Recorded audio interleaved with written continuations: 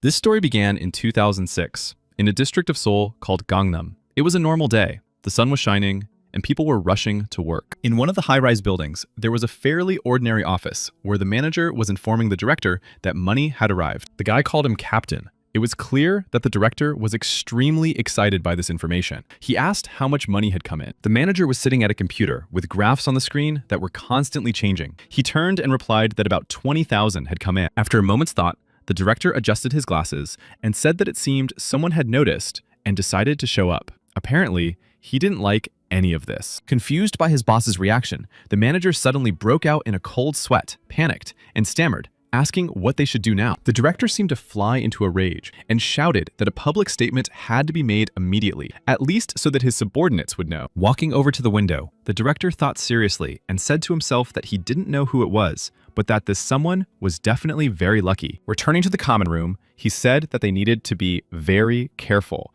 as they did not know if there would be anyone else, and if something else happened, they would all be dead. After giving his instructions, he broke out in a sweat and panicked, thinking that they knew what their office was plotting. But the question was who it could actually be. Meanwhile, somewhere in a small room in front of a computer monitor, an equally intense mental effort was underway. A young man sat at the computer, intently watching something on the monitor, his eyes full of excitement and anticipation. Stock market reports flashed across the screen, and he kept pressing buttons on the keyboard, thinking he had earned 46 million won in just 3 days. He was so focused that he was even sweating from the tension and did not notice a huge drop of sweat running down his cheek. He thought he was seeing such a mountain of money for the first time. He couldn't stop. His eyes were glued to the monitor. His fingers pressed the buttons, and he thought it was still not enough money. He could get much more. He spent more than an hour doing this, but he decided that he was lucky and couldn't miss this moment. It was only the beginning. The thought occurred to him that maybe he should stop, but the fire of excitement in his eyes was not so easy to extinguish. He dismissed it,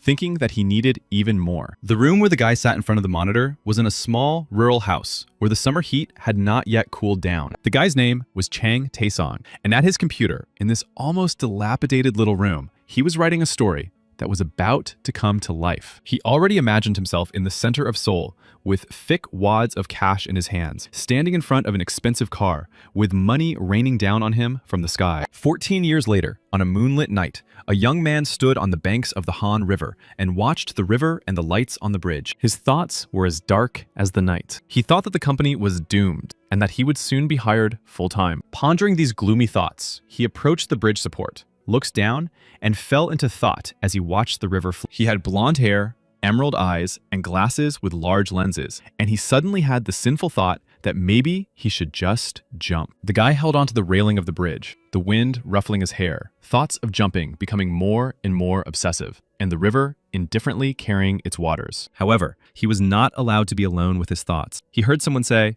"Look," and automatically turned his head in the direction of the voice. The voice asked, "Are you going to jump?" The guy's eyes widened in surprise, and he decided that the voice was addressed to him. Then he saw a guy standing on the iron crossbars of the bridge, shouting that he was going to jump, and 2 police officers below him. They stood with their heads tilted back, one saying, "Maybe the guy will jump to us," and the other, indignant, "All these kinds of events happen only during our shift." The guy didn't appreciate the cops' joke about him jumping to them, and promised that he would carry out his threat if they came any closer. The guy on the bridge was very young, with black, curly hair, and he was incredibly upset, sobbing, but still clinging to the beam. Through his sobs, he told them that he was absolutely sure he was doomed. Having said that, he grabbed the beam more tightly, and tears streamed from his eyes. The police officers persuaded him to come down. Between sobs, he begged them to save him. They did their best to calm him down, while the young man stood and watched. These events had a lasting effect on him. For some time, he watched as the police officers calmed the young man down. He was still standing on the bridge, holding onto the railing and thinking about the Han River right in front of him, in whose waters dozens of people die every day. His last thought on the bridge was that if he were gone, the world would not change at all. Thinking about this, he turned around and walked toward the city. He walked and thought that tomorrow he should probably go to the village. The city continued to live its life. Cars drove by, and a schoolboy walked in front of him. He stopped at a traffic light while it was red. The child stopped not far from him, playing on his phone without looking up. He was playing a game and was very absorbed in what was happening around him. He didn't care at all. He was collecting animals in rows of 3. The guy turned to him and said how happy he was right now, that he envied the boy, but the boy was wearing headphones and couldn't hear him. When the green light came on, the guy said that the signal had been on for days, but the boy crossed the road without even looking up. Noticing that the boy paid no attention to him at all, the guy thought with annoyance that today's children were completely unbelievable. But then he heard something that made his eyes widen in horror and freeze. He heard the sound of an approaching car. Then he saw it. Despite the fact that the pedestrians had a green light, the car was not going to slow down, but the boy did not see it. The guy cursed and shouted, "Car!" But the boy didn't hear him and didn't see anything around him except his phone. The guy's eyes became like 2 huge saucers. He agonized over what to do. The boy was in the middle of a crosswalk, and the car was moving too fast. He stood there, confused, looking around. At that moment, the boy was walking without thinking about anything, not caring that he was in danger. The game on his phone took up all his attention. Second by second, the car was getting closer. The boy showed no sign of speeding up, and the guy made the only decision he could. He shouted "no" and started calling out to the boy. Of course, the boy didn't hear him. He continued to shout, "Watch out, kid!" and then ran, hoping to push the boy out of the way before the car hit him. He rushed to the crosswalk with all his might, shouting and waving his arms so that the boy would immediately turn aside. When the car was already near the crosswalk, the child turned his head and saw this huge thing rushing towards him and was very frightened. The last thing the man remembered was pushing the boy out of the way and finding himself in the path of the car, followed by a bright light and his glasses and briefcase flying in all directions. Then there was broken glass flying around, and he thought, is this really how I'm going to die? I haven't even had a chance to live yet. But his parents would receive insurance money when he was gone because it was an accident. Then he heard a voice telling him that he was a very stupid person. It happened when he was flying through the air. He saw the silhouette of a monk with a staff in front of him. The guy asked what happened and why he was flying through the air. He began to wave his arms indignantly and ask the silhouette, "Grandfather, who are you and why am I here?" Since there were no answers, he began to think, and suddenly his eyes widened in horror. A terrible thought crossed his mind, and it seemed that he understood everything. A glowing halo shone above the old man's head, and the young man asked if the old man was an angel who had come to tell him that he had died. Suddenly, after this question, the halo above the old man's head shone so brightly that it illuminated everything around him, and the old man said that he was the progenitor of the gods. The young man was still hanging in the air, only the disobedient end of his tie was flying up for some reason. He asked in surprise, "Progenitor, who is that?" The old man became angry and shouted that he was the one who made the heavens great, and asked if the young man would run to his neighbors so that they could continue to mock him. The young man's ears were ringing from his thunderous voice, so he covered them with his hands and asked why he was shouting so loudly, and said he didn't understand what the old man was talking about. Calm down. The old man raised his staff, his hair and mustache fluttering, and told the boy to listen carefully because he would give him a gift. He told him that when he returned to life, he should not forgive his enemies, pretend to be a saint, or ever contact him again. The young man was not only shocked by everything that was happening, but also by the old man's words. He did not understand what was going on at all, and asked what the old man was talking about. The old man shouted again, his eyes flashing like lightning, and declared that 500,000 years was just a moment for him. Unfortunately, the guy still didn't understand what was happening, or what the old man was saying. He tried, and suddenly felt himself being pulled down. He tried to shout to the old man to understand what he was saying, and what had happened, but something was pulling him down inexorably. Soon, he saw a familiar scene, a pedestrian crossing, broken glass, and himself lying on the asphalt. Surprised, he asked himself if he was alive. Finally, early morning came and the alarm clock rang loudly. The guy stretched to turn it off and rudely asked it to shut up. After turning off the alarm clock and clutching it in his hand, the guy opened his eyes in surprise, looked around, realized that he was lying in bed, and asked himself where he was. He sat up in bed and saw a window in front of him with the sun shining in, a nightstand with a computer. But he still didn't recognize the place he was in. The calendar showed August 8th, 2006. He looked in the mirror and was surprised to see that he now looked like a high school student. He looked at the books and scattered clothes and thought that this was a dreary place to live, a place of deprivation and loneliness during his teenage years. The surroundings shocked him, his eyes widened in surprise, and he stammered to himself, asking what this was. His memory flashed back to when he himself was a high school student, and he even pinched his cheek to check if it was real. He looked at his hands and thought that period of his life remained only in his memories and photographs, but now Everything was exactly as it had been back then. The guy looked back again and came to the conclusion that everything was really as he remembered it from the past, and began to count how old he was now. He was standing right on the bed. Clothes and magazines were scattered around, and he counted on his fingers and realized that he was now about 18 years old. Realizing that he was 18 again, he was incredibly excited and thought that this age was truly legendary. A time when the sea was knee-deep. Then his memory began to throw fragments of the past at him again, such as when he was bullied at school or served in the army. He also remembered when he was teased and a photo with a girl, and thought that the old man had been telling him the truth. He sighed with annoyance, so impressed by the memories of the last 32 years, when sadness was endlessly intertwined with joy. Suddenly, he looked sharply at his clothes lying on the floor,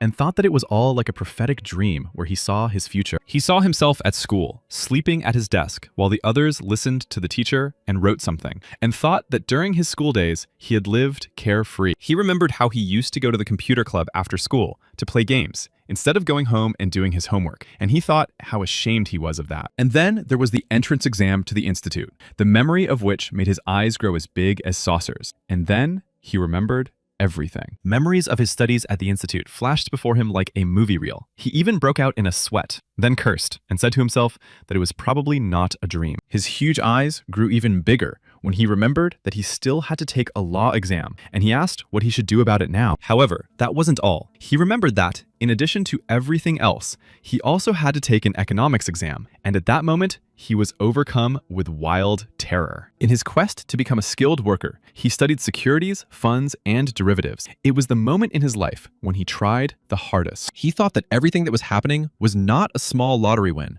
but a victory in the Super Bowl. Pondering where it all came from, he remembered the old man's words about a gift. Rewinding all these events in his head, the guy thought that maybe this was the very gift from the grandfather of all gods that he had talked about. His eyes lit up at the thought of the prospects now open to him, and his mood clearly improved. Suddenly, the room became so bright that he even had to cover his eyes with his hands, and he said indignantly that the light was shining directly into his eyes. The guy squinted his eyes so it wouldn't hurt so much, and heard a voice telling him to open his eyes, and the first thing he saw was a raven. The raven was sitting on the head of an old man who was sitting on the ground in the lotus position, and said that he would now pass on to him the knowledge of the, quote, great limit. The guy looked around and saw that they were on a cliff with crows circling above. The guy asked who the old man was, where they were, and what the old man was going to teach him. The old man laughed, his eyes narrowing to small slits, and said that he was Chun Ryong-shin, the god of health. Had the young man forgotten? The young man looked at the old man and asked if he was really the god of health. The old man told him to hurry,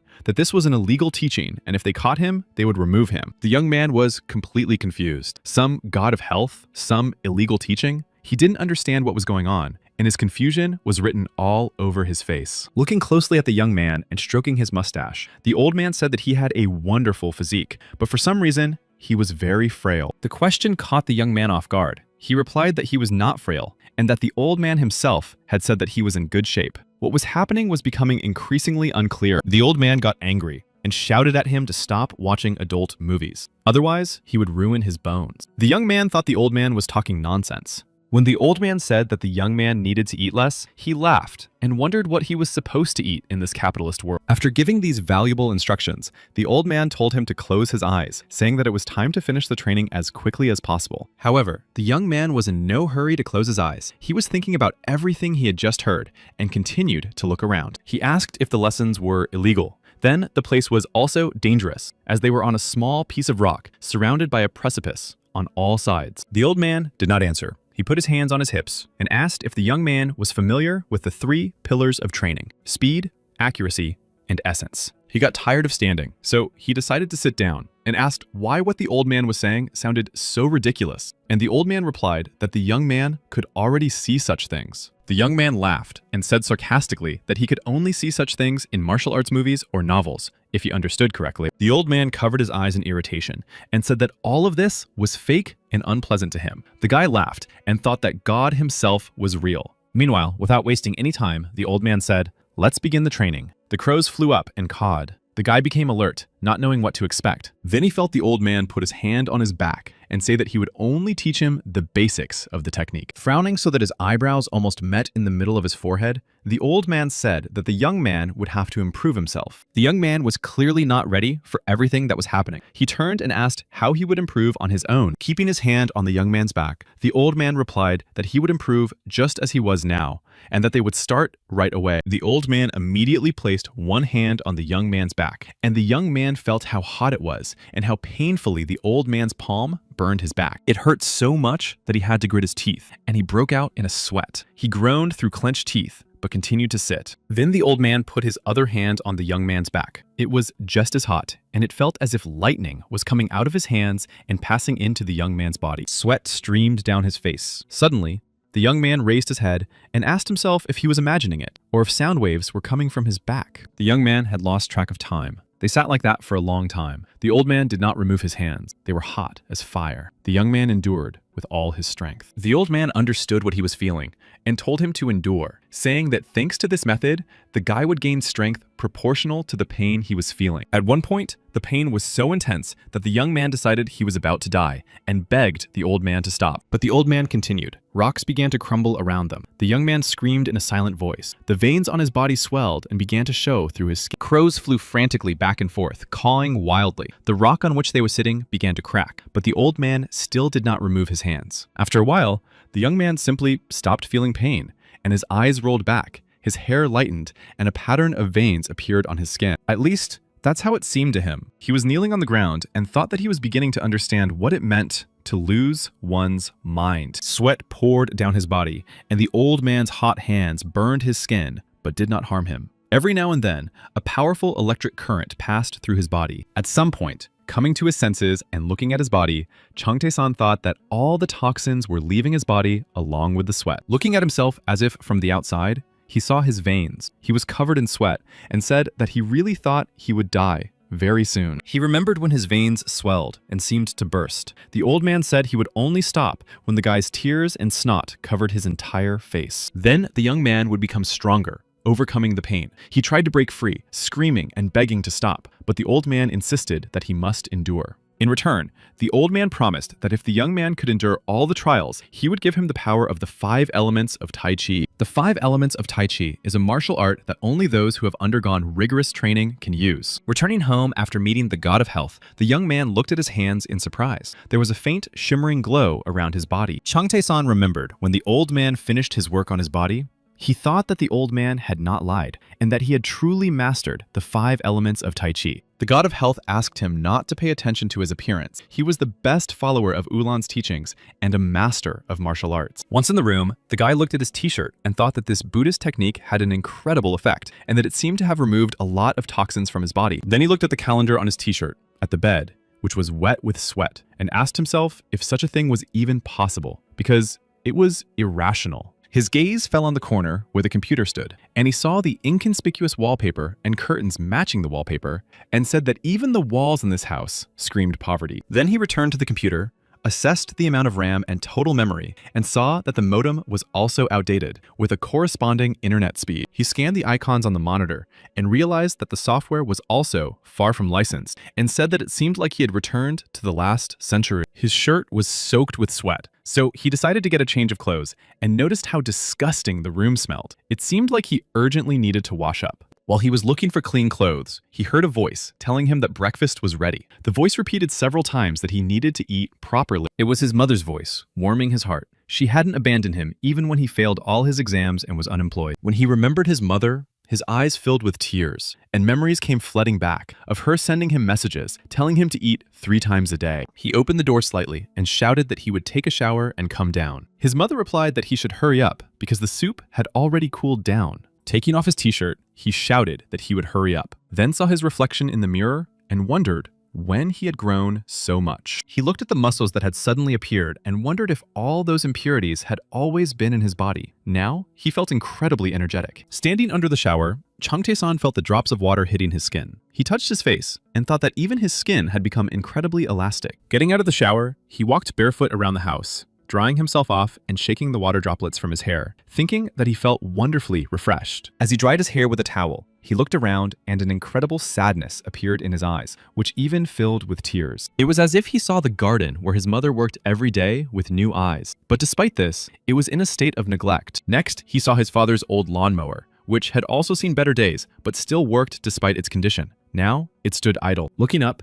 he saw the house that had been built by his ancestors and passed down through 10 generations, from father to son and beyond. He took a deep breath, stretched, smiled as he felt the wooden floor of the house under his feet, and thought that this was why he lived outside the city. While he was surprised to rediscover the house and the grounds, his mother watched him and asked if everything was all right, if something was wrong. She was sitting on the floor in front of a table with a pot of soup and side dishes. Changtae-san replied that everything was fine and thought to himself that the weather was wonderful today. His mother smiled. She was so happy to see her son in a good mood. She invited him to the table and asked him to eat quickly before everything got cold. The young man's eyes filled with tears. He thought his mother was so tired because she worked in the garden every morning, but she was the best of all the mothers he knew. This thought flashed through his mind in a split second, and he did something the woman did not expect. He rushed to her, saying, "Mom," and hugged her. Hugging her son, she was very touched by his display of affection, but said that he was already a big boy and shouldn't behave like that. Changtae-san, bursting into tears, said she was the best mother in the whole world. His mother asked in surprise what had happened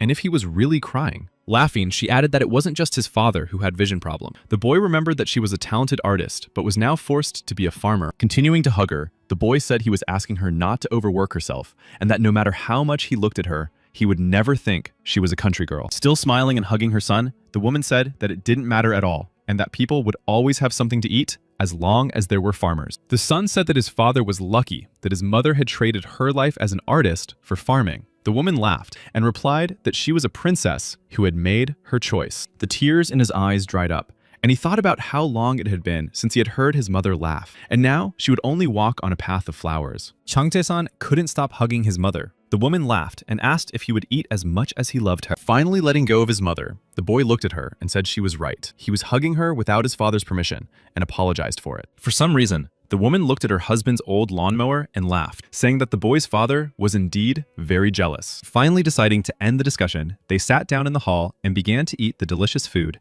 while a cool breeze blew in their direction. Enthusiastically tucking into the plate of rice in front of him, the guy thanked his mother and thought it was incredibly delicious. Putting a spoonful of rice in his mouth, he savored the taste of the food and thought that if he hadn't come back, he would never have tasted his mother's cooking. He tried the soup and exclaimed that it was delicious, especially for people with a hangover, and asked if she had ever thought about opening her own restaurant, as bean sprout soup would be a hit. The woman was a little embarrassed by the information about people with hangovers, and she thought that her son had never drunk, but he was already so grown up, and she hadn't even noticed. Even though he had grown up, she couldn't help but scold him for his jokes, saying he was just like his father, and playfully tapped his forehead with her fist. Changtae-san remembered that when he was in college, situations where he drank were quite frequent, and unfortunately, that was true. And when he returned from the past, he was a teenager who understood how a person feels with a hangover, and his mother looked at him suspiciously. While the boy was talking to his mother, his attention was drawn to a rustling sound at the other end of the room. Lowering his eyes, he saw a mouse on the floor. Then he looked at the refrigerator, the worn-out range hood, the chipped dishes, the old furniture, and the TV, and wondered why they lived so poorly. Then he looked back at the mouse on the floor, looked at his mother, who was upset by his words, and realized that he had only just noticed all this. Once again, his eyes widened in horror. He looked at the mouse again and thought that he couldn't ignore how they had to live. Looking out the window, he saw the condition of their house and decided that he had to earn money and provide his mother with an easy and happy life. After breakfast, Changtae-san went to wash the dishes, but his mother asked him to stop, saying that doing something he had never done before could kill him. She asked him to leave everything as it was, but he laughed and said that everything was fine, that he always washed his dishes after meals in the army. This confession terrified his mother, and she asked him again about the army. He laughed and said it was just a joke, a silly joke he was playing on her. Seeing the mountain of washed dishes, the woman asked what it meant, wondering if her son had conspired with his father to play a joke on her. This conversation made Changtae-san think that he must have been a bad son, if even something as simple as washing dishes caused his mother to react this way. Wiping the plates dry, the boy called out to his mother, turned around, and said he would make her happy, to which she replied that his father said that every day. Due to her physical condition, his mother couldn't work at noon, so he decided to use the skills he had learned in the army, while she was sleeping. He decided to start by washing the floors. He took a rag and, on all fours, thoroughly washed the floors throughout the house with his own hands. Next on the agenda was washing the curtains in his room. As he took them down, Changtae-san thought it was high time to get rid of that nasty smell. After taking down the curtains and loading them into the washing machine, adding all the necessary detergent, he happily pressed the start button and moved on. When the curtains were safely washed, he went to hang them outside, thinking about his family and their situation. The young man knew that his father had gone to the bank today because of debt problems, and while he was doing his chores, this topic kept bothering him. Since he started his homework in a cheerful mood, he got everything done very quickly and even managed to wash the windows so he could hang the clean curtains. At the end of this productive time, he gathered all the trash and took it out to the dumpster, chasing away the black cats that were scurrying around there. Tired, he sat down on the porch, saw a basket of apples, and remembered that his father grows apples without pesticides or fertilizers. He noted with great regret that organic food is not particularly popular in Korea, and, reaching for the basket, took an apple. After taking a bite, he thought that their appearance certainly left much to be desired, and that it would be difficult to find a family that would eat these apples. Not only did they look bad, but they also tasted bad. After chewing a little, the guy spat it out and indignantly asked what was wrong with that. He looked again at the huge basket of apples standing on the porch and said with annoyance that there was nothing good about them. His thoughts returned to his debts, which were still enormous. The guy looked sadly at the apples and thought that they would not be able to earn any money from them. He remembered that all they had was a small garden and 2 rice fields inherited from his grandmother, who had died 3 years ago. He looked at the apple tree, which had many dry branches, and thought disappointedly that because of his father's huge debt, even this garden and rice fields would perish. He remembered how his father once came home in tears and rushed to his wife, Changtae-san. He thought that at that moment, their family began to approach its end. He remembered his father lying on the ground, his shoes lying nearby, as he sobbed on his mother's lap. And from that moment on, even his brothers stopped coming to visit. Still looking at the apples, the boy thought he felt sorry for his father because of how his life had turned out, and that first they needed to save the orchard and the rice fields. But the whole problem was money. The boy began to think hard about how to solve it, and suddenly remembered the tables with all the successful operations. He thought about how he had only seen these tables once, but they were clearly imprinted in his mind, and Changtae-san decided that he must have become a genius. He thought that couldn't be true, and wondered if his story had changed after his reincarnation, because he had returned 14 years in the past, which was incredible. His brain, inspired, began to work faster, throwing ideas at him. Government bonds made no sense. The stock market had hit rock bottom. He went to his room, thinking that no bank would give a loan to a high school student, and that he would not be able to save up money by working part-time in his spare time. He had no way to save up startup capital for his parents. Suddenly, he began to get angry at himself and force himself to think about what was in demand right now. Then his gaze fell on the monitor screen, and he thought that stocks were an incredibly cool thing. But there was one problem. His computer was too old, and he could only work on document files. His brain began to think about what he could do right now. Suddenly, something on the monitor caught his attention. His eyes widened in surprise, and they lit up with excitement and anticipation. His attention was drawn to the icon of one of the applications installed on the computer, and he happily thought that this was what he needed, a website with web novel. He laughed as he looked at the computer, a sly smile appearing on his face. And opening the document, he apologized to the writer Chang Hee-ja. He remembered the books he had read, The Warrior of Magic and The Sword of Lightning, which were considered the greatest masterpieces in Korea at the time. He clicked on New Document and remembered that the books were published in 2007, and he remembered their content in minute detail. He began typing, deciding to start with the book Warrior of Magic, thinking that he would keep the same title and telling himself that whoever got there first would get it. Thoughts came so fast that his fingers could barely keep up with the keyboard.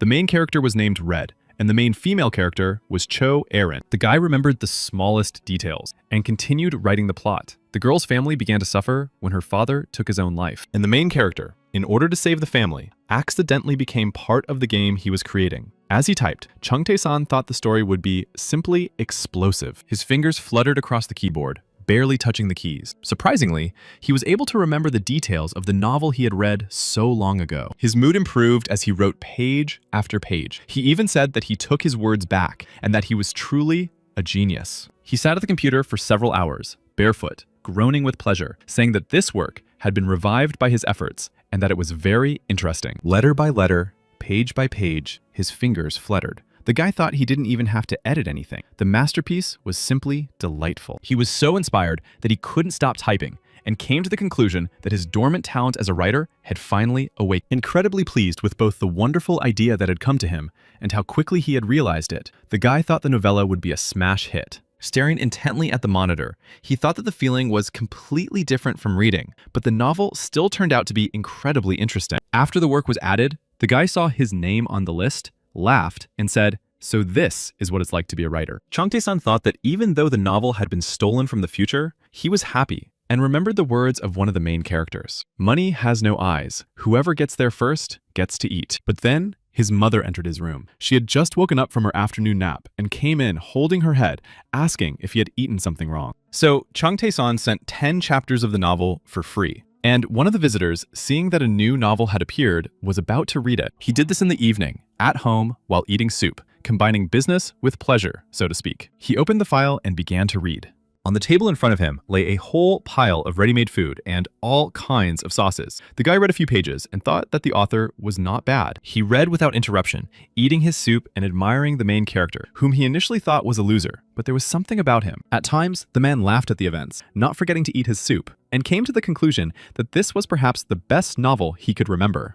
The food was almost finished, the wrappers were lying on the floor, but there were still chapters left in the free version, so he continued reading. At the moment when the main character decided that jewelry was more valuable than women, the man laughed so hard that pieces of pasta flew out of his mouth. When all 10 free chapters were finished, the guy checked the author's ID and decided that he definitely had to buy the book as soon as it went on sale. The first thing he decided to do was pre-order the book and recommend it to all his friends in case they missed it. Even though only 10 chapters of the novel had been published and it was available for free, it managed to break into the top most read list. Chang Tae-san himself was delighted with the novel, but even he did not expect it to have such results. It caused a real stir at many publishing houses, and at one of them, there was a heated discussion about the possibility of printing the chapters that had been published. The editor-in-chief asked his assistant to check everything, and the assistant reported that they could print 5,000 copies even if they did not obtain the publishing rights. At the meeting, the manager looked at the editor-in-chief and asked if it might be too early to send the novella to the printer,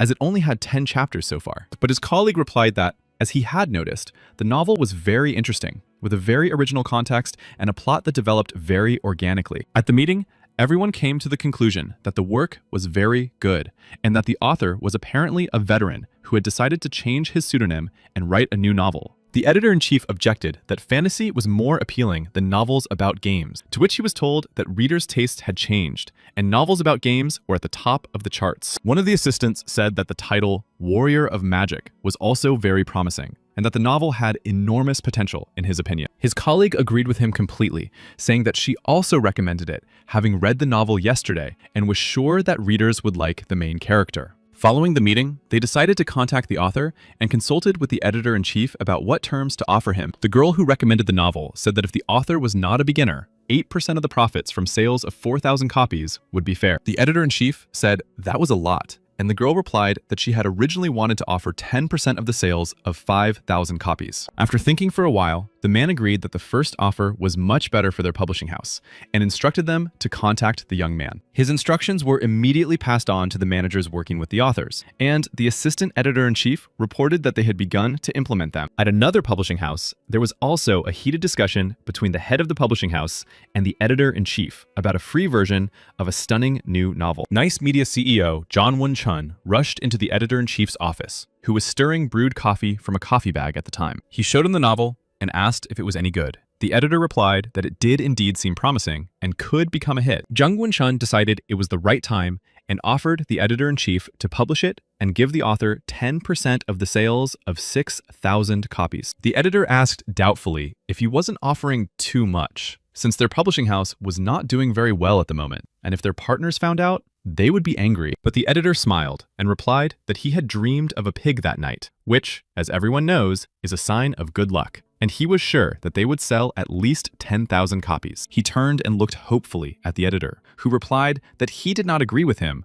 but was sure the novel would become a bestseller. After thinking for a moment, he told his assistant to contact the author, and if he responded, the editor-in-chief promised to personally go to the meeting with him. As promised, the god of health had to train his skills himself at 3 o'clock in the morning in the mountains behind their garden, where he was actively engaged in this very activity. Due to the heavy workload, his veins swelled and began to glow under his skin. The guy thought it was still very difficult, but his body was holding up longer than before. He was still drenched in sweat during training, as if someone were pouring a bucket of water on him. But he felt that his breathing had become much easier. It was nighttime, and the moon was shining. Changtae-san sat in the lotus position and practiced circulating the heavenly energy of his hands, which were resting on his knees. Suddenly, he felt the energy of the moon separating from it and filling his body. He thought it was incredible and felt completely different. He absorbed this energy through his breath in his hands, trying not to miss a single moment of using all the energy of the moon. The next stage of his training was classes on the 5 elements of Tai Chi technique. He remembered that these techniques were only available to the chosen few. Time after time,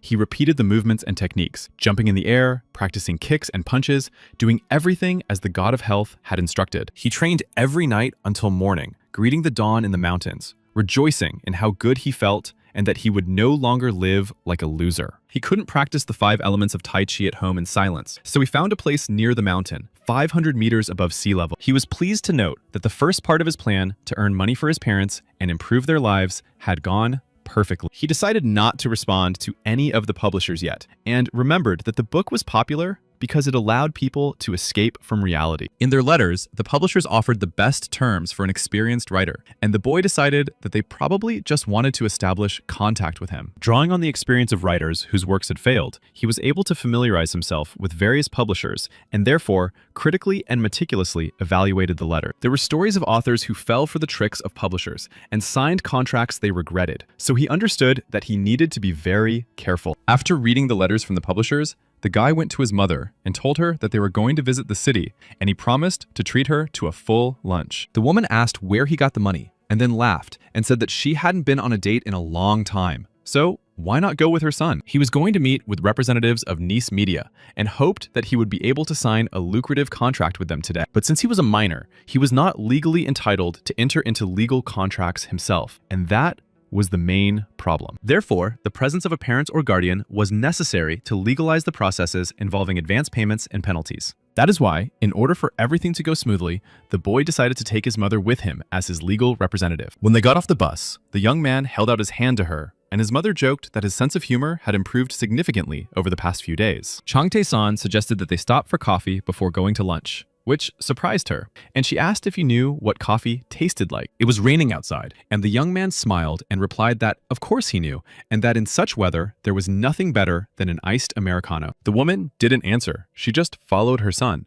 and he thoughtfully held an umbrella over her head. Near one of the cafes, people were waiting for the rain to stop. When they arrived, the guy asked if his mother really trusted him. The woman replied that she would always be on his side until she left this world. When they entered the cafe, representatives of the publishing house were already sitting there. The head of the publishing house saw him first and informed the editor-in-chief that the boy was there. The editor-in-chief said he was sure they would be late. The head of the publishing house looked at the boy and replied that, to his surprise, he really was an ordinary schoolboy. Changtae-san also noticed the representatives of the publishing house and thought that they had arrived on time and deserved extra points for punctuality. Deciding not to waste any time, the guy immediately went over to their table, apologized, and asked if they were representatives of Nice Media Publishing House. Although they saw the guy immediately and recognized him, they now made surprised faces and asked if he was really Mr. Goldriver, the writer. The guy smiled and replied that it was indeed him, Goldriver. His mother, standing behind him, opened her mouth in surprise and wondered who her son, the writer, was. Changtae-san greeted them again and repeated his name, while the men looked at the shoes and clothes the guy had worn to the meeting. They stared at him and thought that he was clearly not a veteran writer and looked like an ordinary student. Then, finally, greeted him. But they were more attracted to the atmosphere around him. He spoke and behaved very confidently, and the guy really stood there with a calm smile on his face. Suddenly, while looking at the guy, Chong Won-chun realized that he had recognized them at the door of the cafe and went straight on the attack. He reads the situation no worse than a veteran. Without changing his posture or tone of voice, the guy asked if they had any problems, and the men thought he was definitely a very unusual guy. They immediately smiled, jumped up from their seats, and offered them a place to sit, saying that everything was fine and there were no problems. Continuing to smile, they asked how old he was. John Won-chun said the guy looked much younger than they had imagined. The guy replied that he was currently a high school student. The men were amazed. Even his manner of speaking sounded very authoritative. The head of Nice Media changed his expression. They realized that the boy was not easy to deal with, so they would have to try hard to get him to sign a contract with them. At that moment, the boy's mother asked him who these people were and who Gold River was. The men were surprised by these questions. Chung Tae-san watched their reaction to his mother's questions closely and noticed that the head of the publishing house, Choi, seemed to be in a state of shock, as did the editor-in-chief. He decided that this worked in his favor, and since they couldn't even hide their surprise at his age, he needed to put even more pressure on them. He said that it seemed they did not want to cooperate with a high school student, so they began to make excuses and ask to be allowed to introduce themselves properly. They introduced themselves as the head of Nice Media, John Woom Chun, and the editor-in-chief, Wang Song-woo. Both smiled profusely and tried to impress the young man. But the guy came to this meeting prepared mentally, and having read the information, he replied that he was glad to meet them and said his name was Chung Tae-san. Smiling, he turned to his mother and told her that she should also introduce herself, and introduced her to his interlocutors as the head and editor-in-chief of the publishing house. The woman decided that she had misheard, so she looked at her son with surprise and asked him to repeat the name of the publishing house. Continuing to smile, he replied that his mother had heard correctly, that these people were from the publishing house, and that today her son would sign a contract with them. Following his words, Jun Woon Chun took out his business card, handed it to the woman, and rushed to shake her hand, saying that he welcomed the writer's mother. The boy watched them and thought it was interesting that the man had just called him a writer, Chan, and praised his mother for what a wonderful son she had. The mother decided to clarify what was going on. Her son replied, "Why don't you believe he can be a writer?" The woman said it was strange to her. She added that the guy should study, because what does it mean to be a writer? Is that even normal? The men just laughed and said she was right. The guy said that he had uploaded a novel he had written during the holidays to the internet and had come here to sign a contract to see her reaction. Smiling, he reminded her that she had promised to be there for him until her death. The woman decided that it was probably time for her to die. However, Jun Woon Chun interrupted her, saying that her son, Chun Tae-san's novel, War of Magic, was truly incredible. Raising his index finger, he said that the guy had only started writing recently, but had already won the recognition of his readers and could be trusted. The editor-in-chief also decided to join the conversation, stating that as editor-in-chief, he considered this novel to be the best work he had ever read. The men slowly sipped the coffee through straws. The woman said that the title was really good, and her son added that it was indeed good. Chung Tae-san asked if the men would like to offer their guests drinks, and his mother reprimanded him for how he was talking to his elders. The men rushed to apologize and ask what they would like to drink. The guy decided not to back down and ordered himself an iced coffee and a pat bingsu. When the editor-in-chief went to place the order, the guy looked seriously at the head of the publishing house and asked if they had prepared the contract. Chung Woon Chun laughed and reached into his briefcase for the papers, pulling out the printed contract. He said the guy seemed very impatient. However, the guy remained calm and unperturbed, saying he didn't know how impatient he was, but he really liked reading legal documents. The head of Nice Media Publishing, Jung Woon Chun, placed the folder with the contract on the table and, pushing it toward the young man, said that he understood everything and there was no need to rush. The guy also took his time, took the folder out, took the contract out of it, and began to read it carefully, page by page, trying not to miss a single detail. The young man thought that he might look young, but he had managed to become a lawyer in his previous life, so not all of the points suited him. By this time, the editor-in-chief had returned with a tray, and the guy said that the copyright should belong to the author and that the clause needed to be corrected. Chung Woon Chun decided he could get the guy to agree and said that copyright wasn't that important and that formally, all writers sign such contracts. However, he failed to confuse the guy, who replied that he did not like this clause and that he wanted publishers to only be able to publish his work. Continuing to read the contract, Chung Tae-sang noted that he required that foreign publications of his novel also be agreed upon with the author. And at the end of reading the contract, he stated that he wanted about 20 million won as an advance payment. The head of the publishing house and the editor-in-chief decided that they had misheard him, and both of them were stunned by the amount the guy had named. Not only were the men shocked by what they heard, but the young man's mother turned to him with wide eyes and called out his name. Meanwhile, the guy continued, he wanted 10% of the royalties from 6,000 copies sold for the reprint, plus a monthly royalty with notification. Recovering slightly from the shock, and listening to the guy's remaining demands, the head of the publishing house laughed nervously and said that he was indeed something special. The editor-in-chief supported him, saying that no publishing house would pay that much to a newcomer. And even though the novel was popular, there was no guarantee that it would continue to be so. The guy looked at the editor-in-chief's briefcase sitting on the chair and asked if he had a laptop with him, as it was sticking out of the briefcase. The Min didn't understand why he had made such a sudden change of subject, and asked in surprise what was going on, why he had suddenly brought it up, and what he needed a laptop for. The guy smiled at them and said that he was giving them a chance, and if they didn't like what he was about to show them, they could refuse. And to back up his words with actions, he took a USB flash drive out of his pocket, placed it on the table next to him, and watched their reaction. The editor-in-chief asked in surprise what it was and why, but the head of the publishing house already guessed what might be on it, and his eyes grew wide. The guy got up from his chair and, looking confidently into the Min's eyes, pushed it to the edge of the table and said it was the drafts. The publishers broke out in a sweat once again during this short meeting. Their eyes grew as big as saucers, and they asked in surprise, "Drafts?" Tilting his head slightly and continuing to stare intently at the men, Changtae-san said that there were 5 drafts of the Warrior of Magic on this flash drive. Outside the window, the rain continued to fall. But suddenly, the sun appeared in the sky and illuminated the cafe where they were sitting with its rays. The mother looked at Changtae-san, her gaze expressing surprise, incomprehension, and even shame at her son's behavior. She asked if it was all the work of a goblin. The boy looked at her, smiling, and thought, "The goblin is nothing. Even more amazing things will happen in the future. This is just the beginning, Mom." The longer the publishers read the drafts, the more their faces stretched and their eyes widened. They laughed and made incoherent sounds. Changtae-san watched the men closely, trying to understand from their reactions what kind of size they were making. If they liked everything there, they should just say so. After a while, in tears and unable to read any further, the head of the publishing house,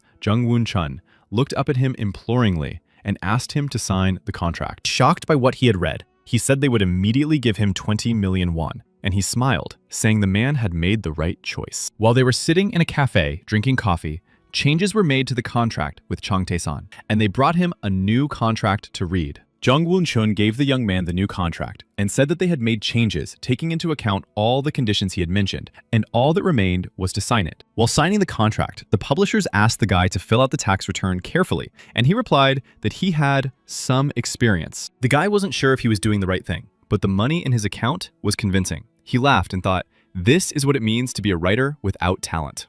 After Changtae-san signed the contract, the editor-in-chief said that since his mother was his legal representative, her signature was also required. When the contract was signed, the editor-in-chief informed the young man that he had just transferred 20 million won to his account. His mother's jaw dropped, her eyes widened, and he thought that there had been no more than 2 million won in his account, but now there would always be money there. When everything was signed, the head of the publishing house stood up to shake the young man's hand and thank him for signing the contract. The young man did the same in response. Changtae-san and his mother were about to leave when the men invited them to lunch, but the young man promised that they would definitely come next time, and that today it was time for them to go. They went out into the street, and the publishers followed them. The woman bowed to the men and said she didn't understand what was going on, but she apologized. They laughed, bowed in response, and said they were incredibly lucky to meet writer Chang and sign a lucrative contract. As they said goodbye, standing under umbrellas in the rain, the editor-in-chief remembered that he wanted to ask Changtae-san something else. He laughed and asked if the guy had decided how many volumes there would be in this novel, as the drafts they had seen were enough for 10 volumes. The guy was ready for this question. He laughed, looked the publisher in the eye,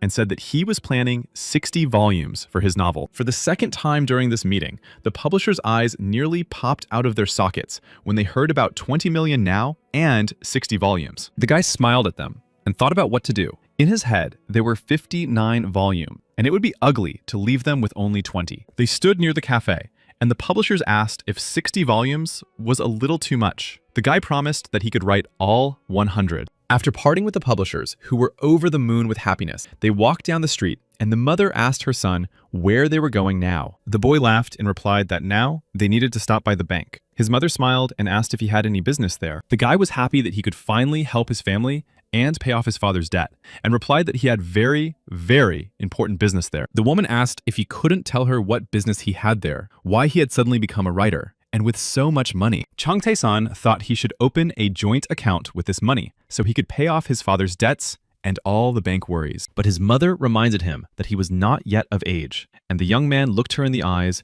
and asked if she trusted him. She immediately replied no, then yes, and hesitated. Seeing that his mother was confused, the boy asked her to give him just 1 month, promising that when it was over, he would tell his father everything. He looked at her with pleading eyes, thinking that this money was the first step that would lead their family to true prosperity. His mother looked at him seriously, as if considering his proposal, then laughed and said that of course she believed him. While they were discussing what to do with the money the boy had earned, the rain stopped, which Changtae-san happily announced as he put away his umbrella. The boy said he would now treat his mother to some jjajangmyeon, and she added that since he now had a lot of money, she also wanted some tteokbokki, which the boy agreed to. Time passed, and the guy did not stop training in his spot on the mountain. Every dawn, he would meet her there, spending the whole night training. At some point, his strength reached such a level that he thought he could now see everything in minute detail, meaning stock market chart. In the morning, he sat in front of his computer with its tables and charts and decided that now was his time to take revenge, as he hadn't done so in a long time. Looking through the stock market data, the guy told himself that there were quite a few trades going on, and it seemed like it was time to play stop-go. His eyes didn't leave the monitor for a second, one hand on the keyboard and the other on the mouse. The guy said that today, they would all lose their lives. Watching the quotes, he thought now was the right time to enter, as the price of one share was exactly 2.25 cents one. The guy stared intently at the computer screen, remembering that soon the price of the shares he had chosen would jump more than once, and he decided to go for it. Since he had been a broker in the past, his fingers instinctively ran across the keyboard, and all he had to do was watch the changes on the monitor. He remembered that the price of the shares would be 2.5 won until 20,000 shares were sold, and he realized that the brokers were scared. Somewhere in a high-rise in the city center, in one of the offices, a manager was shouting to the director that their assets had been bought out from Cal. The director, alarmed, asked how much, and the manager replied that it was about 20,000, but the numbers on the charts were constantly changing. The director was alarmed. His glasses were even fogged up,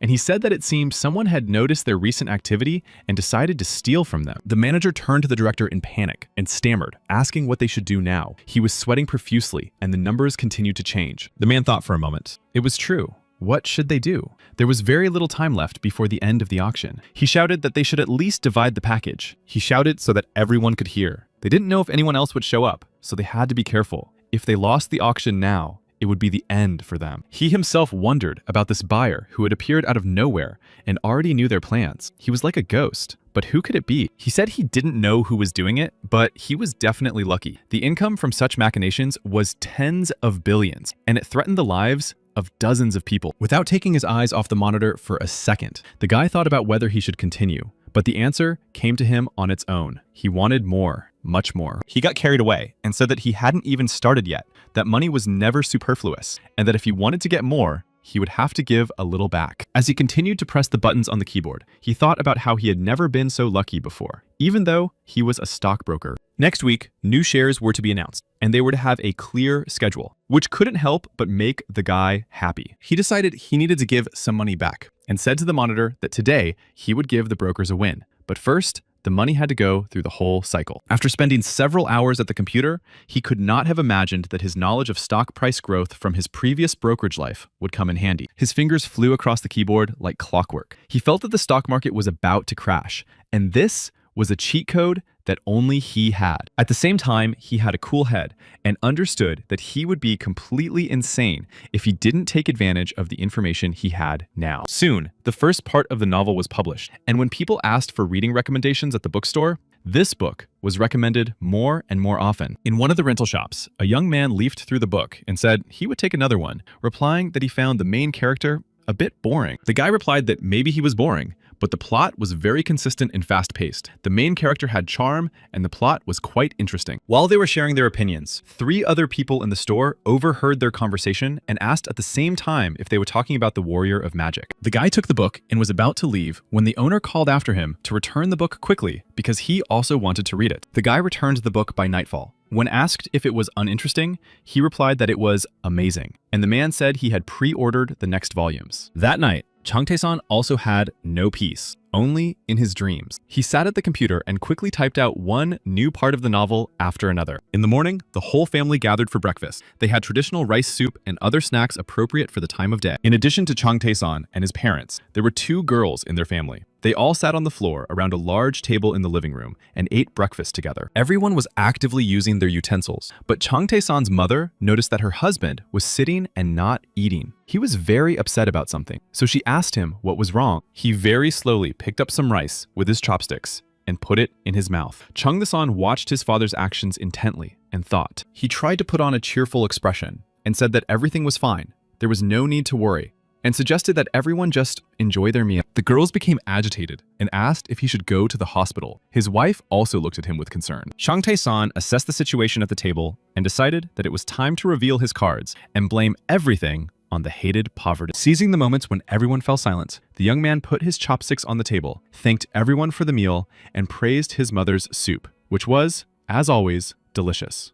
His mother thought that, in this case, her son had behaved, frankly, tactlessly. But he winked at her, thinking, "Don't worry, Mom." The woman looked at him hopefully, and the boy responded with a loving gaze, thinking that now he would cheer up his gloomy father. He asked if the family had any plans for today. The girls asked what he meant, since they were eating, and why he was distracted. Mom looked at her son with concern and asked what was wrong. The guy smiled, thinking that she had guessed everything. The boy didn't answer. He looked around at his family gathered at the table and said with a satisfied smile that today he was treating the whole family. His sisters were delighted and began to choose where they could go. His father turned to his son with tears in his eyes and said that today was not the best day. However, he couldn't bring himself to finish his sentence and lowered his tear-filled eyes. Chung Tae-san turned and looked at him intently. Deciding not to argue with his father, the boy looked at his mother and asked if she would take his father with her. She smiled back at him and said, "Of course." After breakfast, when everyone was ready to leave, Chung Tae-san asked his father to take his ID card and his sisters to take their school IDs. His parents were alarmed when their son asked them to take their ID cards and looked at him sternly, but he just laughed and told them to wait, saying it was a surprise. His sisters began to ask if their brother had found a part-time job, but he laughed even harder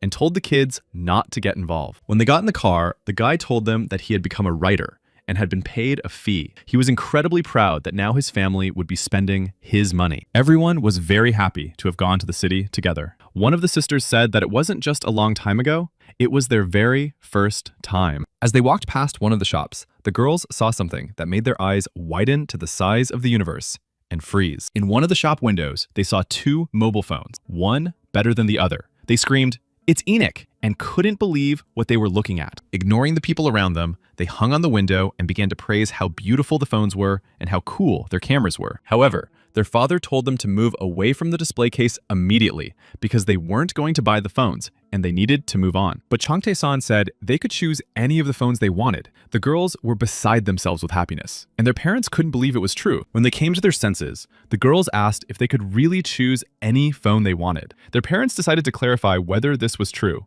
just in case. The father tried to reason with his son, saying that phones were too expensive for his sisters. Even if he had been paid a fee, it was still too much. Instead of listening to his father, he asked his parents to choose matching phones that they liked and suggested some models that he thought were very cute. Delighted, his mother said that she would also be happy to choose a phone for herself, but her husband tried to reason with her, but it was all in vain. Ignoring her husband's words, she showed her son which phone she wanted, then turned to her husband and said he could get two black ones for himself. When everyone had made their choices, Chung Tae-san told the salesperson that he would pay the full amount, asked for a standard tariff plan, and requested that everything be registered in his parents' names. His father remained silent. The total cost of all the purchases was 2,170,000 won. The whole family was in shock. Chung Tae-san handed over his card and paid for the purchase in full. Happy, they left the store. The girls thanked him for the phones and asked if their brother would take him to lunch. He replied, "Of course." Meanwhile, at the office in the city center, the director was banging his fists on the table, asking what kind of blow had been dealt to him early that morning. The confused managers stood before him and said they didn't know what was going on. The money had come from Kao Myondae and Gubo.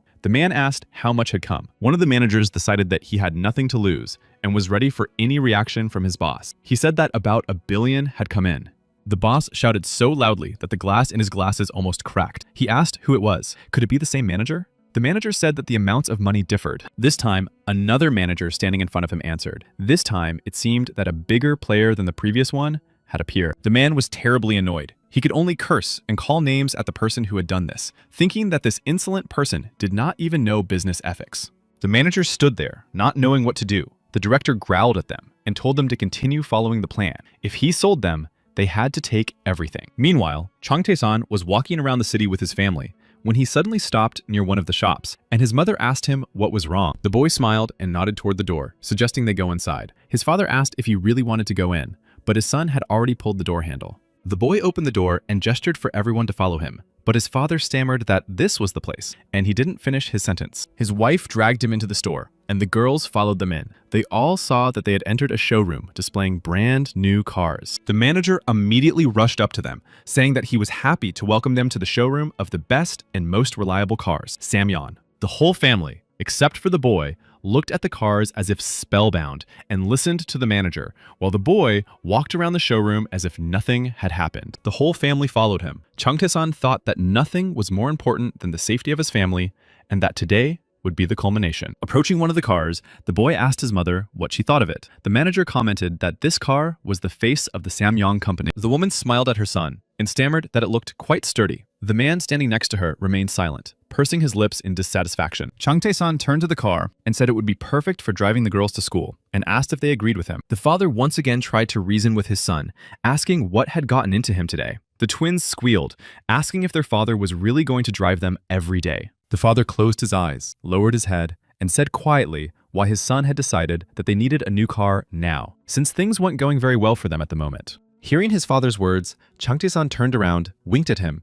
and asked him not to worry, because starting today, their business would start to improve. His mother decided it was time to support her son, and said that he had been planning to buy this car for some time without telling the girls. She was holding a checkbook in her hands, and, handing it to her husband, said that it seemed their son's novel was very popular. Meanwhile, her husband opened the checkbook. He couldn't believe his eyes when he saw the amount it was opened for, 50 million won. The man thought about how much money that was. Seeing his reaction, the woman laughed, and all she said to him was that their son had grown up so much that they hadn't noticed. Just as they looked at their child, he turned to them, gave them a thumbs up, and asked his father to just trust him. Still in a state of shock and confusion, the father smiled slightly and said, of course, Dad believes him." Looking at his father, he thought he knew how he felt, because the money spent on phones would have been enough to cover a month's loan payment. He turned to the manager and asked if there was a car in stock that could be delivered today, and if not, a display model would do. When all the formalities with the car were completed, he approached his sisters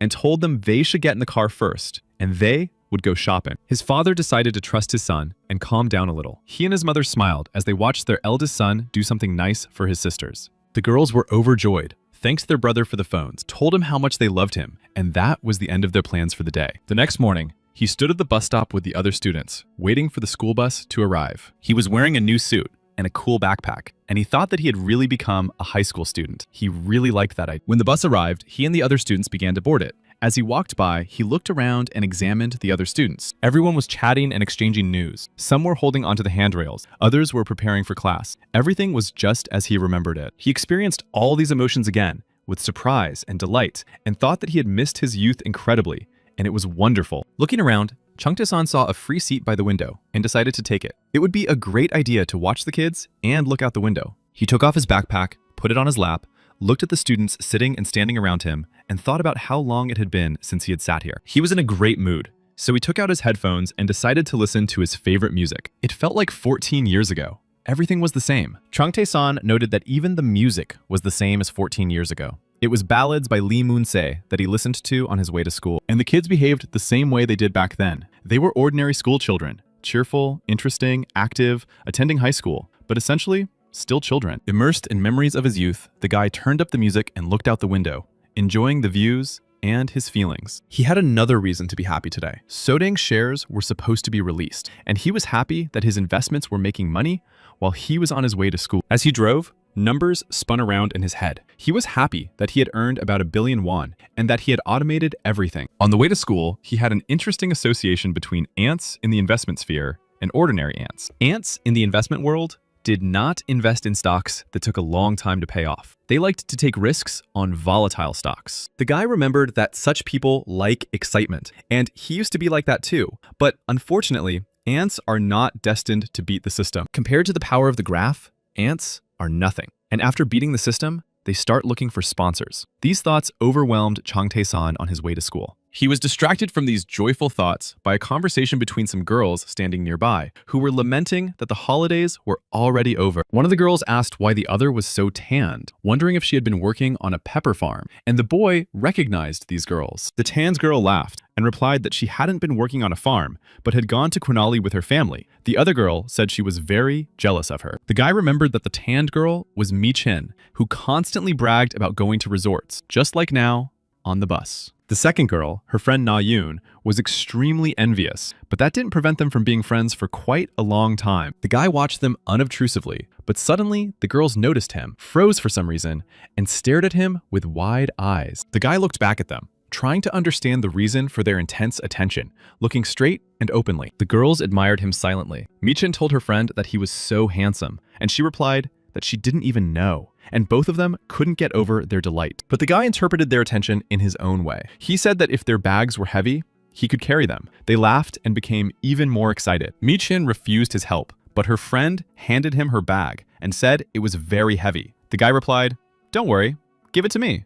Their conversation attracted the attention of two other girls who began to discuss how he resembled someone and that they seemed to have seen him often. Two guys also noticed him and began discussing whether such a cute boy had been riding the bus with them all along. Soon, the whole bus was looking at him, and the girls were encouraging each other to approach him. He remembered that there was a hierarchy on this bus. By the time they got to school, almost all the girls on the bus were in love with him, finding him very hot and definitely to their taste. The boy was wearing headphones, but heard everything. And with a smirk, he thought that in the future, the more modest students would be the first to take the phone numbers of those they liked. The girls noticed his smile and thought that they had probably hit the jackpot and that maybe they should approach him while the bus was approaching the next stop. All the girls continued to stare at him, but at this stop, the one whose presence made his heart beat faster got on. The guy barely had time to notice her silhouette when old memories flooded back, and the music in his headphones was just right. He couldn't look at anyone else or think about anyone else. His wide eyes were fixed only on the girl, and his thoughts were only of her. She walked in wearing her school uniform, her hair framing her face, a soft smile on her lips. She was the girl he wanted to see again, at least once more. When she entered, it seemed to the young man that they were the only two people left on the bus. She sat down, as always, on the other side of the bus. He always had to watch her from afar. She was his first love, his beloved. Just thinking about her made his heart beat faster. He was still looking at her with wide eyes, forgetting everything else, remembering himself 14 years ago. She was still as charming as ever. Her name was Lee Yeren. She had long brown hair, huge brown eyes, a sweet smile, and when she looked at you, it seemed as if the sun was shining on everything around her. When he arrived at school, his classmates surrounded him, asking how he had grown so fast and noting that his uniform fit him perfectly. They interrupted the moments of his reunion with his beloved, but how he missed these idiots. Among the guys surrounding him was Tae-soon, who was constantly blowing his nose because of his rhinitis, and, to be honest, was already annoying everyone with it. There was also a guy with glasses named Jong Suk, who always kept his hair short, hoping that it would somehow help him study better. There was another guy among them who was always smiling, with his eyes closed, and, to his regret, was already starting to go bald. His name was Hyun Chol. Another very interesting guy in their group was named To Chun. When he had food in front of him, he would forget about everything else and completely ignore his friends. There was also a self-proclaimed poet named Bong Suk among them. He always acted as if he had lived a full life and returned to his youth. The guys asked him before class how he had grown up so quickly, and he replied that they should stop watching adult movies and they would grow up too. This question was asked by Tae-soon, who, upon hearing the answer, said he would rather die. The boy replied that his time had come, and they both laughed. Suddenly, Tae-sun rushed at him and punched him in the jaw, saying that Chung Tae-san was crazy to give him such advice. However, he did not expect that the blow would hurt him, and he cried out in pain. Chung Tae-san lunged at him in response and said that he was a fool. The guy used one of the techniques he had learned over the summer, and his classmate asked when he had become so strong, whether he had been working out over the summer. Smiling, Chung Tae-san replied that he was almost a high school graduate, so of course he had to pay more attention to physical training. His friend asked if he was really going to devote himself to physical education, and called him an idiot. But they were interrupted by someone telling them they were being too loud. Suddenly, the door opened and a guy with glasses and blonde hair entered the classroom. He said that this was not kindergarten and rudely asked them to be quiet. His classmates recognized the guy. His name was Hong Sun-hyun, and the whole class was afraid of him, so everyone fell silent, except for Chung Tae-san, who wasn't afraid. Looking at his classmate, he thought that, as everywhere else in school, there were bullies, and in his eyes, Hong Sun-hyun was just such a bully. Noticing the boy, he looked at him closely for a while and then asked in surprise, "It seems that Chung Tae-song has grown during the holidays." The guy looked at him contemptuously. He couldn't stand him, and once, because of him, he had been injured. In his mind, he called him nasty names. Hong Sun-hyun was part of a school gang and acted like a boss. Seeing that the guy was silent, he called him out and said he shouldn't keep him waiting. Jung Tae-san didn't hesitate with his answer, but his classmate didn't like it. The boy came up to him, smirked, and asked if he was jealous of him. Perhaps for the first time in a long time, someone responded to Hong Sun-hyun in such a tone, and this caused him to freeze and be surprised. He asked again if he was jealous. The answer was a complete surprise, not only to Hong Sun-hoon, but also to the whole class, who all turned to look at their classmates' audacity. Jung Tae-san's friends were just as stunned. It was clear from their faces that they knew they were doomed. Everyone knew that messing with Hong Sun-hoon was more trouble than it was worth. Hong Sun-hyun laughed and said that people like Chung Tae-san needed to be beaten every day, and that he seemed to have grown bold because he looked at him as if he were excrement. Chung Tae-san raised his hands in a gesture of reconciliation and said that he bowed before their highness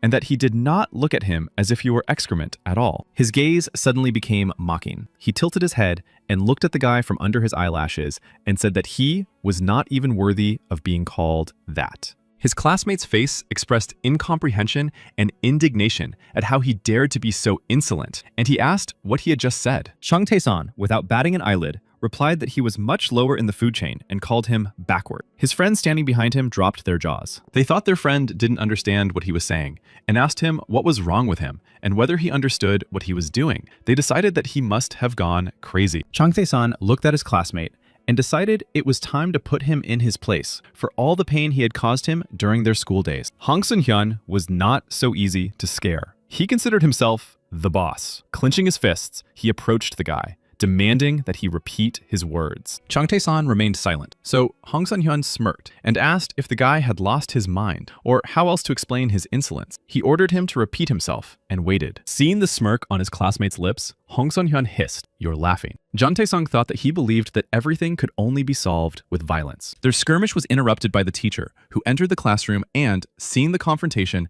asked what they were doing, but his question was met with silence. Pointing at them with a pointer, he said he was sure, from the silence in the classroom, that they were doing something, but they just stood and looked at each other. Chung Tae-san was the first to respond, saying that they were just very happy to see each other again, which made the teacher feel very awkward. Hong Sun-hyun, who was unable to control his emotions and was still indignant, said that the guy was pretending to be innocent right in front of him. The teacher didn't listen to them for long and told everyone to take their seats immediately, calling them ignoramuses, and they hurried to follow his instructions. As they walked to their desks, the boys discussed how the teacher had appeared just in time, as their friend had made a mess of things and could still get away with it if he didn't say anything. And then, what they feared happened. Chung Tae-san called his classmate, calling him Hong Sun-hyun, and suggested they meet during lunch. Hong Sun-hyun was furious. His eyes bulged as he thought, "It seems this fool is very eager to go to the other world, and I will help him." It was time to start the lesson. The teacher stood at his desk and said they would follow the usual instructions. He would say something, and they would repeat it. The text was as follows: "The higher the CSAT score, the better their wife will be." The teacher spoke first, and the whole class repeated after him in unison. Only one person in the class, at that moment, was not interested in studying or the teacher. He frowned and looked at his classmate with hatred. During recess, his friends decided to talk some sense into him, saying that his rival was already gathering a gang and that he could consider himself dead. He replied that he knew. During the next break, they went to him again and asked if he was avoiding the excrement not because he was afraid. The boy replied that he had decided to clean up. During the next break, his friends demanded that he come to his senses and suggested that he had been sniffing paint during the holidays. He did not deny it. When lunchtime came, Chung Tae-san calmly asked his friends if they were going to eat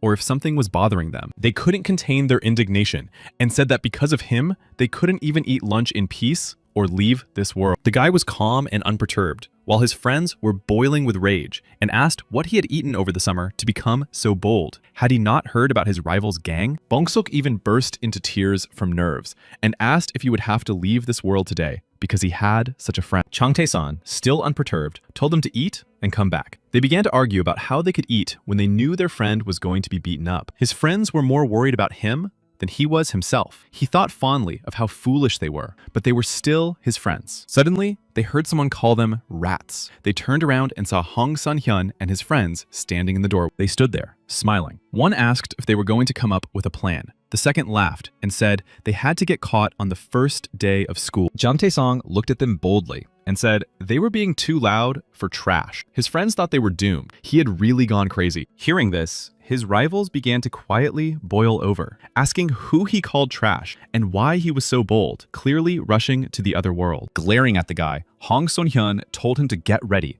because today would be the last day of his worthless life. Jang Tae-song, as unperturbed as ever, said it would be better for them to go with him and not make a fuss in the classroom. His rivals promised to deal with him. His friends tried to dissuade him, but he laughed and told them not to worry about him, saying that after it was all over, they would go eat pizza. Once again that day, his friends were stunned, while his rivals continued their threats, promising to beat him up properly. Hong Sun-hyun told his friends to bring the rest of the gang. He said to gather the whole school, and added that today was a great day for spring cleaning. They went outside into the bright sunshine. Everyone had already gathered and was just waiting for their rivals. When they came out, the younger student shouted, "The seniors are here!" Jang Tae-song approached To-chun and handed him his phone, saying that he trusted his friend to keep it safe during the event. The students parted, and Jang Tae-song stood in the center, surrounded by his friends, while the rest watched them and waited for Hong Sun-hyun and his friends to appear. To-chun took out his phone, turned on the camera, and prepared to film everything. Soon, his friend's rival appeared. He came in smiling and, addressing the younger and older students, said that because of these 6, they couldn't even eat properly. They started to get noisy, but it was okay because the guy promised that they would have fun that evening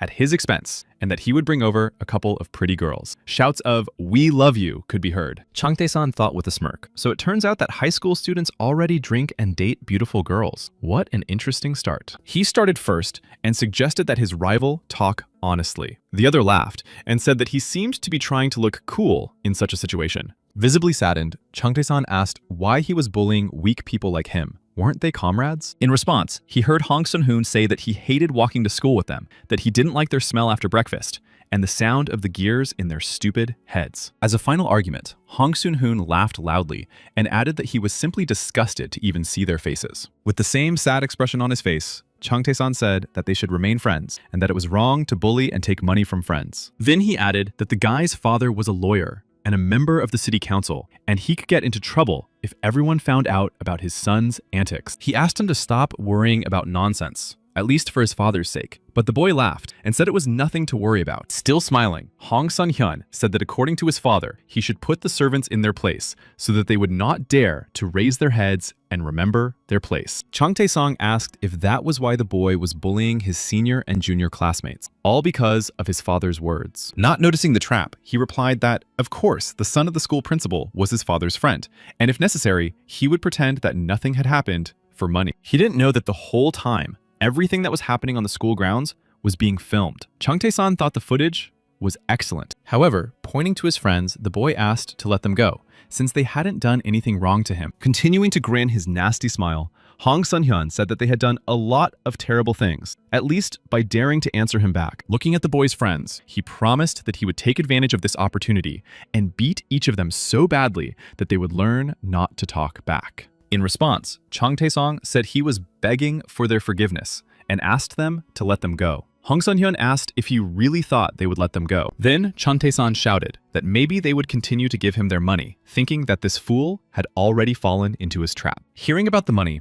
Hong Sun-hyun perked up and said that if the guy gave him 100,000 won, he would guarantee them all his complete forgiveness. Jang Tae-song handed him the money, saying that his parents had put a lot of effort and time into earning it, and that it was his pocket money. He held it in front of him and promised to apologize again for his friends. The man laughed and said that it seemed like this fool had money, and more than usual. Jang Tae-san spoke to him in a pleading voice and, lowering his head, repeated his request to let his friends go. At that moment, he looked weak and defenseless. His words were followed by a backhand blow, and Jang Tae-san was ready for it, but still hoped to reach an amicable agreement. He thought about what a scoundrel his opponent was, and how painful it was to be beaten. But he had already played his part in this show. His friend shouted, asking him how he was feeling. The guy turned away and wiped his broken face with his jacket sleeve. He wiped the corner of his mouth, looked at his friends and To-chun, who continued filming, and asked who he should start cleaning up with now that everything had turned out this way. After taking the money and hitting Jang Tae-san,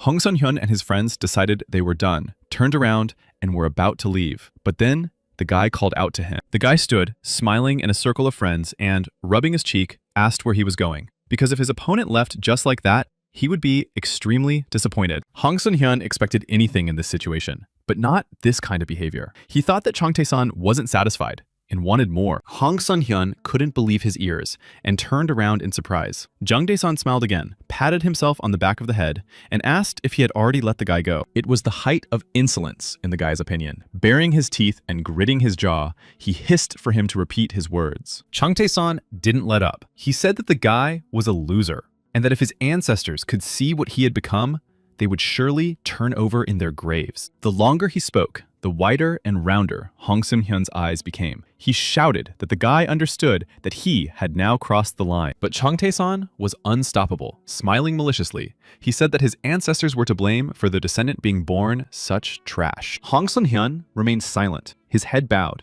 while his friends entertained themselves, shouting that the guy seemed eager to go to the other world, and suggesting that they cut out his tongue. Hong Sun-hyun finally raised his head, flashed his eyes, and said that he didn't want to shorten it. He demanded the complete destruction of this unworthy person. He waved his hand, and the whole gang rushed into the attack, shouting that they would avenge their comrade and leave no trace of him. When they were very close to Chung Tae-san, Hong Sun-hyun shouted for them not to spare him and to finish him off. He stood motionless. He waited until the attackers got as close to him as possible, and, using his skills, was able to knock them all down with one blow. For Hong Sun-hyun and his gang, this was an unexpected surprise. They were completely unprepared for the guy to fight back, and began to curse him. After knocking back another attacker with a few blows, the guy took a defensive position, and all they could do was help the victims get up. Meanwhile, Jung Tae-song smiled, narrowing his eyes, and mentally apologized to his attackers for not yet being able to control his strength. Needless to say, his friends, watching everything that was happening, imagined that they were in some kind of action movie, and their jaws dropped once again. Seeing his friends standing there, Hong Sun-hyun shouted in a silent voice for them not to stand there, but to attack, demanding that they deal harshly with the guy. Still very calm and focused, Jung Tae-song smiled and looked at the attackers with shining eyes, mentally saying, "Let's go." And just in time, because a few seconds later, one of the attacker's powerful fists came dangerously close to his face. He was unable to reach his target. Chung Tae-san leaned back, letting the guy swing past his face, and the guy flew forward where he was met by Chung Tae-san's fist. Following the first one, others ran to get even with him, and Chung Tae-san had a warm welcome in the form of a fist waiting for each of them. The strength the guy had gained from repeated night training in the mountains was truly incredible, but he enjoyed it. This time, the guys decided to attack all at once. Chung Tae-san didn't lose his cool. He jumped up and fought back with his feet, and one by one, the attackers got their share. It must be said that this greatly dampened the fighting spirit of the attackers. Hong Sun-hyun, noticing this, shouted at them not to be cowards and to continue the attack. Inspired by their comrades' words, the guys rushed forward with clubs in their hands to avenge his humiliation, shouting something incoherent. But history repeated itself. It seems that Chung Tae-song was everywhere, ready to strike anyone with his fists or feet. Hong Sun-hyun and his friends were seriously puzzled by what was happening. They clearly did not expect such agility from the guy, but they did not get involved in the fight themselves. Seeing that Chung Tae-san had jumped up and was shaking one of his men by the head, Hong Sun-hyun shouted to the others to come to his aid. The number of attackers did not change the situation. Chung Tae-san managed to fight off everyone and seemed to have endless energy. Tired of watching his guys get beaten up by some kid, Hong Sun-hyun yelled for them to finish it and brought in spiked bats. While Hong Sun-hyun was wondering if this was the same loser Chung Tae-san managed to break the bats with his feet and started attacking the gang members. One of the attackers got angry and broke Chung Tae-song's bat with his hands. The guy asked how they could bring such dangerous weapons to school. In a very short time, the guy managed to knock down everyone who dared to attack him. Only Hong Sun-hyun and his friends remained standing. Chung Tae-san stood unharmed and turned to the guys, asking why they were staring at him and ordering them to kneel immediately. The defeated had to get up from the ground, kneel, and raise their hands. But Hong Sun-hyun didn't even move. Chung Tae-song turned to him with a smile, squinting his eyes, and asked sarcastically if he should also kneel down, but he didn't think so. He didn't even move, but he was quite frightened and even broke out in a sweat. He called the guy a name and asked if he really thought they would leave him alone after that. As Chung Tae-song slowly walked towards him, he thought that Chung Tae-song was a weakling after all, and shouted at him not to come near him. Without answering, the guy approached Hong Sun-hyun and, completely unexpectedly for the guy, slapped him so hard that his head jerked to the right, wiping his mouth with his fist after the blow. The guy wondered why he was so afraid, because it was just the loser Chang Tae-san. But Chang Tae-san smiled, as if nothing had happened, and said not to make him repeat himself twice,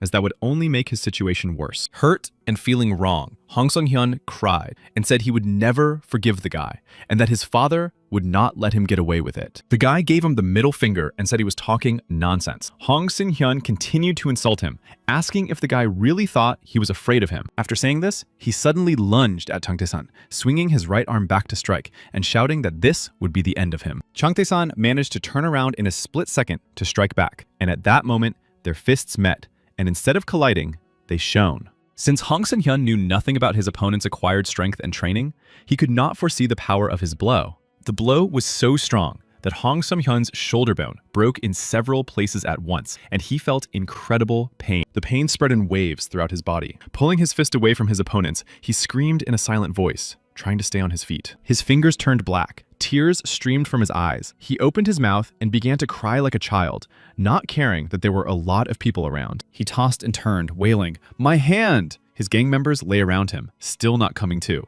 Lifting his tear-stained face to Chang Tae-san, he cried through his tears that now he was definitely finished, and he would deal with the guy and his whole family. His words did not impress Chang Tae-san, who grinned and replied that he could not ignore this and would apparently have to beat up his rival again. It was a catchphrase that would later be used in a cult film, but for now, his rival was trying to comprehend what he had heard. Chang Tae-san's friends were still standing nearby watching when the guy walked up and punched his rival in the face again. They were all sweating from tension and fear for their friend. None of them expected him to return after the summer and cause such a scene. The guy thought it would be sad to end it there and asked To-chun to give him his cell phone so he could say hello to lawyer Han. His friend gave him the phone, and the others froze, waiting to see what else Chang Tae-san had in mind. To be honest, they were ready for anything. He dialed 112 and reported that a terrible fight had broken out and that he was now on the hill behind Jeonju High School. 20 people were injured. After Chang Tae-san called for help, all the victims were taken to the hospital, complaining of pain in their chests, heads, and other parts of their bodies. Hong Sung-hyun was lying in a VIP ward, and the doctor told his father that rehabilitation would take 16 weeks because the fingers and joints of his right hand were shattered. He added that despite the surgery and everything that had been done, his son would remain disabled for life. Standing by his son's bed, Hong's lawyer still couldn't believe that this was real. He asked where the person who had done this to his son was. Leaning over his son's bed, who was lying unconscious and connected to equipment, the man said that the person responsible must be found and put behind bars. The doctor standing next to him said that Officer Kyun-wee had already taken on the case, but in reality, it was not that simple. There were certain circumstances. He added that the student had also been injured and was now in the emergency room. Lawyer Hong was surprised that it was the student's due. He shouted that there was nothing wrong with that. Couldn't they arrest the student? His dear son would be disabled for the rest of his life. The doctor began to stammer and apologize to him, but the man waved his hands and told him to tell the chief of police that he wanted to meet with him. An enraged Hong, whom the doctor called a senator, growled that he would destroy the boy and his entire family. The tension caused wrinkles to appear on his forehead. Soon after, Police Lieutenant Park Tong-suk visited Chang Tae-san in the hospital and asked him why he had done it. Chang asked him what he was talking about. Deciding that the guy was pretending and trying to deceive him, the officer shouted, "Why did Chang Tae-san beat those children?" The guy began to annoy him. Chang Tae-san, keeping his composure, said that the officer was mistaken and that he was the victim here, and that the criminals were the school bullies, and that the officer had got everything mixed up. He was lying on a hospital bed. Getting up, he pointed to his broken lip and said that they had hit him, and that he was also a patient at this hospital. Of course, the officer didn't believe him. He shouted, "Does this guy really think I'm going to believe this nonsense?" And added, "He's the criminal here." The guy looked at him in fear, and the officer yelled at him to tell everything, because if there was an investigation, everything about him would come to light. However, Chang Tae-san was not so simple. The officer had no idea that as soon as he entered the ward, he turned on a tape recorder and recorded their entire conversation. Instead of asking questions, the officer accused him of beating up high school students, taking their money, and luring them behind the school to beat them up. For a while, Chang Tae-san listened to the detective attentively, without interrupting, then asked if he had been given a bribe. The detective was taken aback and asked him to repeat the question. The young man calmly replied that he was a minor, that the detective was interrogating him without his parents or guardians present, and asked why he was being questioned as a criminal. The detective was clearly not prepared for such a retort. He paused for a moment, and then asked insolently, "So what?" He suddenly grabbed the guy by the shirt and shouted, "Looks like he thinks he can cover his tracks!" Then began to insult the guy, who looked frightened. The officer went further, shaking the boy from side to side, and shouting that it wasn't the first time in his life he had seen a thug like him. Chante-san yelled for him to stop because he was dizzy, cried, and asked why the officer was treating him that way. He asked him to call another officer, then started calling for the doctor. The guy's screams could be heard even in the hallway, and the doctor and nurse were seriously frightened. They immediately rushed into the ward to help him. When they ran in, the officer was standing by the wall as if nothing had happened. The doctor asked what had happened. They saw that the guy was terribly frightened and in tears. He replied, choking back tears, that the officer had tried to kill him. The doctor tried to calm him down, but the young man continued, saying that from the very beginning, the officer had treated him like a criminal, and instead of asking questions, he had accused him. Then it was the doctor's turn to shout. He looked at the officer and asked what he was going to do with the boy, and if he was in his right mind. He put his hand forward, pointed his finger at him, and said, "The guy is a patient. Shouldn't an officer ask questions slowly, responding only with interjections?" Then came the test question. Would the officer take responsibility if something happened to the boy? Stammering, he replied that he would not. While the doctor was talking to the officer, the nurse peeked out from behind him, her face contorted into a grimace, and she began pointing at him to the doctor. She said he looked like he had lost consciousness. Changtae-san was lying back on the pillow, covered in sweat, and did indeed look unconscious. The doctor called the nurse, saying that they had an emergency and needed to prepare to lower his blood pressure and transport the patient. When the nurse came running, he ordered an MRI and X-ray, citing early symptoms of concussion, and asked the officer if he had come to report an assault. Meanwhile, at Changshu High School, Principal Yang announced at a meeting that there had been an incident of bullying among students and that the situation had gotten out of hand. He stated that it was their duty to deal with the situation immediately, as all the students at their school were still in danger. He also said that they must expel the unworthy Changtae-san because he had maimed more than 30 students. One of the teachers objected, saying that it was a fight of 1 against 30, and that if Changtae-san was punished, then so should everyone else. Other teachers supported the headmaster, saying that Teacher Kim was only defending the boy because he was his student. He was unshakable and shouted back that he was only saying this because punishing only one person was completely unfair. Deciding to end the argument, Head Yang asked if Teacher Kim thought that all the students involved in the unpleasant incident should be expelled. Kim looked closely at the headmaster and replied that this was not what he meant. He was saying that they should take more reasonable measures. After listening to him, Head Yang said that the boy had been expelled and that the police had taken notice of them, which was unnecessary attention and a stain on the school's reputation. Then he smiled unpleasantly and said that if they reacted immediately and expelled Changtae-san, it would help improve the school's reputation. While in the hospital, Changtae-san did not waste any time. On the contrary, he actively took advantage of his sudden freedom and went about his business. Due to a concussion, he was given 8 weeks of rest and was excused from school, so he decided to use the time to trade stocks freely. He felt great. He had a computer at his disposal. He didn't need to prepare for classes, and he found the situation to be wonderful. He was placed in a private room, which he liked very much because it was quiet, and he thought that this was exactly what he should be earning money for. He masterfully fooled the doctor by faking a concussion, and he had time to catch up on his schoolwork thanks to books and online lectures. In addition, he still had plenty of time to trade stocks. He combined his studies and stock trading, and his brain had no time to rest. Having finished his homework, he decided that now was the time to work while the momentum was positive, and laughed at his own cleverness. But just as he was about to get to work, a visitor arrived. The first thing he asked was how the guy was feeling. Changtae-san asked the lawyer to call him by his first name, asking how long he was going to be formal with him. The lawyer replied that it was company policy. After being admitted to the hospital and visiting the detective, the guy hired a lawyer. The company was one of the top 3 in Korea, and the guy was convinced that money was no obstacle. The lawyer bowed and said he would contact him. Taesung laughed and said that his lawyer seemed incredibly stubborn. The lawyer laughed too and replied that because of this, he had recently been kicked out of the organization. Not long ago, he had been the deputy chief prosecutor of the district prosecutor's office. The guy looked at him closely and said that he seemed to be still getting used to his new job. The man replied, "Does he know about the organization too?" The guy grinned and said he didn't know much, but when used improperly, information could be more dangerous than any knife. The lawyer was surprised. His expression changed dramatically. He thought that the guy who hired him was not as simple as he seemed at first glance. The guy bowed his head, looked at him from under his eyelashes, and thought that he even knew the future secrets of the prosecutor's office, which he had never seen. At the same time, Lieutenant Park Tong-suk arrived at the hospital to question the guy,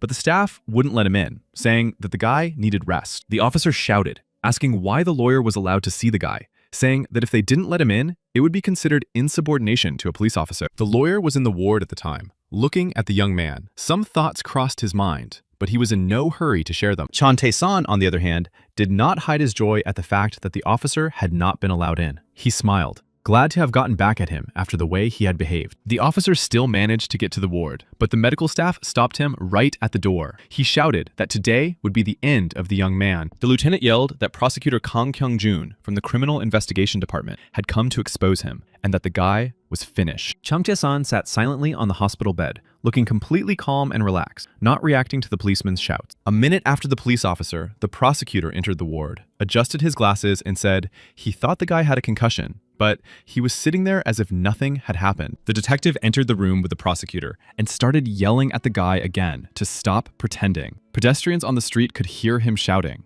The guy covered his ears with his hands and wondered when the detective would shut up, but he kept yelling at him, even though the prosecutor had come. How long was he going to pretend to be a victim? The detective wouldn't let up, insisting that the guy was guilty, and the guy thought that the lieutenant was convinced he was guilty from the start and was pressuring him. Then Chung Tae-san glanced at the prosecutor and thought he looked like a real sly fox, even though he seemed very young. Looking closely at the prosecutor, who was adjusting his glasses again, he decided that he had definitely received a bribe from Chang-hyuk and thought that another interrogation awaited him today. When the lieutenant stopped yelling, Chung Tae-san calmed down a little and, looking at the authorities, asked if they had brought the ruling. The prosecutor remained silent, but his words made the lieutenant lose his temper again, and he shouted, calling the guy names and asking what ruling he was talking about and what nonsense he was spouting. The guy couldn't help but notice that the lieutenant was getting more and more nervous and angry with every passing minute, so he thought that was enough for today. Putting on a modest look, Chung Tae-san asked as calmly as possible if he could see the detective's ID. At this question, the prosecutor adjusted his glasses again, surprised that the guy knew such clever words, and asked the investigator to show his ID. The investigator yelled, calling the guy names, trying to make himself look like a know-it-all in front of the prosecutor, and apparently wanting to earn himself a real concussion. He aggressively pulled out his ID, shoved it under the young man's nose, and said that he was an investigator from the prosecutor's office, Kim Dong-sik, and that he should look closely. After looking closely at the ID, the guy thought about it and realized that a detective was just a regular civil servant, which surprised him. However, after that, Chung Tae-san said that he had seen the detective's ID, but he still wanted to clarify the ruling. The detective flew into a rage again, calling the guy stubborn and defiantly asking if he even knew what a ruling was. The law enforcement officers did not know that the young man had studied law in his previous life, and he thought that he had acquired this knowledge for his future. Instead, he replied that the Constitution of the Republic of Korea, in which they live, guarantees the observance of fundamental human rights and freedoms. He then continued that the Constitution stipulates that a judge's order is required for arrest, detention, confiscation of property, or search. Tilting his head slightly, the guy said that these provisions are enshrined in Articles 12 and 16, and that he could read the entire text of these articles to them. He began to quote what a warrant is, in what cases it is applied, and that it is issued at the request of the prosecutor. The man couldn't take it anymore and shouted, "What's wrong with him?" Everyone was silent, and the guy added that warrants for arrest, search, and other orders are issued by a judge at the request of the prosecutor. After explaining all these rules to the representatives of the law, the guy couldn't help himself and shouted that maybe he should repeat it for them again. The response to his question was incoherent sounds made by the law enforcement officers. They just grinned and growled silently at the guy. Now his shout was heard throughout the hospital. He asked why the law enforcement officers were questioning his victim. He asked the hospital staff if the ward was a special private space just for him, and what the others were doing there. Turning to the prosecutor and detective, he asked why, as a schoolboy, he had to study legislation instead of mathematics or English. The entire hospital heard his question to the prosecutor, who also had a higher education, but for some reason was treating the boy like a criminal without an investigation. The next sentence was heard by all the neighboring houses. Why did they come to him without a lawyer? He is a high school student, And shouldn't the prosecutor protect the weak? The prosecutor laughed and said that he found it all ridiculous to listen to,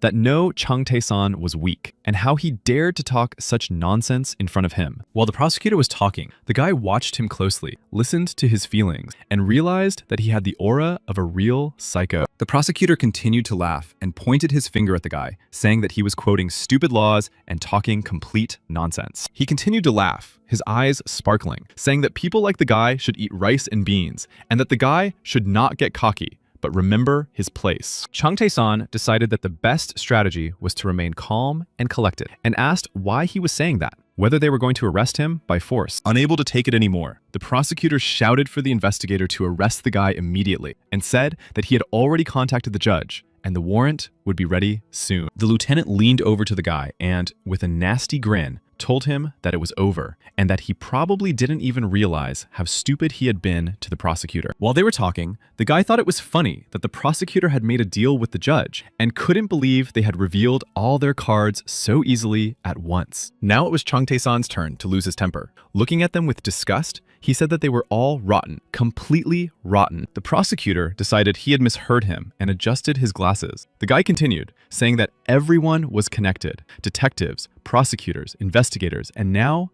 even the judge. Looking up at them with his crystal clear eyes, the guy asked if this was really his country, where such things were happening. The prosecutor succumbed to his provocation, swung his arm to hit the guy, and shouted, "How dare you say such a thing?" and began to insult him again. However, he didn't have time to do so, because the doctor ran into the room, told them to stop, and asked what was going on. Chung Tae-san couldn't help but smile slightly, thinking with admiration that the doctor was not a coward. He was pleased that the doctor had stood up for him. The detective tried to chase the doctor away, saying that he couldn't see that they were on duty, and that he better get out of there if he didn't want any trouble. This did not stop the doctor. He ordered them all to leave the patient's room, and threatened to report them to the police if they did not obey. The prosecutor joined the conversation, and said that the doctor didn't seem to understand what was going on. The doctor put his hands out in front of him, preventing him from approaching the patient. At that moment, the lawyer was standing outside the door, and heard the prosecutor say that the guy was accused of a crime and could run away, so they had to arrest him. The doctor said that until the patient recovered,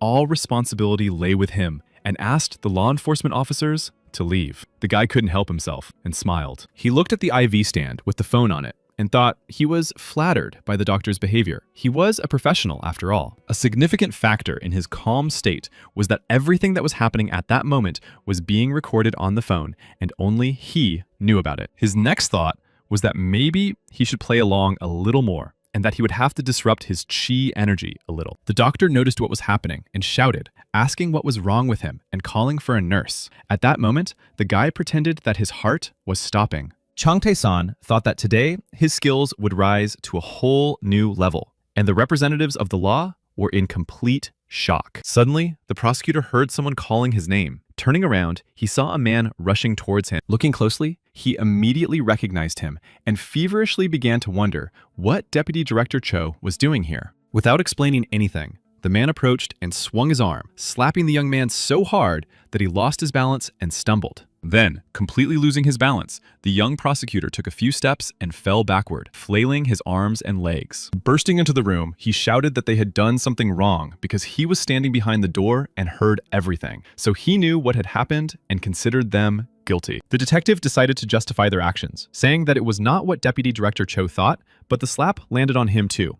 The slap was so strong and unexpected that the detective couldn't hold his balance and stumbled back a few steps, falling to the floor next to the prosecutor. After that, the man took out his phone, dialed a number, and started calling. On the other end, someone picked up the phone, said hello, and asked how he was doing. But without any preamble, the man shouted, calling his interlocutor names, and ordered him to teach his people a lesson. The other man asked what the conversation was about. The man was sure that it was the person on the other end of the line who had sent the prosecutor to the schoolboy about the fight, because the head of such a stupid act would not have done so. He expressed his opinion about the intelligence of his interlocutor and the young prosecutor, and asked if he wanted him to take his life with his own hands. At the meeting about expelling Chung Tae-san from school, the headmaster said that his presence contradicted the school's ideology, and they had to expel him. Teacher Kim tried to warn him that there was no verdict yet, and the boy could be acquitted, and what would they do then? The headmaster was unshakable in his decision, and asked if his wishes did not coincide with his father's opinion, and if he had no rights as the owner of the school. Smiling his unpleasant smile, he He said that the prosecutor would take care of Chung Tae-san's arrest and that the boy was probably already sitting in the courtroom. His statement shocked everyone present. They had no idea that the case could unfold so quickly. One of the teachers dared to disagree with the headmaster, saying that the school could not do such a thing. He understood that he was taking a risk, but he felt it was the right thing to do. The deputy headmaster then spoke, saying that such measures could be taken after all the facts had been clarified and the judge had delivered his verdict. His words shocked the headmaster, who shouted that he would have to do something about the school's good name, which had been tarnished by this situation. The principal took the floor and said that they should wait for the results, because if they acted rashly, the school could be subject to an inspection by the Department of Education. This situation did not suit the headmaster, Yan, who asked why the principal was so indecisive and said they had to make a decision right now. He looked at everyone and shouted that the boy should be expelled, not even transferred,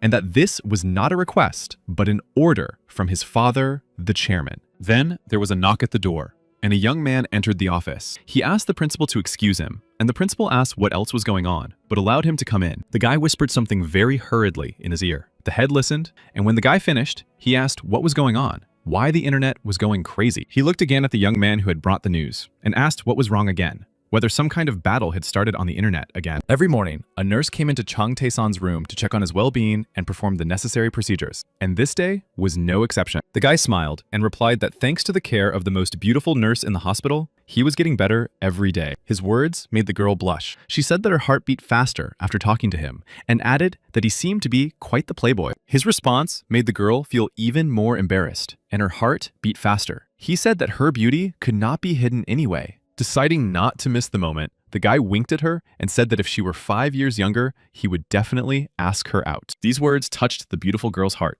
and she melted. She replied that even though his words were empty, she was very pleased. When she approached him to complete the necessary procedures, the young man laughed and said he had ordered pizza, which took the young woman by surprise. She asked what he had done. Chung Tae-san laughed again and replied that, in his opinion, the girl should also have a little snack. This blow also hit her right in the heart. The girl laughed sincerely and asked how he could be so well-mannered. The guy decided that his moment of glory had come, and folding his arms across his chest, he smugly closed his eyes and said that he was not only polite. The girl seemed to hang on his every word. After this phrase, her eyes widened and she froze in anticipation, very curious to hear what else he would say. Not wanting to keep the girl waiting, Chung Tae-san finished his sentence by saying that he was incredibly rich. Or, to be more precise, filthy rich. The girl was shocked by his confession. Her eyes became as big as 2 universes. She opened her mouth in surprise and asked if he was telling the truth. Chung Tae-san closed his eyes, imagining the girl confessing her feelings for him, how she admired his intelligence and quick wit. He imagined the girl stroking his head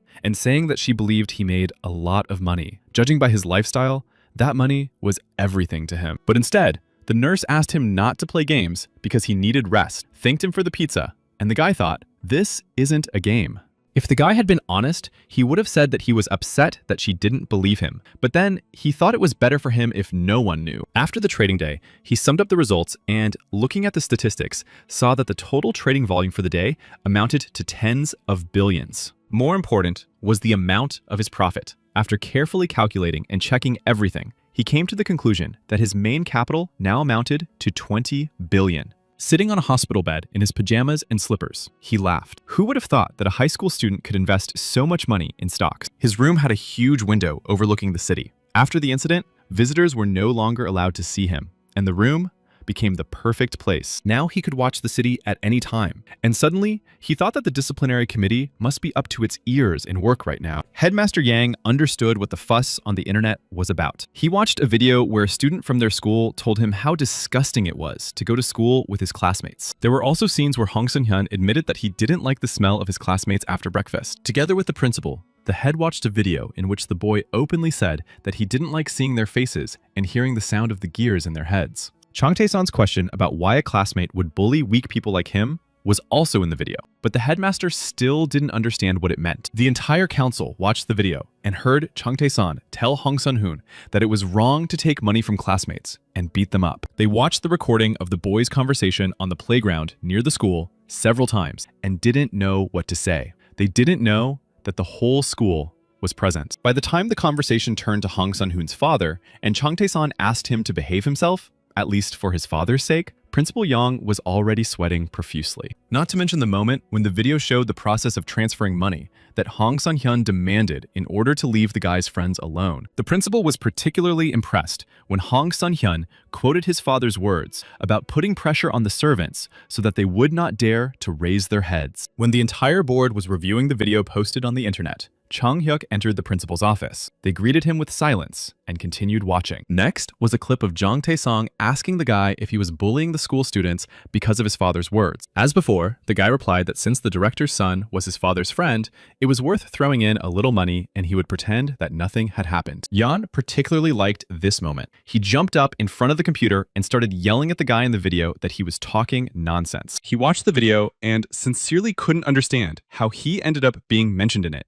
his eyes widening with surprise with every word. Standing by the window and looking at the city, Chung Tae-san remembered how the man he had entrusted with the video had come to him and they had discussed all the details. The man then asked how far he should go, and the guy thought for a moment but did not answer right away. And as he handed the man the tape, he asked him to do everything possible to destroy the reputation of the people mentioned in the video. And now, in front of the computer screen, Chief Yang was shouting so loudly that saliva flew several meters forward, splattering everything around him. His phone had been ringing non-stop for quite some time, with call after call and message after message, but he did not answer. When he saw that it was his father calling, he realized that he had no choice but to answer. Picking up the phone, he asked his father in a fawning tone if he wanted to talk to him. His father yelled so loudly that everyone in the room could hear him, calling his son all sorts of offensive names. The head of the council stood under the watchful gaze of the council members. His father yelled that he was sure he would fail everything, told him to stay in school,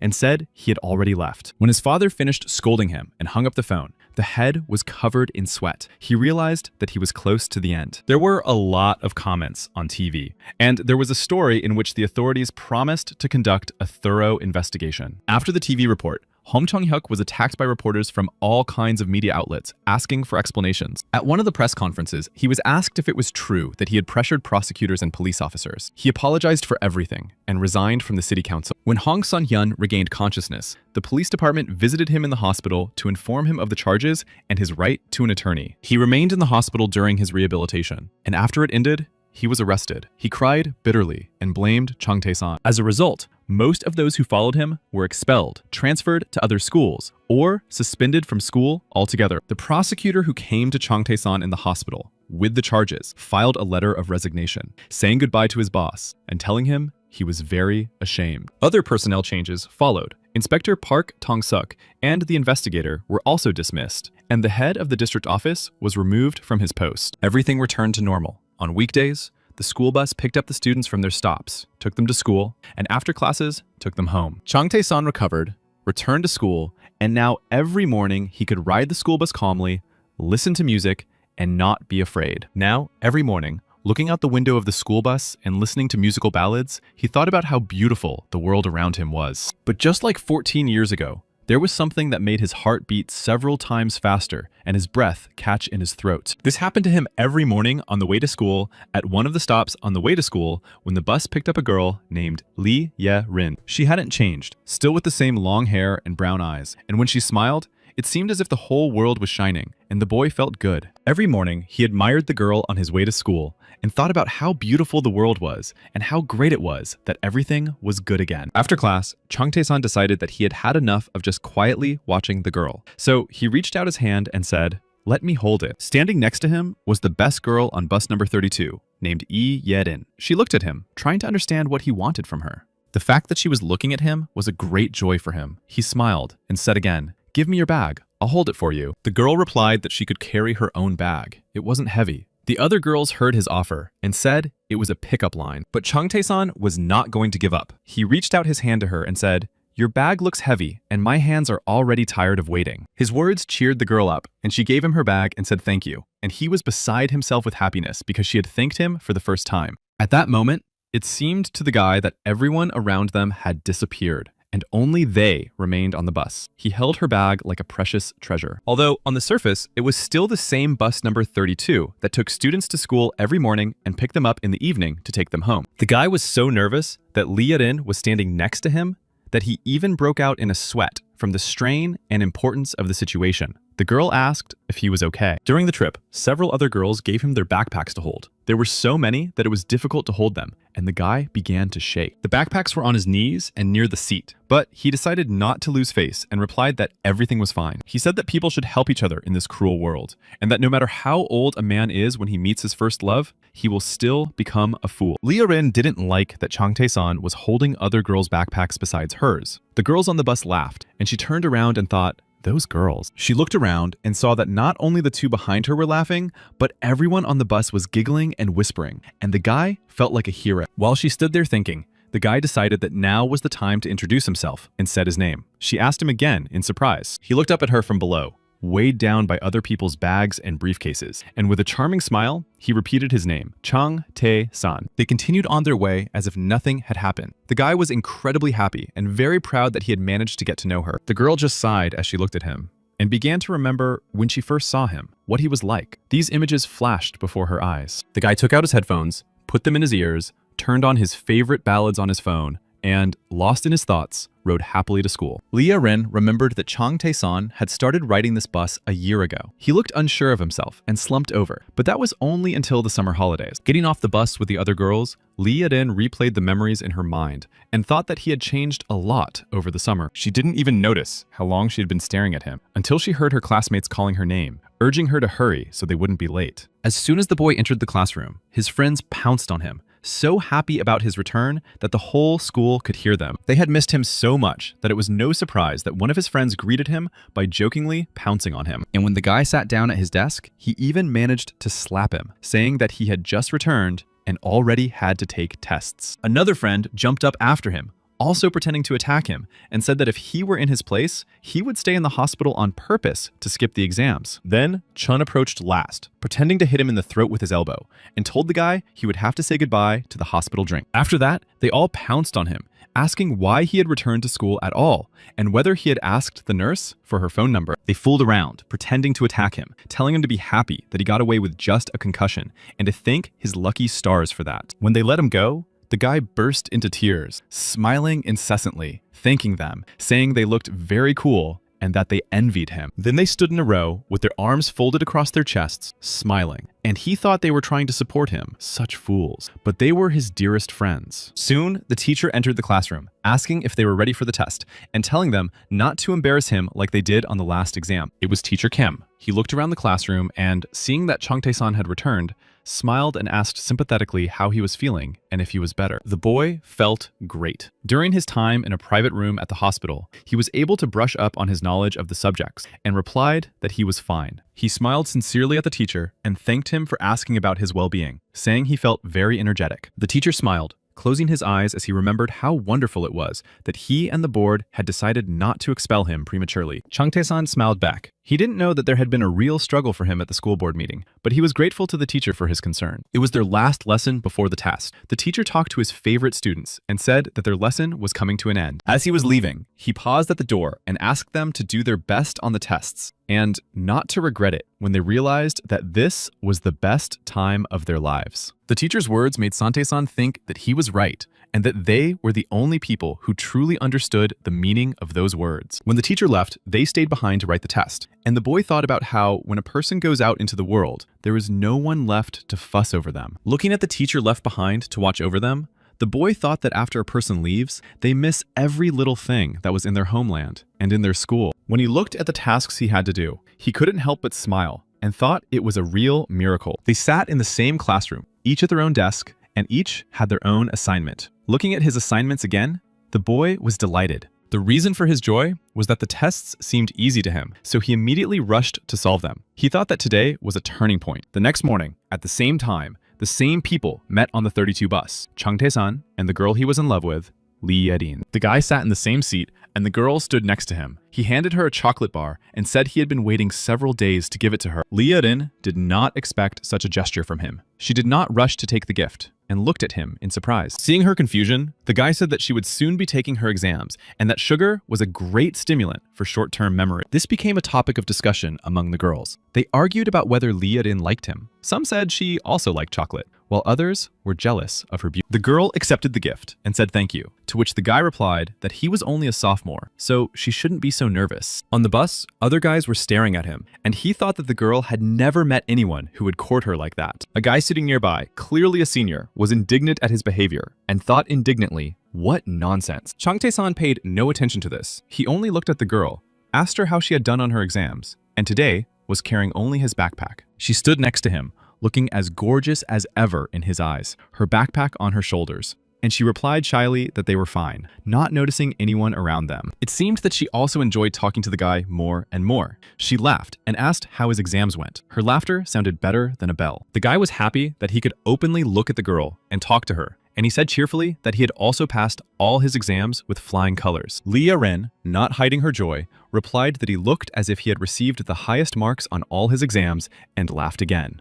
At that moment, the guy was beaming with joy. He closed his eyes and enjoyed the fact that he had passed his exams with flying colors and that his beloved girl was by his side. Everything was perfect. His beaming expression answered the question of whether he had really received the highest marks, and the girl asked if it was true. He replied that, as far as he knew, she was the best student in Cheongchu Girls' High School, and now he was also the best in Cheongchu Boys' High School. The whole bus heard their conversation, and the girls in the neighboring seats admired how cute he was, the best in the whole school, and how cool he was. Changtae-san laughed at the whole bus and said he had the impression that the teachers had deliberately made the exam too easy. The girl looked at him admiringly. She couldn't think of anything to say, so she just admired him modestly. Emboldened, Changtae-san asked if she had a phone, and if she could give him her number, promising to text her sometimes to cheer her up before exams. Without a moment's hesitation, the girl gave him her number. His dream had come true. He now had a phone number signed as Lee Yedin. The guy beamed like the sun, and since this all happened on the bus, the girls admired and wondered how everything was working out for them. The three friends who always discussed their interactions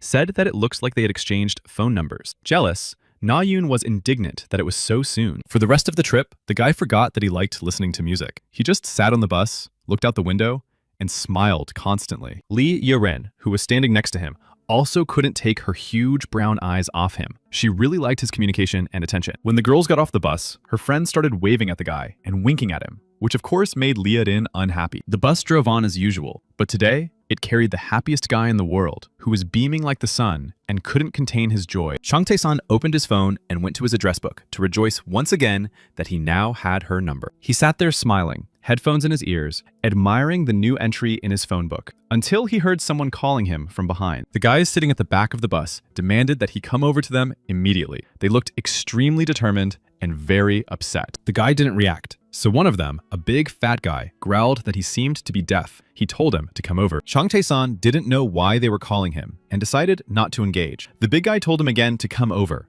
and called him a rat's cub. The guy turned around and recognized the big guy, who had been written about several times in the local newspaper. His name was Chae Hyun-chan, and he told him to come over. Changtae-san slowly got up and slowly walked to the back of the bus, where he stopped and put his hand on the back of the seat. Putting on a bored look, he asked what they wanted from him. His voice was confident, without a hint of nervousness. The guys weren't expecting that response, and they yelled at him, asking how he dared talk to them like that. It seemed like he had lost his fear somewhere. One of the guys turned his head toward the big guy and asked what they should do with the kid. Maybe they should throw him off the bus. The big guy mimicked the guy's voice and said, "Maybe you should give me your number," adding that if he decided to hit on the girl, he would make mincemeat of him. Then, looking at the guy, he corrected himself and said that it wouldn't even be minced meat, but just stewed meat. But Changtae-san smiled silently. Also smiling, he looked boldly at the guy and said he didn't want to bring it to that. So what should they do in that case? The reaction was quite predictable. The big guy started asking what he had just said, and then insults rained down on the guy. He grabbed the railing, squeezing it, and spraying saliva all around, and growled for the guy to remember firmly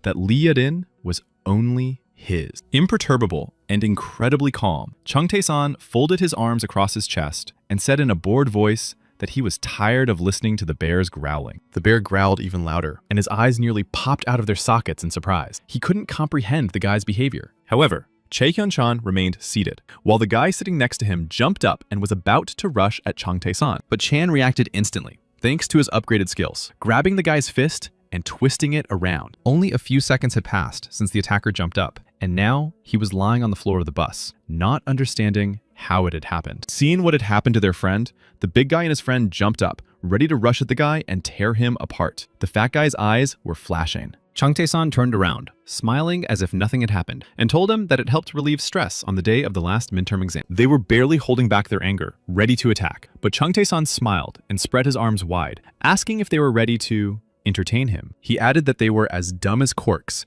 and that they didn't care about their exam results, unlike him. The guys looked at him with uncomprehending eyes. He pulled their friend closer by his tie and said that he was in no hurry today, so he was ready to have a good fight with them. He asked if everything was clear to Chae-hyun-chan, who wasn't listening to anything. He yelled in a silent voice for him to shut up, promising to break his back right then and there. The driver, noticing that something was wrong in the cabin, slammed on the brakes, stopped the bus, and shouted at them, asking what they were doing and what they had done. Looking in the rearview mirror, he was surprised because Chung Tae-san suddenly bowed and apologized on behalf of all three of them for the inconvenience. It must be said that his actions confused the hooligans even more, and they called him names, while the guy thought that they would not understand his actions. Still bowing and apologizing to the bus driver for their behavior, he thought about his dream of becoming a model citizen. He also wanted to build several buildings in Gangnam and several villas on Jeju Island or abroad, as well as a private plane or car. He wanted to live peacefully on the money he had earned, and those who wanted to take away his cherished dream would be punished with a curse for all eternity. The next morning, during lunch break, the boys went to the school cafeteria, where the nutritionist wished them bon appetit. The food was served on a tray. There was soup, rice, meat with gravy. Everything was neatly arranged in compartments, but the guys didn't like it. They tried everything that was offered to them. Chung Tae-san ate silently, while his friends complained that it was impossible to eat, and that even dogs were fed better food. The lady insisted that they eat the soup, saying it was very healthy. The boys discussed that she was the principal's mistress, and that because of her, they had to eat this cheap food. Chung Tae-san remembered seeing this woman near the school, just as cheap pasta in tin cans was being unloaded from a huge truck. He didn't finish his meal and went to return his tray. The woman noticed him and couldn't help but say aloud how handsome he was. Seeing that he had eaten almost nothing, she asked him about it and reminded him that he would be punished at the end of his life for such an attitude towards food. The boy went to the trash can, threw everything on his tray into a trash bag, and asked if it seemed like no one had ever punished the woman. He walked past her, and she was outraged, saying that he should apologize for such words to such a kind and beautiful girl. She was furious, and without turning to her, the guy said she should get a beating so that she would suffer less after death. Hearing his words, she couldn't hold back and yelled at the top of her lungs, asking how he dared to talk to her like that, and if he had said everything he wanted to say. In response, the guy asked in a calm and polite tone if the executive director was feeling well, and smirked. She didn't immediately understand the meaning of his question, but then she realized and yelled even louder, demanding to know what he had done. From the dining room, the guy headed to the executive director's office. He was also having lunch, but his food was completely different. The guy knocked, asked to come in, and the executive director allowed him to enter and asked what had happened, without stopping eating for a moment. He was in a great mood and, adjusting his glasses, told the guy to hurry up and tell him what he had come for. Looking at the table with the executive director's food, the guy shouted without further ado, asking for some meat. The director was sitting in a chair at a large table with plates of food in front of him. The young man sat down next to him, and the director stammered and asked him to repeat his request for meat. He tensed up for a moment, then laughed, pointing to the plates of food on the table in front of him and saying, "Help yourself if you want." The guy looked at him straight and openly, looking him straight in the eye, and said he had misunderstood.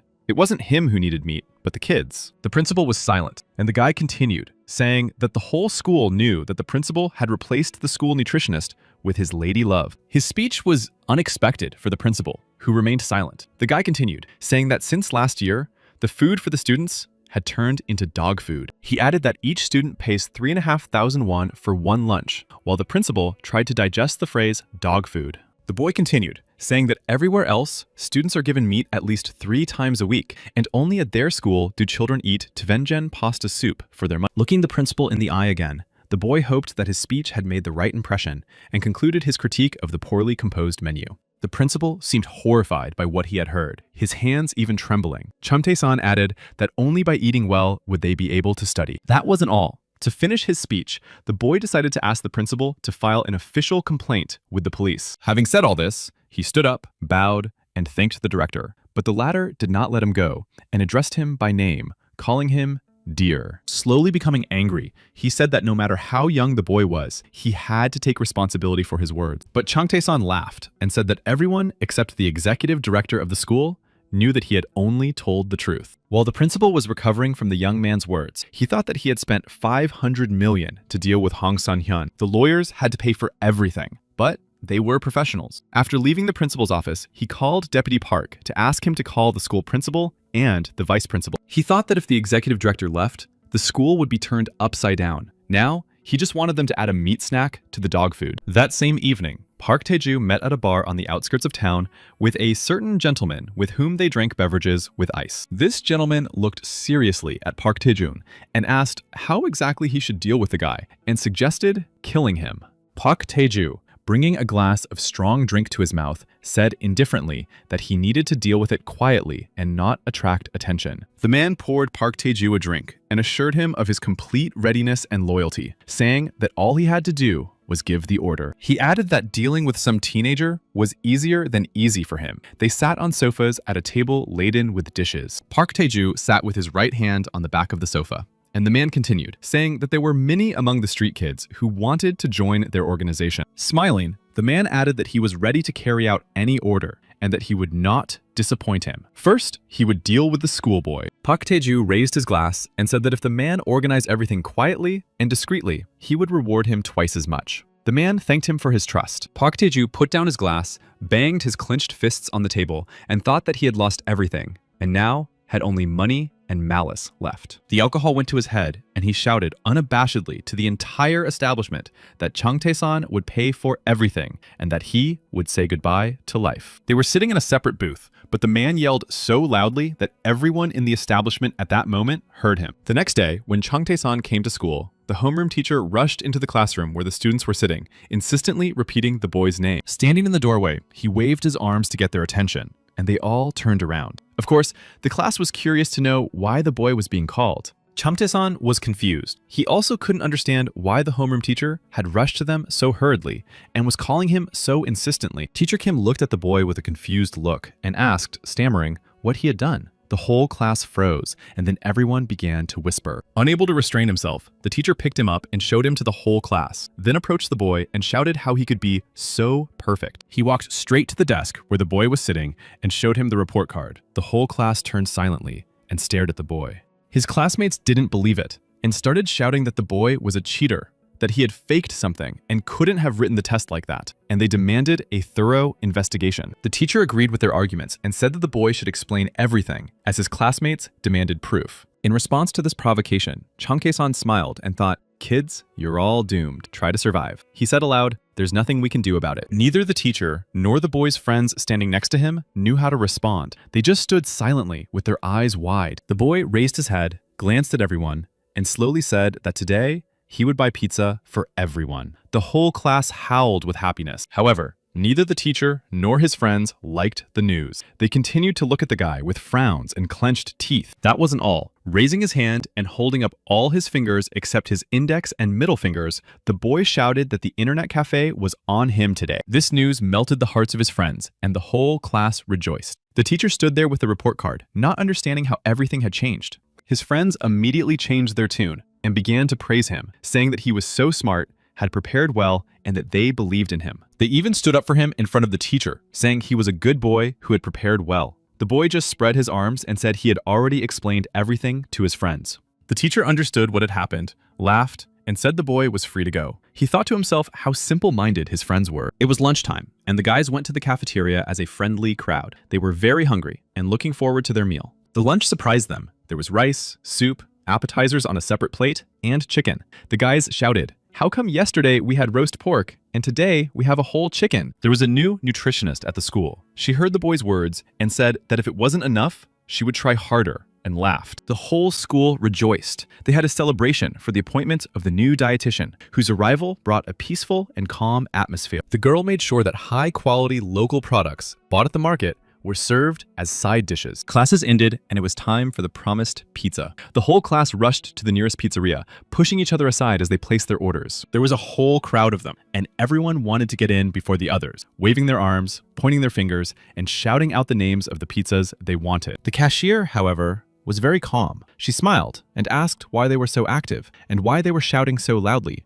as she could hear everything. They explained that today they were eating pizza at the expense of the top student who had received the highest score on all the exams. And the girl asked if it was Chan Tae-san. Her question surprised the boys, and they asked her if she knew their classmate since she was asking about him. The girl smiled and replied that, according to rumors, it was thanks to this guy that everything was calm at school now, and asked where he was. The boys dispersed and pointed to Chang Tae-san, who was sitting at a table by the other wall, and shouted, "He's over there!" He looked at them in surprise. He decided it would be right to go over and say hello himself and place an order. So he got up and, feeling embarrassed, approached the cash register. As he walked, all the girls in the pizzeria turned to look at him, saying how handsome and cool he was, and he looked back at them too. When he approached, the cashier girl asked him, still smiling, if he had enough money, since he had brought a whole crowd of guys with him. He raised his left hand in greeting and said not to worry, thinking to himself that today's revenue had exceeded 1 billion won. Leaving the guys to place their orders, he returned to the table and heard someone apologize behind him. It was a girl with short blonde hair. She asked if he was a second-year high school student, and he replied in the affirmative, and the girl asked for his phone number. She was tall and slender, with short blonde hair and huge eyes, and she worked as a waitress at this pizzeria. The guy smiled, waved his hand, and, deciding not to get her hopes up, replied that he already had a girlfriend he liked. Of course, his friends didn't miss this situation, and they started shouting that the guy was a lucky bastard, and saying how jealous they were of him. The girl decided not to give up so easily, and asked him if he had a girlfriend he liked, which made him think. When he hesitated, the girl understood everything, smiled, and said with satisfaction, "I see. So you don't have a girlfriend." So she leaned over and, still smiling, asked if he would give her his number, which scared him a lot. As she waited for his answer, he stood up on his chair and began to frantically think about what to do. He saw that the girl was simply unstoppable. Chang Tae-san replied that, in his opinion, it was wrong, even though his love was unrequited. But he needed to remain faithful to this relationship. After listening to his arguments, the girl found his position very amusing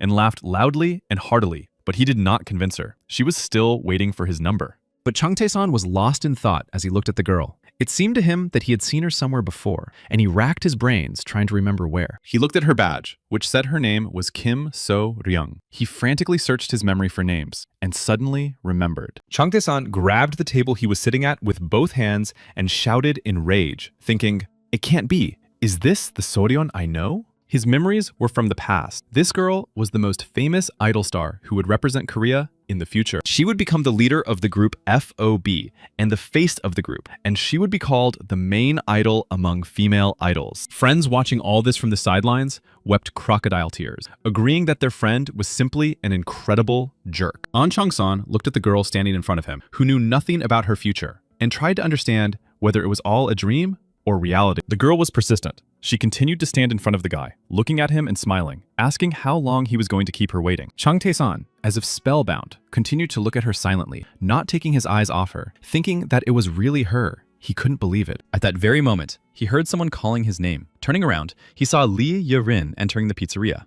She looked at him with her huge brown eyes, and the guy thought, why? Why did she show up right now? Noticing her appearance, Kim So-ryun turned away from the guy and greeted the girl respectfully, as if she were a senior. It was painful to look at the guy. He was poor, pale, and sweating. He did not expect his beloved girl to appear at such a moment. Jang Tae-song sent her messages from time to time, but they were mostly silly jokes or awkward greetings. The girl called him by name and was surprised herself that his name had slipped out of her mouth during this unexpected encounter. Lee Ye-rin came with her friends, and when they saw that she had approached this popular guy, they asked if she knew him, and what a pleasant meeting it was. The guy stood next to Kim So-ryun, and Lee Ye-rin's friends continued to discuss him, saying that he was very well built and handsome in general. Once again, the guy's friends stood by, commenting that he was such a jerk who spent all his vacations honing his Casanova skills without them. One of his friends pointed at Lee Ye-rin and said he knew her, that she was the most popular girl in the girls' school and was in her 3rd year. His friends were furious, saying that their friend was already at the top of the rankings with the highest score,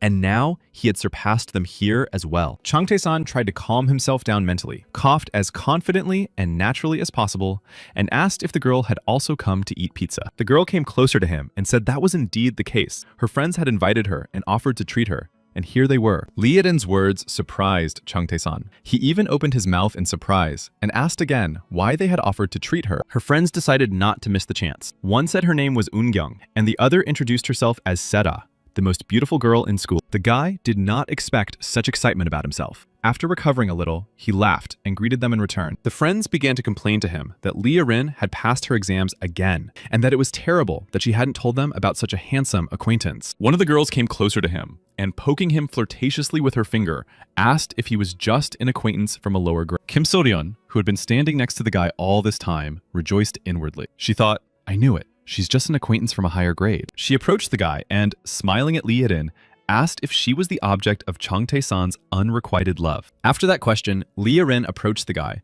looked trustingly into his eyes, and asked him mentally, what was going on here? He was so embarrassed, he wanted to sink into the ground. Kim So-ryun couldn't hide her joy. It seemed she had just played her cards right. The moment the girl asked that fateful question, the entire pizzeria held its breath, and then erupted in screams. The guys shouted and raged, then silence fell. Lee Erin lowered her head and hid her eyes, reproachfully asking Kim So-ryun what she had done. However, Kim So-ryun was not embarrassed in the least. Smiling and squinting with pleasure, she asked the girl what she wanted. She was extremely pleased with herself. After a short pause, Lee Erin turned to the girl again and asked her if she knew Chung Tae-san well. She replied, unabashedly, smiling, that they had only met today for the first time, and looked up at her with a sly smile. The girl asked again, and Kim So-ryun confirmed that the guy had exhaled, saying that it seemed he would live. After that, something incredible happened. Kim So-ryun continued, saying that even though they had only met today, the guy was completely to her taste, and his jaw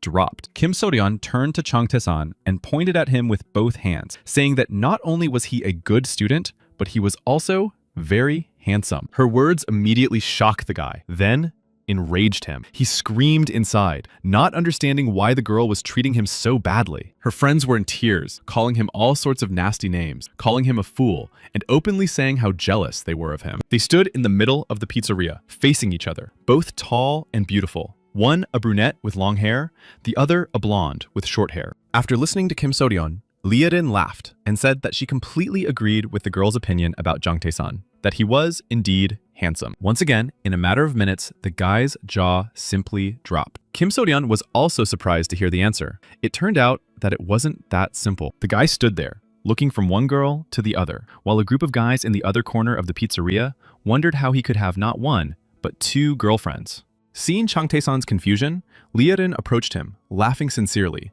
and said that she couldn't behave like that and say such things. Kim So-ryun was the first to recover. She looked at the girl with sincere admiration and said that she was simply an incredible girl. She approached Chung Tae-san and Lee Erin, who were standing nearby. The guy looked at her questioningly, but she kept looking at the girl. Then she walked past her with a smirk. Lee Erin noticed her gaze and frowned, realizing that she was up to something, but she wasn't sure what. After taking a few steps, and without turning her head, Kim So-ryun said so that everyone could hear that now they would play fair with her. Lee Erin remained silent, but the girl's words surprised her. She tried to figure out what it could mean and how she should behave. Chung Tae-song already understood that he was in serious trouble. He broke out in a sweat, turned pale, and tried to defuse the situation by mentioning that the weather was nice today. Kim So-ryun was about to leave for work when she suddenly remembered something important, turned to them, and called out to the guy by name. She shouted so that everyone in the pizzeria could hear. The girl asked if Lee Erin knew his phone number. The guy did not expect such a blow, but the girl continued, saying that if she knew it,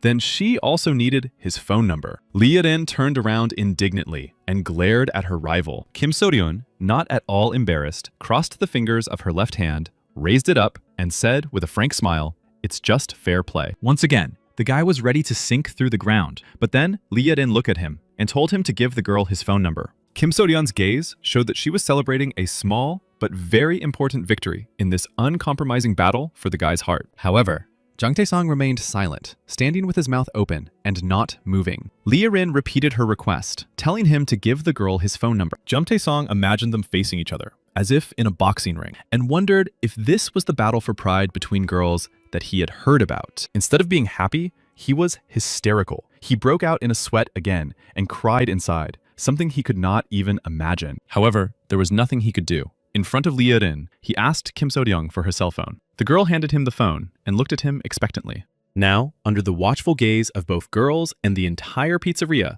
the guy entered his phone number into Kim So-young's phone. As he typed in the number, he smiled inwardly and envied no one more than himself, because a real soap opera was unfolding between them. After saving his number in her phone, he pressed the call button. His friends stopped crying and watched intently as events unfolded. The guy thought that things had turned out pretty well for them. On the one hand, first love, and on the other, a future supermodel. Only his classmates were unhappy with the plot development, calling him all sorts of names that betrayed their undisguised envy. Meanwhile, the cashier girl rushed to call someone on the phone and tell them what was happening there. Her interlocutor turned out to be a man who had been seen in the bar with Hong Chong-hyuk. He said that he would take care of the guy today and told her to call the guys. At that moment, the coach noticed that the man had walked away to talk on the phone and shouted at him not to skip training. However, he did not respond. So the old man approached him, called him again, and told him to answer quickly. Again, there was silence. So the coach put his hand on his shoulder, but the man turned around, and the old man saw a terrible grimace of anger. The man grabbed the old man and threw him over his shoulder. His rage and anger were so strong that it seemed as if nothing could scare him. After knocking the old man down, the man growled wildly, his eyes bulging out of their sockets. He seemed to be out of his mind and out of control. He growled with such malice and hatred, his mouth wide open, saliva flying in all directions, that he promised to bury Chang Tae-san no later than today. After signing a contract to publish his novel and receiving his first royalty payment, Chang Tae-san, as promised, bought his father a new car from the dealership. The whole family was delighted. After buying the car, they all went shopping together and bought new clothes and shoes for everyone. The guy's sisters were the happiest of all. He also organized workers for the garden. Throughout the day, his father tried to persuade them to rest, but they refused, saying that they were getting paid for their work. He also bought an apartment in the city. The whole family was delighted with this news and was very happy for him. The whole family watched as equipment and furniture were delivered to the upper floors with the help of a crane. The girls were the most excited of all. In the evenings after school, Chang Tae-san enjoyed the sound of the keyboard clicks echoing in the empty room, and the topic of investment continued. He moved out of his parents' house and now spent less time commuting, devoting the freed up time to himself. Every day, he followed the trading on the stock exchange and counted his earnings. One day, they amounted to 7 billion. For the next day, he planned for 9. In one day, the stock price rose tenfold. He made even more profitable deals and was sincerely convinced that the world was beautiful. He was disappointed that he didn't work with futures and options, which required a different starting amount. He thought about this as he stepped out onto his balcony in the evening. The guy enjoyed the beautiful full moon and the magical evening and thought that he was actually waiting for the right moment. His apartment had a huge, beautiful balcony where he would go in the evenings and think about waiting for the subprime mortgage crisis. It was 2007, and imported raw materials were becoming more expensive and prices on the international currency market were rising. The guy was waiting for this moment. However, he was still a high school student and had to go to school. One day, a friend asked him if he was going home. It was now pleasant to go to school. Everything was quiet and peaceful. The guy finished his notes, smiled, and said he was going. He got up from his desk and thought with anticipation about whether he should go home to see how much he had earned today. The school day ended, and the boys ran home happy and satisfied. Chang Tae-san thought it wasn't so bad to go back to school. This time, even the studies he couldn't stand at first came much easier to him. He grasped things faster and got excellent results. He was so lost in thought that he didn't notice To-chun walking in front of him and almost fell himself and knocked his friend down. The guy immediately started complaining about why he was stuck, since he had almost bumped into him. But the other guy looked ahead with surprised eyes and stuttered. Looking ahead, Chang Tae-san saw 5 young men from Chae Hyun-chan's gang waiting for them near the school exit. However, Chang Tae-san was not afraid and asked loudly if they needed something, as they looked like a herd of sheep. Hearing this, they told him to shut up. 3 of the guys were standing, 2 were squatting, and one of the seated guys asked, pointing at Chang Tae-san, if it was him. The second guy confirmed it. Then the first one, without even standing up, yelled at the guy by name and made a face that was probably meant to scare him. The guy was a little surprised. He was sure he didn't know them, but since they knew his name, it made him wary, and he asked if they knew each other. One of the guys standing there joked that they were his friends and laughed. The guy standing in the middle called him a nasty name and told him to follow them. Chang Tae-san appreciated the gangster's joke and thought about what he could possibly have in common with such losers. But he kept quiet. He turned to his friends and smiled, telling them they could go on ahead. He was surprisingly calm and didn't seem afraid at all. But his friends went with him, asking if he would pay for pizza and the internet cafe today. And the guy asked in surprise where they were going. It dawned on him that they were trying to protect him from the gangsters. He cried silently in his mind and said aloud what true friends he had. The thugs took them to a residential area, somewhere behind a warehouse, where there was a playground where they couldn't be found. The gangsters, who had been sent to bring the guy back, were the first to return. They walked in proudly, like masters, announcing that they had brought Chang Tae-san. Chu Hyun-chan's entire gang was assembled and waiting for the guy to be brought in. The guys were eager to flex their fists and had an important task to accomplish. The gang leader himself sat in the center on pallets, surrounded by his followers, and once again called the guy nasty names. To his credit, Chang Tae-san remained calm and said that the guy was exaggerating a little, as if he were filming a movie, and called him names too. He came today with a support group, and when he called Chae Hyun-chan names, his friends behind him burst out laughing and started repeating the offensive word. This situation made the fat guy even angrier. He made an angry face and, stuttering a little, promised that today the guy would say goodbye to life. In response to his threats, Chang Tae-san looked at him with an open, direct gaze. There was not a trace of fear in his eyes, only defiance and mockery. They stood facing each other, Chang Tae-san in front of his friends, Chae Hyun-chan at the head of his gang, which outnumbered Chang's. The place where they were standing evoked strange feelings in Chang Tae-san. He thought he heard a loud noise, and it bothered him. After he started training, not only did his physical strength increase, but his intuition and other senses also became more acute. He felt that something was not right here. He looked at them and asked if they knew that what they were doing was a particularly serious crime. In this regard, he suggested that they disperse peacefully, because life is only a short moment, and it is not worth wasting it on a useless confrontation. One of the gangsters said to the leader, "The guy seems to have lost his mind," and the second promised to knock some sense into him immediately. Raising his index finger, Chang Tae-san informed them that they were committing a criminal offense under Article 261. He described the characteristics of the crime, but the gangsters didn't understand and froze, as they had never encountered such an opponent before. The guy continued, saying that even if he just got a bloody nose, they would be to blame, and reminded them that he had recently been in the hospital. The gangsters, who were ready to pounce on him, froze when he said that their parents would be held responsible for everything. However, Chae Hyun-chan was not convinced by his words at all. He was still determined to take revenge on the guy, and preferably not with his own hands. Seeing that he had lit a cigarette, Chang Tae-san decided to tease him, saying that tobacco would interfere with his athletic career and that he had excrement for brains. The friends standing behind the guy just grunted. They were sure that the guy would be able to convince the gangsters to end everything peacefully, so they were calm. His words caught the attention of Chae Hyun-chan, who shouted that his older brothers would deal with the consequences and that the gangsters' task was to beat the guy up. It was then that Chang Tae-san's friends realized that a peaceful resolution was not possible. They suggested asking the gangsters for forgiveness and quietly and peacefully going their separate ways. Turning to them, Chang Tae-san smiled and said mockingly that these guys only know how to bark and that they shouldn't say they're scared. The thugs replied that they were minors and would get away with a fine, while the guy would have to undergo a long period of rehabilitation. They also knew a thing or two. They added insults to their speech, and the guy thought that it was because of such representatives of youth that the laws needed to be tightened. Because of the criminal justice system, decent citizens suffer from attacks by such teenagers, and Chang Tae-san mentally promised to repeal this law. Chu Hyun-chan got tired of talking and came to deal with the guy, so he yelled, and the guys immediately went on the attack. They raised their hands and yelled. Each of them had a piece of iron pipe, while the guy stood with his bare hands and a backpack on his shoulder. Chang Tae-san's friends, who were standing behind him, shouted in unison, "Reinforcement bars!" Their jaws dropped and their eyes widened in fear. Chang Tae-san had not originally planned for them to participate in this event, so he told them to move back to a safe distance. He pushed them against the wall himself, but when he stepped back, he caught his foot on the curb and suddenly realized he was falling. When he realized what had happened, he screamed in fear. The gangsters were already rushing towards them, swinging their iron bars and shouting at the top of their lungs that they would take revenge on their leader and that the guy was finished. The guy's friends started shouting and calling his name,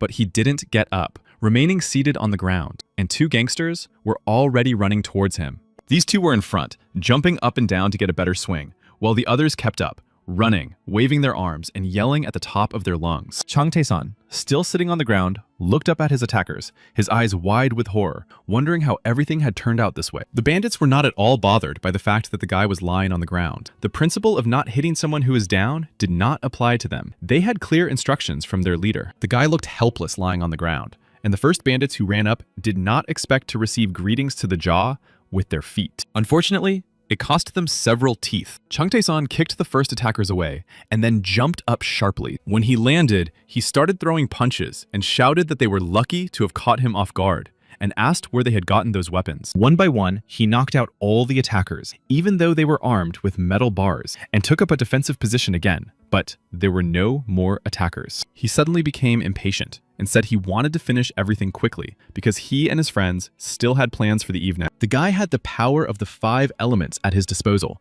and deciding that today was the time to use all of its capabilities, he activated it. The ease with which he dealt with his men surprised and shocked Chae Hyun-chan, but it also angered him, and he growled like a beast. Seeing that his fighters were frozen in fear, he ordered them to hurry up and not stand still, and they immediately moved to attack. The power of the 5 elements was activated. Only Chang Tae-san knew about it, and he decided to show the gangsters how the main character in a movie defeats the villain. Absolutely confident in the power of the 5 elements, the guy grinned, ran forward, and thought it was time to put on a show. The technique worked perfectly, and the gangsters flew in different directions with various injuries. Today, Chang Tae-san was the boss of the neighborhood. Today, he was determined and ruthless. Just like the attackers, he was going to crush everyone who had previously mocked and bullied him. His friends stood at a safe distance near the wall of the building. Earlier, they were sure that all was lost, but now they were simply speechless. But Chang Tae-san had a few words for each attacker, urging them to show him what they were capable of, and delivering blow after blow. After scattering one group of attackers, the guy ran to another. He was unharmed and, surprisingly,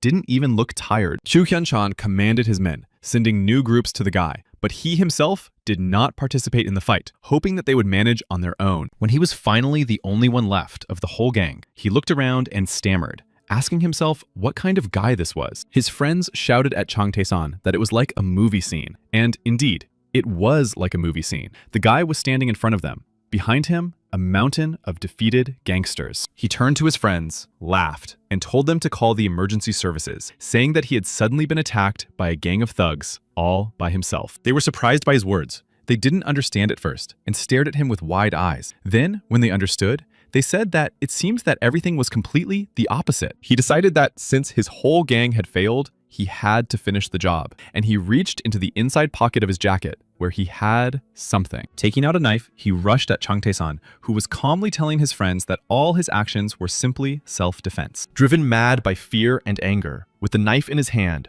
Chae Hyun-chan rushed towards the guy, intending to stab him in the back and end his life. His friends saw the danger rushing towards the guy from behind and shouted, warning him about the gangster rushing towards him. When the thug was already behind him and ready to use the knife, Chang Tae-san turned around and grabbed his arm near the elbow. There was a crunch of broken bone, followed by a wild roar. Chae Hyun-chan grabbed his arm and cried out in wild pain that pierced his arm and then his whole body. The guy's friends were terrified. They were sure it was him, but when they realized that this was not the case, they looked in the direction of the roar in surprise. Chu Hyun-chan lay on the ground, clutching his arm and holding his elbow, roaring like a wounded animal. Far away from him stood Chang Tae-san. They had switched places. Now the gang leader was lying on the ground, looking up from below, unable to understand what the hell had happened. Chang Tae-san listed the attempted murder, the creation of a criminal group, and the charge of assault, which would mean several years in prison. Chang Tae-san took out his phone, called his lawyer, and told him that an entire gang had attempted to kill him,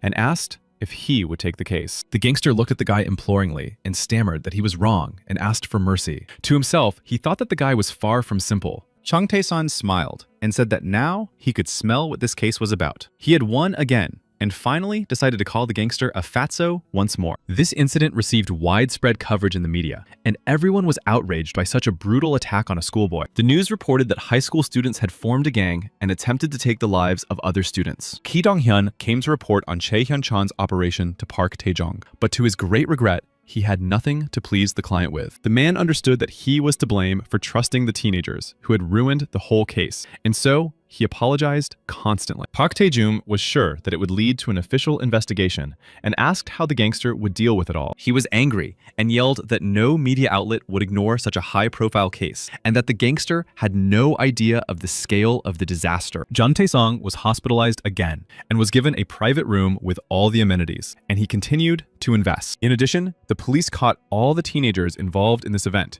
as if someone was helping them and giving them tips on where to look. What angered him most was that he couldn't get through to the police officers he had bribed, and he couldn't figure out why. In conclusion, he told the man that he should lie low for a while, that he would take care of the gang members, and that if he failed again, it would not be easy. Ki Dong-hyun, feeling guilty for the failure of the operation, was afraid to incur his wrath and object to him, and only poured drinks into his glass with ice. Sipping his drink, he tried to relax, but suddenly heard a voice asking if he was enjoying the alcohol. They weren't expecting guests, and the house was full of security, so someone's presence surprised them. Park Tae-ju asked who was there. The answer was complete silence. And the man decided that perhaps he had had too much to drink, and thought that maybe he had imagined it. Following the voice, suddenly, the electricity went out throughout the house and on the grounds. The men realized that something was wrong and became alert. Park Tae-jung, trying to keep his cool, yelled, asking who was there and demanding that they come out. Suddenly, a huge rock flew through the window. The throw was very accurate, breaking the glass and hitting Ki Dong-hyun right in the head. Park Tae-jung snarled and cursed. The throw was a diversionary tactic. Despite the fact that there was no light in the house, the man was able to make out the silhouette of a man behind the curtain. Looking at the man hiding there, the former city council member was sweating with fear and, stuttering,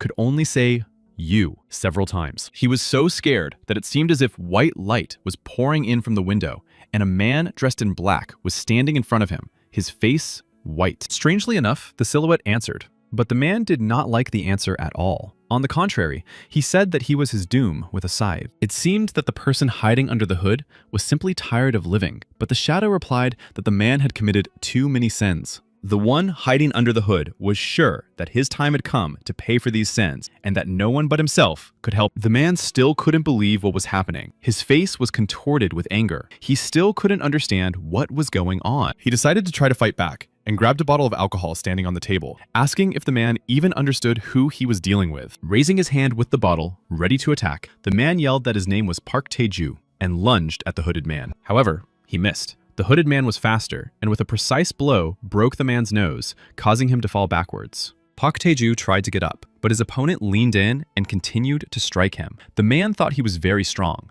but more importantly, he was afraid. Deciding that enough was enough, the uninvited guest stopped and said, "Park Tae-ju, you have destroyed too many people." But the man denied everything. The man was kneeling on the floor, and the guest held his head and asked if you could hear the sound. The man listened, but heard nothing. He shook his head, and then his interlocutor smiled and replied that it was the cries of those whom the man had mercilessly destroyed. Behind him, the man seemed to see a crowd of people standing there, all screaming and rushing toward the man on his knees. They seemed to be racing toward him to take revenge for their ruined lives. They looked terrible. The uninvited guest continued to hold his hand on the man's head, and perhaps that was why the man really saw the crowd, or perhaps it was just his imagination. Park Tae-ju thought the people were shouting, accusing him of their deaths, reaching out to him, and even touching him. He asked the guest if he had given it to him. The guest laughed sarcastically and asked if he had started to remember. But the man asked what kind of substance it was, and he almost believed him. The guest replied that the people the man saw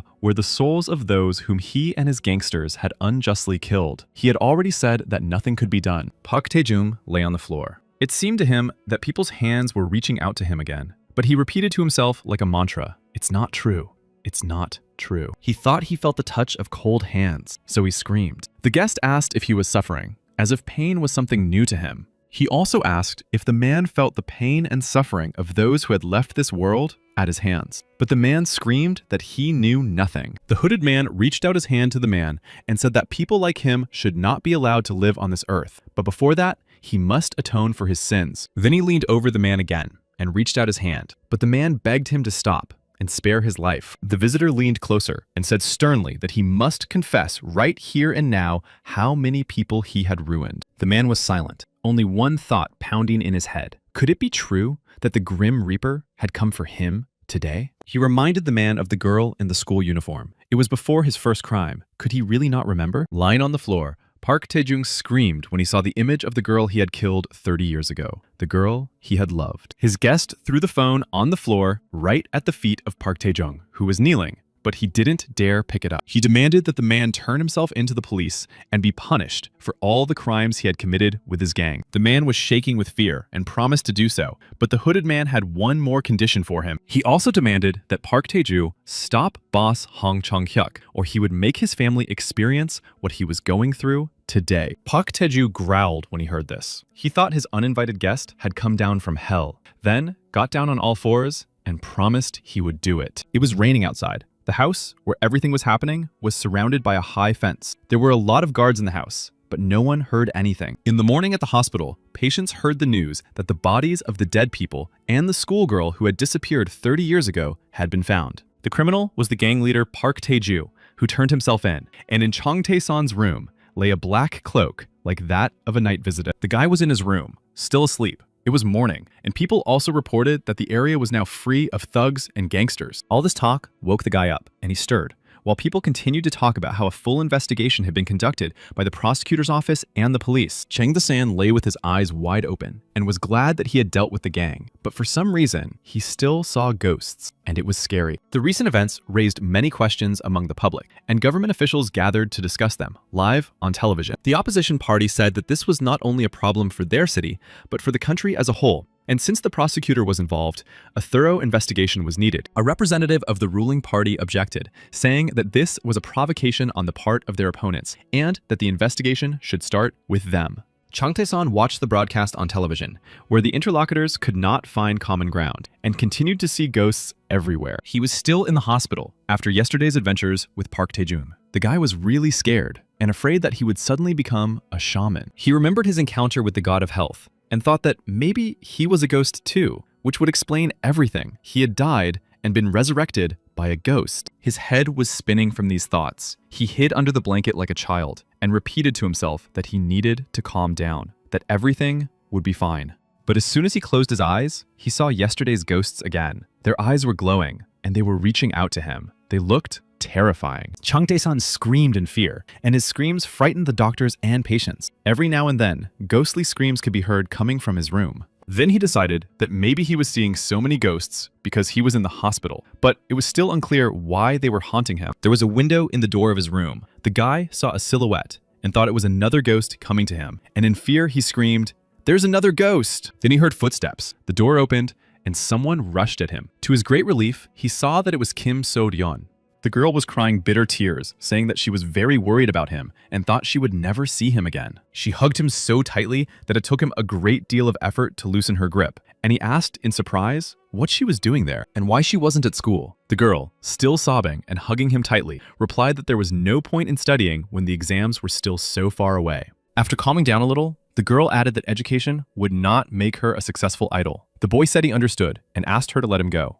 But Kim So-ryun didn't listen. She hugged him even tighter, lifted her head, and bursting into tears, asked where he had been hurt. The girl put her hand on his head to check his temperature. At that moment, the guy opened his eyes in surprise and thought how soft her hands were. Convinced that he didn't have a fever, the girl exhaled slightly, and Chang Tae-san smiled. He looked satisfied. He clearly liked this atmosphere. His gaze suddenly fell on the girl's chest, and he admired and marveled at it, thinking, wow, what a sight. Then the girl put her palm on his cheek and gently stroked it. The guy's eyes widened again in surprise. It was a dangerous moment. Kim So-ryun was close to him. He took her hands above her elbows, but suddenly pulled himself back, saying that she was like a daughter to him and that he needed to pull himself together. He put his hands on her shoulders, and the girl looked up at him with happy eyes and called him. In the next second, something happened that he clearly did not expect. The girl closed her eyes and suddenly leaned toward him with her whole body. It seemed to him that she wanted to kiss him, and he shouted for her to stop. The girl froze, her eyes closed. She was upset that the guy had stopped her,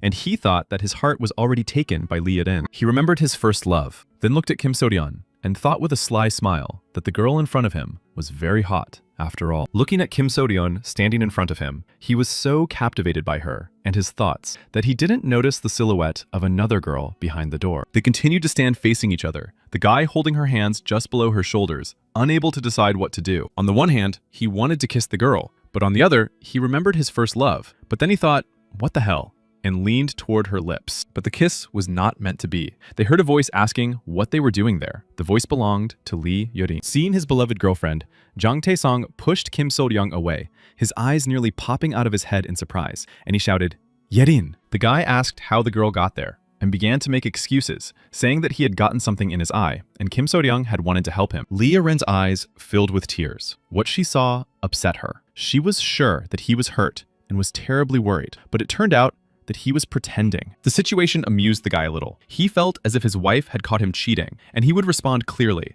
but inside, he was giggling. However, none of them moved. The girls looked at each other, and the guy quietly enjoyed watching the scene. Kim So-ryung looked defiantly at her rival, thinking how she was getting on her nerves, but greeted her politely out loud. Lee Yerin also smiled politely in response and greeted the girl, mentally replying that she annoyed her just as much. From the outside, they looked as if they had met in a vacant lot behind the school and were ready to fight for the heart of the guy they liked. They continued to glare at each other. Jang Tae-san, wanting to defuse the situation, hugged them and suggested they sit down, saying he would bring drinks. After receiving their soda, the girls sat down. Kim So-ryung said she thought her rival would study harder because the entrance exams were coming up soon. Lee Yerin replied that she couldn't study when Jang Tae-song was injured and that her first priority was to visit him. Jang Tae-song watched them and thought about how they could smile at each other and stare at each other at the same time. He urgently needed to change the subject. The guy decided it was time to distract them and asked if it was true that Kim So-ryung was in Seoul and had already signed a contract with an agency. The girl was surprised that he knew about it and asked how he found out, but she was flattered by the question. For her, it was a sign of his affection for her. She turned to Lee Yerin and smiled. Her gaze and posture showed her rival that she knew the guy was interested in her, and it was obvious to both of them. The next question was for Lee Yerin. Jang Tae-san asked if he had heard rumors that she had taken her midterm exams and when the results would be available. The girl looked at him and replied that it was nothing special. The second part went quite well for her, but she had to work hard on the essay. The guy rushed to support her, saying that with her grades, she would get into any university. Lee Yerin beamed, while Kim So-ryung thought jealously, what a pair of lovebirds. Lee Yerin looked at the guy and asked shyly if he really thought so. He clenched his fists and shouted that he was absolutely sure. Jang Tae-song felt that he had done everything to improve the atmosphere in his ward, and he truly believed that it had improved. However, the girls did not agree with him. Kim So-ryung, who was delighted with the question about the agency, became noticeably sad when he switched his attention to her rival. Lee Yerin's expression changed after her, and at that moment, both girls thought almost simultaneously that the situation had only gotten worse. Both of their moods deteriorated sharply. Kim So-ryung suddenly announced that she was already drunk and didn't want any more soda. Lee Yerin replied that she felt the same way. Jang Tae-san, who was about to exhale, realized that something was wrong from their changed voices and thought that something was wrong this time. Then he had what he thought was a brilliant idea. He said he was very hungry and suggested they have some pizza. Kim So-ryung replied that she was hungry too, and Lee Yerin said she didn't mind, but their mood didn't change at all. Both were still unhappy. Realizing that he had gained a little breathing room, the guy laughed and asked them to leave, saying that he needed to change clothes. Despite their modesty, the girls imagined him changing his shirt and said that he could take it off, that there was nothing wrong with that. Somewhere in the city center, in an office in a high-rise building, the men were again discussing stock market transactions and Jang Tae-san's earnings for the day. The managers came to their boss, brought him information about the stock market, and asked if he had seen the revenue. He barked yes. Needless to say, they were extremely surprised by the guy's success and asked their boss if he thought this man was a stock market god or just a genius. One of the managers spread his arms and said that he had checked all of his transactions, literally all of them, and found not a single mistake. Another noted that despite the large number of transactions, they were all completely legal, and that he was simply some kind of investment monster. They sat in the director's office at a large table and discussed the matter. The director said that it seemed they had lost all dignity. The men were offended by his words, and he adjusted his glasses and said that such experienced traders couldn't handle a regular high school student. All four of them were stunned, and one by one, they shouted that it couldn't be possible for a simple child to pull off all these transactions. When Jang Tae-san was discharged, winter had arrived. On the day the first snow fell, the whole family went out onto the balcony to watch the snow falling. The girls, as usual, were happy for the whole family. The parents stood a little further away, and the boy leaned against the window and watched them. The father happily exposed his face to the snow, enjoying the feeling of the snowflakes touching his skin and melting. Noticing that his father was standing pensively, with his eyes closed, his face exposed to the snow, clearly enjoying himself, the boy asked what was wrong. His father turned his head toward his son, laughed, and said that the boy would understand when he went into the army. The girls laughed and rejoiced. Changtae-san remembered a moment when he was in the army and was clearing snow, and replied that he knew what his father was talking about, that the snow felt like white feces falling from the sky. His answer greatly surprised the man, who was sure that his son had never been in the army and could not know this, so he asked how he knew. Changtae-san realized that he had made a mistake by saying the wrong thing, and that he needed to correct it urgently. So he pretended not to understand and widened his eyes. Then he rushed to his father, hugged him, and asked how the work was going, as it seemed to be almost finished. He was referring to the major renovation of their house in the village. They were increasing the floor space and changing the interior while preserving the traditional style of the house. His father looked at his son gratefully and smiled, saying that they would be able to return home in about a month. Standing on the balcony, the girls asked if they could move in with him when they went to high school. He said the school was not far away and gave his permission. When they returned to the apartment, they saw a beautifully sliced apple on a plate and bombarded their mother with questions about how she had done it. Their father proudly recalled his apple trees and replied that thanks to fertilizers and sunlight, the apples had improved and the cooperative would accept them. The parents enjoyed their harvest. Now they had a perfect natural farm. Changtae-san was happy to see them like this. Cutting another apple beautifully, his mother looked at her son and asked if everything was going well with his work. Changtae-san was eating an apple at that moment and almost choked on it. He thought his mother shouldn't ask about it so suddenly. Putting another piece of apple on his fork, the guy said that everything was fine. He had already sent 20 manuscripts. He added that the publishing house had told him not to worry. His sisters had squealed and offered to massage his shoulders, saying how cool he was. The guy looked at his mother and thought how much she had changed. She had become almost the most beautiful woman in the city. He was already handing his sisters the envelopes. Without looking, they rejoiced and asked what was in them. He replied that there was 200,000 won in each. His parents often asked him about money, probably thinking that he had a hard time earning it and that the whole family would be grateful to him for it. Changtae-san saw how sincerely his sisters rejoiced at the pocket money, even though it was only 200,000 won. Enjoying his apple, he thought that if you overdo it, you'll be sick of it. And just like with money, everything remained the same, only he had changed. The whole family was together. The girls couldn't get enough of the money, and the guy's stock assets finally reached 100 billion won. Seizing the moment, the guy decided to talk to his mother and tell her that he would have to go abroad for a short time. She immediately became agitated. Her face took on a worried look. She asked again, "Abroad?" Her eyes showed excitement and anxiety. The guy smiled and replied that he wanted to gain new experiences and find inspiration so that his novels would be much better than before. After hearing this, the woman exhaled and asked if he wanted to fly alone. He replied that of course he would fly alone, because he was no longer a child. Hearing that their brother was going abroad, the sisters begged to go with him, promising to carry his things and saying that they really, really wanted to go. Their parents laughed, and their brother said that of course he would not take them with him. They should stay at home and practice their ego intensively. The parents laughed at the girl's reaction and their son's answer, and the mother asked if he had prepared his passport. Changtae-san replied that he had. Then, looking at her son, the woman smiled mysteriously and asked if maybe she should go with him. Her son looked at her in surprise and thought, "Really?" The girls stood with their hands on their hips and said they also wanted to go if their mother was going. But she laughed in response and said that she could speak English, French, and Japanese, which she was sure her son did not know. The children seemed to be seeing their mother for the first time. Changtae-san thought, it can't be. Does his mother really speak 4 languages? Why didn't he know? Their father smiled, and their mother, continuing to giggle at the children's reaction, asked why they were so surprised, since she had graduated from Hongyan University. Changtae-san still couldn't believe that his mother spoke 4 languages. The woman laughed and said she believed in him and wished him a good trip. Their father decided that he also deserved praise and said that he had married their mother, which was why they were so beautiful and intelligent. The girls didn't lose their composure and asked if their father thought that if it weren't for his genes, they would have been born perfect. Their mother said they were absolutely right. One of the girls ran up to hug her father,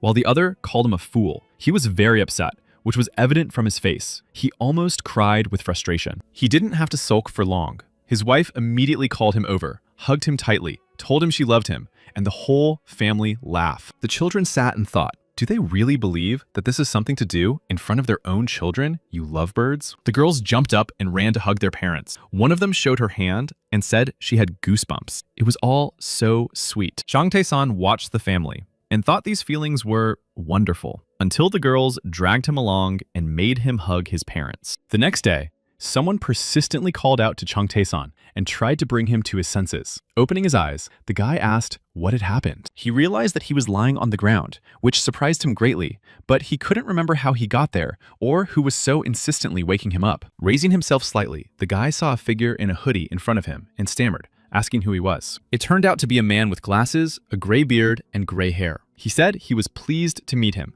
and smiled kindly. Sitting down and leaning his hands on the ground, the guy asked who he was and called him Grandpa. It should be noted that the guy was wearing slippers. Hiding his hands in the wide sleeves of his robe, the man replied that he was not old enough to be called an old man, and he stood smiling in front of the young man. Starting to get angry, the guy shouted at him to answer, and horns appeared on his head. The man asked in surprise why this little guy was yelling at him. Still sitting on the ground, Chung Tae-san looked around and asked where he was, as he did not recognize the place. The gray-haired gentleman, still smiling kindly at the young man, calmly replied that it was his house and fell silent again. Chung Tae-san looked at the house indignantly and asked if it was really true. The man replied that it looked neglected because of the low level and lack of points. The young man asked sarcastically once more, "Really?" and, frowning, said, "Is it just me, or is this some kind of new instruction?" The man looked questioningly and said that in his entire life, he had spoken 21 languages as his native tongues, but he did not understand what he was talking about. Still keeping his hands in his sleeves, he added that he could understand 50 more languages, but the guy started to get angry that he was going on and on about these languages. The man smiled, took a fan out of nowhere, unfolded it,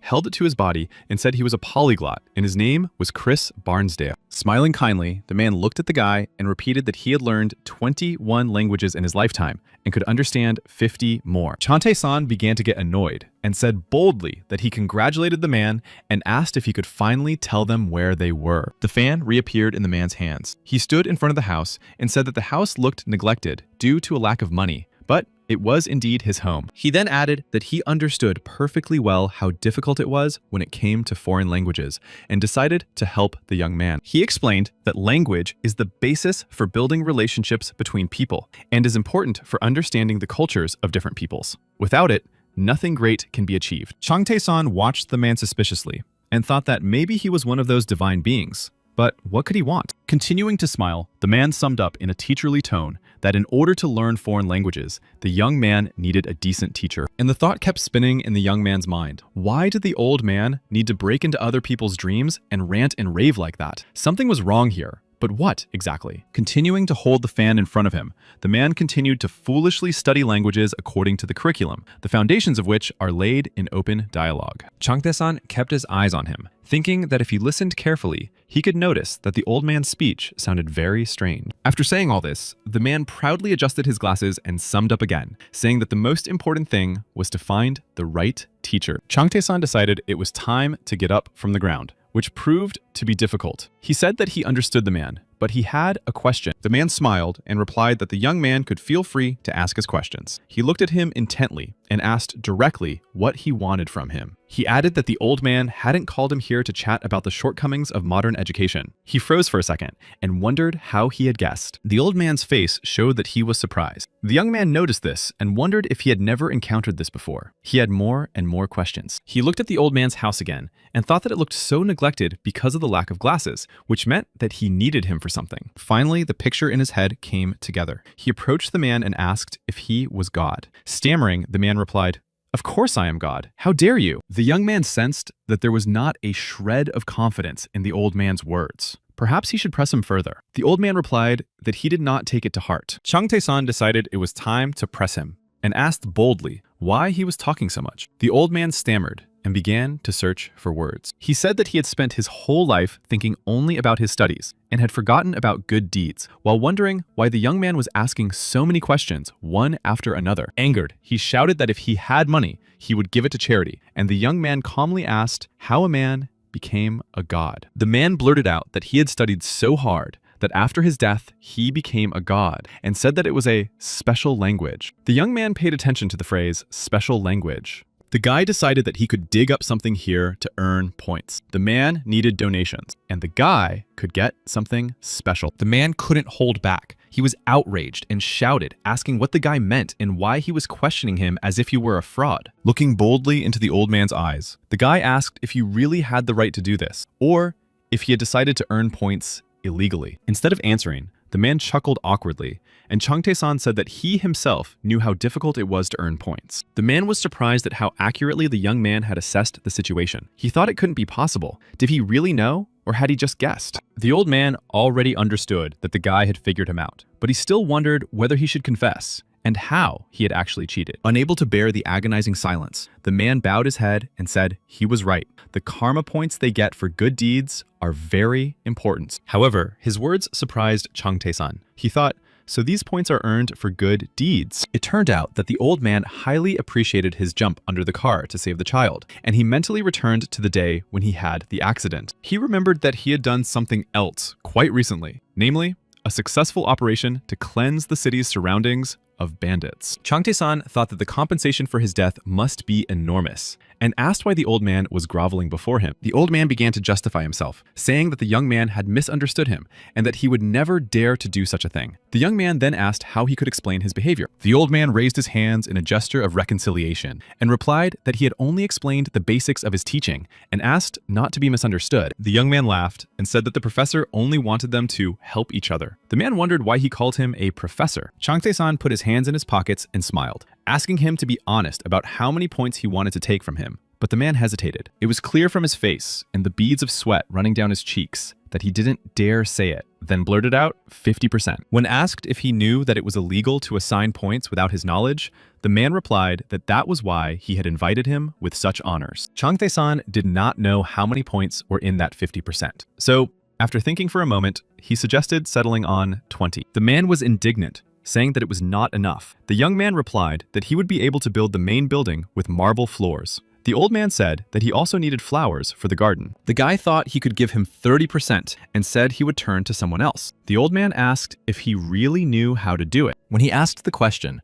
the figure of the god of health appeared behind him, who had resurrected and taught him, and the young man said that his patron was none other than him. It seemed that this was unexpected news for the old man. His face immediately changed, and he was so surprised that he even fell backward and cried out. Seeing the old man's reaction, the young man thought that the old man, the god of health who had resurrected him, must be some very important bigwig somewhere. Chang Tae-san laughed and said he wanted to learn 21 languages, and since fate had brought them together, he offered a little more than 25%. The old man was surprised and discouraged by his offer, and the young man rushed to hug him and tell him how generous he was, laughing and praising himself. The old man looked at the young man intently and, after thinking for a moment, said, "Save me." The young man replied, "No need to thank me." Chang Tae-san looked at his house and asked why it was built in Chinese style. The man replied that he was a fan of Chinese martial arts. After meeting with the old man, the young man went to the office of one of the nearby banks and asked to meet with the branch manager. Upon hearing that the meeting was not scheduled,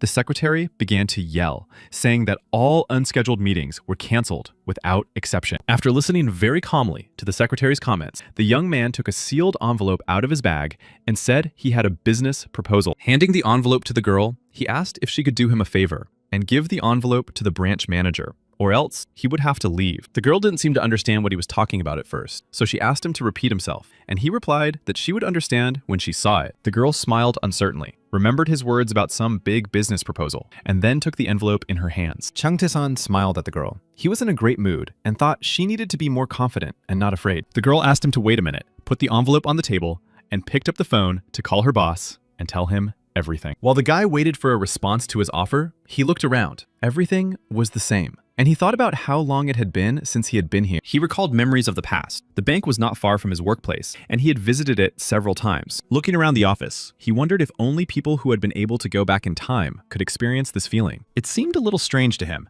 and just then the secretary appeared and reported that Mr. Benson had approved their meeting. The girl told him to follow her, and the guy thought that, at moments like this, he realized that he had really gone back in time and had come so far. In a few minutes, he was to meet with the director of a commercial bank in Hong Kong. He told himself that this was only the beginning and not to worry. And so, Chang Tae-san confidently entered the office of the director of the local branch of the Hong Kong bank, who greeted him and introduced himself as Stephen Benson. The young man bowed his head and said that it was a great honor for him to meet the director, and introduced himself as Chang Tae-san. Stephen Benz was surprised by his pronunciation and asked if he had studied abroad. Chang Tae-san thought that Chris Barnsdale's skills had worked wonders. Since he had not studied abroad, he replied that he had taught himself. The director responded with a compliment, saying that the young man was impressive. While they were exchanging pleasantries, the secretary brought tea, and the office owner invited them to sit down and continue their conversation. They immediately made themselves comfortable on the sofas, and the director exclaimed that the black tea was already brewed and asked them to pour it. While the girl was pouring the freshly brewed black tea, Stephen Benz asked if Chung Tae-san liked black tea. He smiled and replied, "Of course." Then the guy made a blissful expression and repeated his answer, saying that he adored black tea. His behavior made the director think, the guy loves black tea. It seems he knows about his passion for this drink. While the guy was being served fragrant tea, the director commented that the drink would be perfect if the 3-3-3 rule was followed. He added that this meant 3 grams of tea, 3 minutes of brewing, and 300 milliliters of water, and laughed as he said it. Chung Tae-san took his cup of tea, brought it closer to his nose, inhaled the aroma, and said, "What a wonderful aroma this tea has." The man quietly watched him and thought how young the guy looked, and at the same time, how proud and bold he was to remain so calm. He then apologized and asked if Chung Tae-san could tell him his age because he looked like a college student. Hearing the question, the young man looked at the man with a direct and open gaze and said that in a month, he would be a junior in high school. His answer surprised both the secretary and the principal, who were still in the office, and the principal said, that couldn't be true. Chung Tae-san did not argue. He simply took his student ID and ID card out of his inside pocket and placed them on the table. They couldn't believe their eyes and stared at the documents in surprise for several minutes. The principal said that the boy was indeed telling the truth. He asked for another cup of delicious tea, and the director replied that he had reviewed the documents given to him. The young man smiled and thought that it was strange, of course, because the total amount in his share account had already exceeded 250 billion won. The young man liked that the director, as a business person, did not drag out the conversation and suggested getting straight to the point. He was impressed by this approach. The director immediately asked the main question. What was the purpose of Chung Tae-san's visit to their bank branch? Perhaps he wanted to open a deposit account with them. The young man's answer confused him and left him speechless. Putting his cup on the table, he said that he had come to apply for a loan. The director almost choked on his saliva. He tried to comprehend the young man's words for a while, then asked again, "Excuse me, did you say a loan?" Chung Tae-san replied that he wanted to open an investment corporation in Hong Kong and would transfer the loan funds to the corporation's account. The young man needed their help. He wanted to play big. The bank employees sat with their mouths open, and the director asked if he had a corporation. He moved closer to the bank branch director and, looking him in the eye, asked if he could help him with his request. The director looked up at him and thought that the guy was on a completely different level and should not be treated like a child. So the answer came to him instantly, and so as not to torment the guy with expectations, he simply replied, yes. He answered with a very serious expression, then smiled and said that it was only because he was a special customer. The director immediately got down to business, asking how much the guy wanted to borrow, but his subordinate tried to stop him. Chung Tae-san noted to himself that director Stephen Benz had begun to treat him like an important person, and despite his age, he was flattered. Keeping his eyes fixed on the director, he replied that he needed $100 million and that the collateral would be a securities account. The most shocking moment of the meeting came when the girl frowned and opened her mouth to ask again if he had said 100 million. The director was just as shocked as she was, only he also widened his eyes, opened his mouth, and added dollars to her question. Chung Tae-san had expected this reaction from them, but he was quite serious in his intentions and thought that their surprise was only the beginning. Chung Tae-san was happy. He had no doubt that everything would work out. With a little effort, even a minor could establish a corporation. He said the lawyer had done a great job, and the lawyer asked if his parents would be against it and reminded him that he needed to study because he was still a student. The boy boasted that he had passed his exams with flying colors and took first place and instructed the lawyer to take care of establishing the corporation. The lawyer couldn't hold back his admiration because the boy was incredible. As a high school student, he was starting a corporation with a capital of 1 billion won. He also asked why it had such an interesting name, wondering if it had some special meaning for the boy. The corporation was called LOR. Hearing the question, the boy laughed sincerely and replied that there was nothing special about it. It meant Legend of Royal. The lawyer was genuinely surprised and asked again, Legend of the King? During his time working with the boy, he still hadn't gotten used to his peculiarity. So, continuing to laugh, he asked if Chung Tae-san had come up with a grandiose name and what kind of king it was. Now the guy laughed and said, "Look at the people. Aren't they worthy of being called kings?" The lawyer replied that it didn't make sense. After these words, Changtae-san adjusted his jacket and said briskly, "The real meaning of Legend of the Return." The lawyer's eyes bulged out of his head. He thought that the first version would suit him just fine, as any other legend about regression sounded like nonsense. The guy didn't go into details. He knew very well what regression was talking about. The name was indeed symbolic. While the lawyer was recovering, the guy thought that he couldn't reveal to anyone that he was a regressor, but he was going to become a legend. Changtae-san decided that taking out a loan and creating a corporation was a great reason to celebrate. So he went to a fast food restaurant. He ordered various dishes and wondered what delicious thing to start with, sitting there like a teenager, licking his fork. The guy sat on a soft, comfortable sofa with pizza, shrimp, and assorted meats in front of him.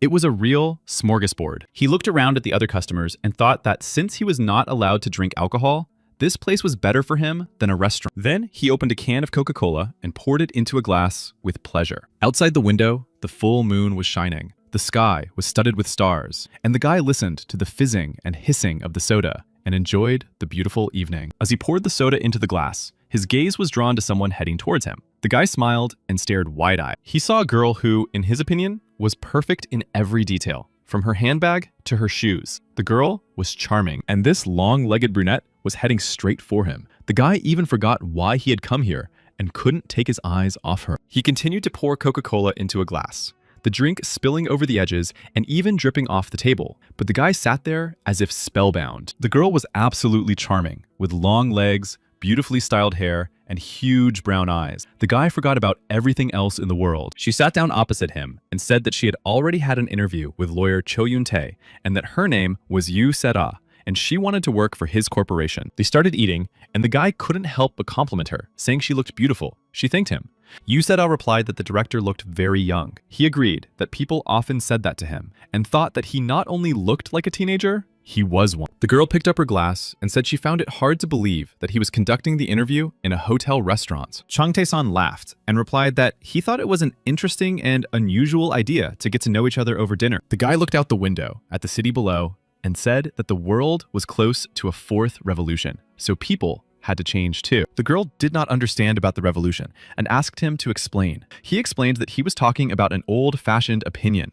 It was that the remnants of the past must disappear. The guy added that this contradicted the company's ideology. The girl just nodded. His words amused her. She thought that since they were talking, the interview had already begun. But the guy replied that it hadn't. Yusera prepared herself for questions, but instead of asking her questions, he looked at her with a direct, open gaze and said she could start work tomorrow. The girl panicked. She began to stutter slightly and asked how that could be, since he hadn't even seen her resume. Was that possible? The girl calmed down a little and wanted to object, but the guy replied that she really thought he should look at her resume. Yusera remained silent, and the guy laughed, saying that she wouldn't have many responsibilities at the moment, so a resume was unnecessary. And if she happened to have, or wanted to obtain, a foreign language certificate, she would have time for that. The girl's expression changed. Everything had gone too smoothly. She decided she would have a regular office job with a terribly low salary. The guy watched her reaction with enthusiasm. He even stopped eating for a moment and smiled. All her thoughts were reflected on her face. After thinking for a moment, the girl gathered all her courage, clenched her fist,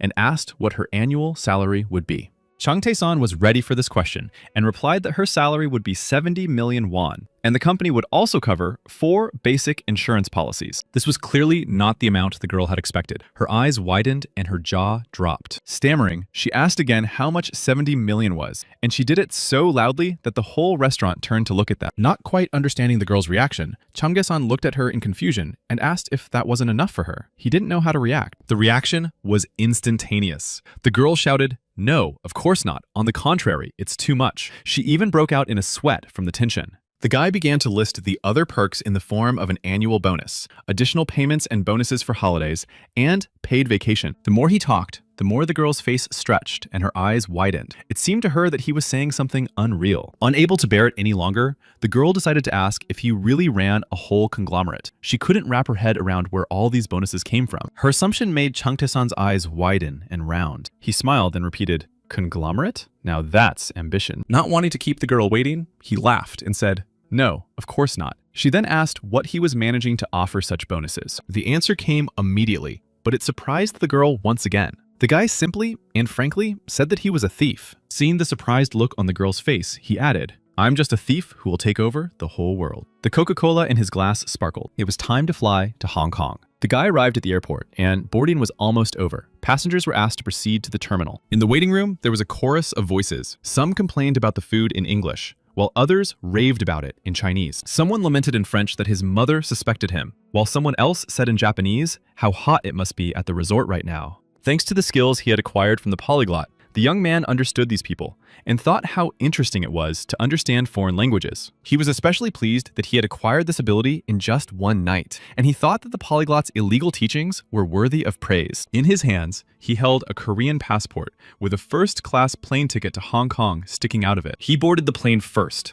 out of turn, hearing people's indignation about who he was and what he thought he was doing, passing without waiting in line. But not everyone was indignant. Some admired how cool he was, and wondered how a teenager could be in first class. Perhaps he was a celebrity. When he boarded the plane, all the flight attendants rushed to him to warn him that there was very little time left before departure. They also informed him that they had prepared an in-flight menu for him, including a list of alcoholic beverages, Korean food, and meat cuts. When asked what kind of alcohol he preferred, the guy laughed and replied that he didn't drink, thinking that he was still a minor. He was still alone on the plane when one of the flight attendants approached him and handed him something, saying, "Here, take this." The guy unfolded the piece of paper, which had been folded several times. It said, "You made an incredible impression," and a phone number to contact him. When everyone boarded the plane, the pilot announced takeoff. The guy thought how tired he was of this. Not a single day goes by without such worries. And so, a few hours later, the underage high school student with a huge fortune in his bank account landed at Hong Kong airport. At the airport, the guy met an incredibly beautiful girl with a sign in her hands who, upon seeing him, asked if he was director Chan T-san. He was supposed to be met since it was his first time in Hong Kong, but he didn't expect the person meeting him to be so beautiful. Trying to slowly come to his senses, the boy stared at the girl with wide eyes while she asked permission to introduce herself. The girl was tall and slender, with long black hair and huge green eyes. She worked in his secretariat, and her name was Clara Lee. With a charming smile, the girl reported that she had come to meet him on behalf of all HSBC employees. Still a teenager, even though he was the director of a corporation, the guy was embarrassed, gave his name, and said she could just call him Chan. Accompanying him to the Rolls-Royce parked near the airport, the girl said she would accompany him as a VIP guest and asked if he had eaten lunch. They sat in the backseat of the car, and the young man replied that he had ordered lunch on the plane. The girl asked apologetically, looking him straight in the eye, if he happened to be the son of the head of the conglomerate. This question amused the guy, and he replied that he was not, and even apologized to her for it, while the Rolls-Royce drove them through the streets of Hong Kong. The guy said his father was a farmer who grew organic apples, and the girl laughed, saying she also loved apples. Hearing this confession, the guy immediately replied that when she was in Korea, she should contact him, and he would treat her to apples. He added that he would show her their old house and farm. The girl asked if she could really come visit him. Jung Tae-san replied that of course she could, and that she was welcome to come anytime. He thought to himself how beautiful her eyes were. He also found her incredibly charismatic, so they rode the whole way smiling and never taking their eyes off each other. He didn't even look at the city, thinking only about how practicing the 5 elements of Tai Chi had made him very confident and fearless. They drove in silence for a while. Then, the driver said they had arrived, got out of the car, opened the door for him, and the girl also got out and bowed. Getting out of the car through the door held open by the driver, Chung Tae-san paused for a moment to enjoy the moment. He was standing in front of the main office of a Hong Kong commercial bank. Not long ago, he could not even imagine what opportunities would open up for him. Now, remembering his plans, he smiled contentedly and said to himself that it seemed the time had come to take the money from the taiga. On his desk lay a folder containing information about Chung Tae-san that was necessary for making a decision on granting him a loan. He asked if he could trust the information contained in the report, and the manager replied that the accuracy of the data had been verified by their legal department. The man still couldn't figure out where the guy got so much money. He wondered if it was a secret inheritance, or if he was an investment genius. The credit rating they were now considering was A3+, which an ordinary person could not afford. Seeing how confused the director was, the manager asked what he was worried about, since the loan was at 15% per annum. The director listened to the manager's words and finished his thought. If the deal paid off, they would be able to make a staggering profit. Chung Tae-san got out of the car and stood in front of the bank building for a moment, trying to savor the moment and realize that it had come true. Throwing his head back, he looked up at the tall building and thought that he was finally here, near the main office of the Hong Kong Commercial Bank. The girl accompanying him asked if he wanted to go in, as they had already been waiting for a while. He smiled at her and said she was right. When the young man, accompanied by the girl, entered the bank, the faces of both bankers underwent a metamorphosis, and the manager's eyes widened like saucers. The director of the commercial bank's main office had been waiting for a long time to meet the guy, but he didn't expect him to look so young. When they entered the bank, Chang Tae-san bowed, and Clara Lee, looking at the director, announced that she had brought Director Chong to them. The bankers met them right in the lobby of the bank. The director was the first to extend his hand in greeting and said, "Welcome to Hong Kong." He introduced himself as Leo Stewart, Director of Financial Investments at HSBC, and next to him was Group Manager Harry Lawrence. Chan Thi-san smiled, extended his hand to Leo Stewart, and said that it was a great honor for him to meet British aristocrats. His name was Daniel Chan. From the very first seconds of the meeting, Leo Stewart was struck by how relaxed he was during his conversation with the financial magnate, and that he should not underestimate him. He said aloud that the guy had heard a lot about his family and had probably studied in England. The man replied that he was interested in their country and that his family had great authority. The director was flattered by his words and asked if this was really the case, admitting that he had a good feeling about him when he first saw him. Leo Stewart was a businesslike man and decided not to delay. He asked Clara to leave them alone for a while, which she did. The girl went to the exit, and Chang Tae-san couldn't deny himself the pleasure of admiring her beautiful figure for a moment. When she left, Leo Stewart asked the guy if he would like a cup of tea. Director Daniel spoke confidently and smiled as he addressed him. The guy smiled back, saying that he still remembered the aroma of the tea they drank in Stephen Benson's office, and that he would certainly not refuse. The director poured the guy some tea himself and placed a cup of the fragrant drink on the glass table in front of him. Then he sat down on the sofa and, turning to the young man, said that he was the best Korean he had ever met in his life. He added, embarrassing the young man, that he had an excellent command of the language and incredible pronunciation. The young man bowed his head slightly and thanked him. Gary Lawrence joined their conversation, sat down in one of the armchairs, and said that he had an interesting question for the young man, if he would allow it. Chang Tae-san guessed what kind of question it would be, and was ready for questions, saying they could ask anything. Then Gary Lawrence asked a question that had long interested both bankers. Could the guy really identify some kind of investment algorithm? He lowered his voice slightly and continued, saying that if that was the case, and the guy had such information, he was willing to pay any amount of money for it. After hearing this question, the guy laughed, and for a while, the whole bank heard how loudly and cheerfully he laughed, while the bankers looked at him silently. After laughing, the guy said that he only invests based on his own intuition, and that it was only thanks to his instincts that he earned what he earned. The bankers did not believe that it was so simple, and stared at him in disbelief. Harry Lawrence asked incredulously, "Only thanks to your instincts?" The guy grinned and replied that when he looked at stocks, he felt like they would go up, but that it was quite difficult to explain. He paused for a moment, as if searching for the right words to explain it more clearly, and said it was like a gift from God. This was not the answer the bankers expected from him. In their opinion,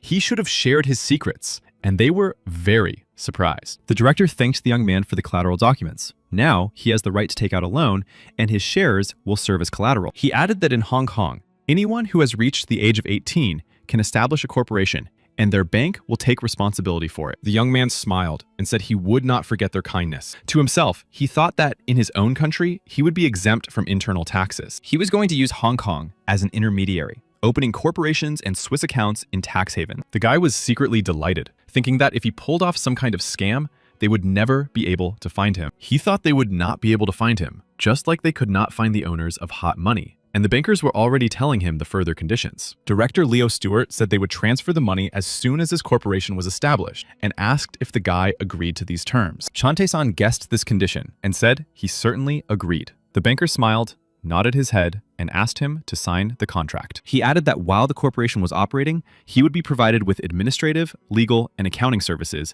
including secretarial services. When the formalities were settled, the guy went for a walk around the city with Clara Lee. The girl said that the winter rains reminded her of Chicago. Chang Tae-san asked if she had lived there when she was a child. All this time, they walked under one umbrella. Clara Lee said she had studied business management there, and the guy noted that she was one of the students who insisted on neoliberalism. The girl laughed. She liked this topic with its burning passion, determination, and impressive and accurate results of capital. After a pause, she asked if it was just her imagination, but his eyes were trembling when he left the office. Something had happened while she was away. Now it was Chante-san's turn to think. He remembered what happened after he and the director signed the contract. When everyone had signed and the guy was about to leave the bank, he suddenly called out to the director and said he wanted to change the contract. This move was very unexpected for the bankers. The director asked what he didn't like about the contract, which was more than perfect at the moment. Harry Lawrence broke out in a sweat and turned pale as he said that the interest rate was only 15% and they couldn't do without it. The guy slowly sat back down in the chair opposite the bankers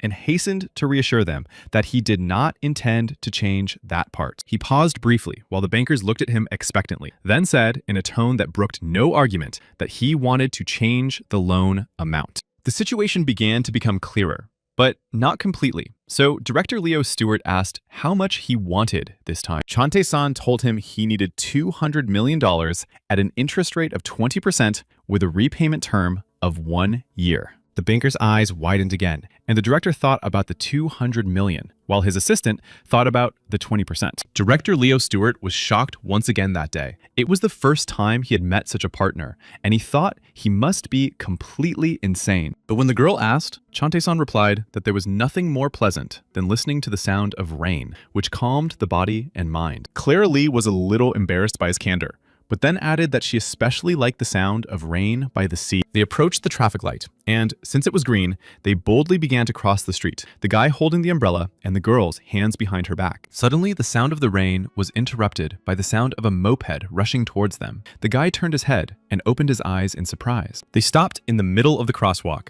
and the guy on the moped screamed at the top of his lungs that his brakes were apparently out of order. Clara Lee froze, mesmerized, watching the speeding moped. The driver yelled at her to move out of the way. Seeing that the girl was not responding, Chante-san ran up to her and managed to pull her close before the moped hit her. The girl didn't even have time to be scared before the guy pulled her away from him, looking worriedly into her face and asking if she was okay. The girl looked up at Chante-san, who was holding her hands. It was raining, and only 2 clouds of their breath floated in the air. After returning from his trip to Hong Kong, Chante-san decided it was time to get his driver's license because now he could afford to buy a car. He studied hard, passed the exam, and after receiving his driver's license, he thought maybe he should buy himself a sports car. In Hong Kong, he also opened a secret corporation whose acronym stood for one of the English translations of his name. The new corporation merged with corporations from Latin America, so the guy ensured that he could never be found. This corporation was created in addition to the one for which he had requested money from the bank, and now he needed to concentrate. He became the top boss of the gambling world, where people make huge profits and suffer huge losses. Sometimes the same people. It was important for him to be able to concentrate. If he made even one mistake, he would immediately be out of the game, and he did not want that. So he bought 15 contracts with a total value of more than $47,000. It was an investment in Texas crude oil. In 2007, trading on the Korean futures market was in full swing, and individuals were only allowed to participate in May. Chante-san expected oil prices to rise because all raw materials were in full circulation, and therefore, futures were considered a shadow of the cash market. Now, Chante-san had to predict changes not only in the cash market, but also in the futures market. So far, everything was going well for him. And one day, he invested more than $47 million in 15,000 contracts. Another source of pride for Chante-san was the size of his investments in the cash market, which exceeded $713 million. This was only related to the corporation in Hong Kong. Now, he had a large desk with 2 monitors for work. After making a successful futures trade while sitting in his office in the evening, the guy thought it was time to enrich the LOR corporation. He had new modern computers, and the first thing he did was check the balance of the shareholder account, which was just over $750 million. At the end of the day, sitting in front of 2 monitors, the guy thought about how tomorrow he would cause enormous chaos with just 1 finger. The next morning, in a small office in Central Seoul, began with the phrase, "Boss, everything is lost. We're completely screwed." The boss was already used to his managers panicking, so he asked what had happened again, whether something had collapsed somewhere. However, one of his managers, who had discovered the situation, could only sit with his mouth open and his eyes wide, repeating that everything was lost. The man didn't understand much at first, so he demanded that his subordinates explain to him what was going on and what had disappeared. The manager panicked and shouted that it seemed that the stock market god had withdrawn all his funds, and then they all shouted in unison with their boss. The man broke out in a sweat in the blink of an eye. Even his glasses were fogged up, and he demanded that his subordinate tell him specifically, in numbers, how much money he had withdrawn. The subordinate, red with exertion and also sweaty, said in a trembling voice that it was somewhere around 100 billion, and he couldn't believe it himself. The boss asked him again, thinking he had heard the wrong number, but when it dawned on him, he screamed in a silent voice. Refusing to believe what was happening, he yelled that the manager was talking nonsense, that yesterday everything was fine and there were no problems. He stood behind the guy and yelled in his ear,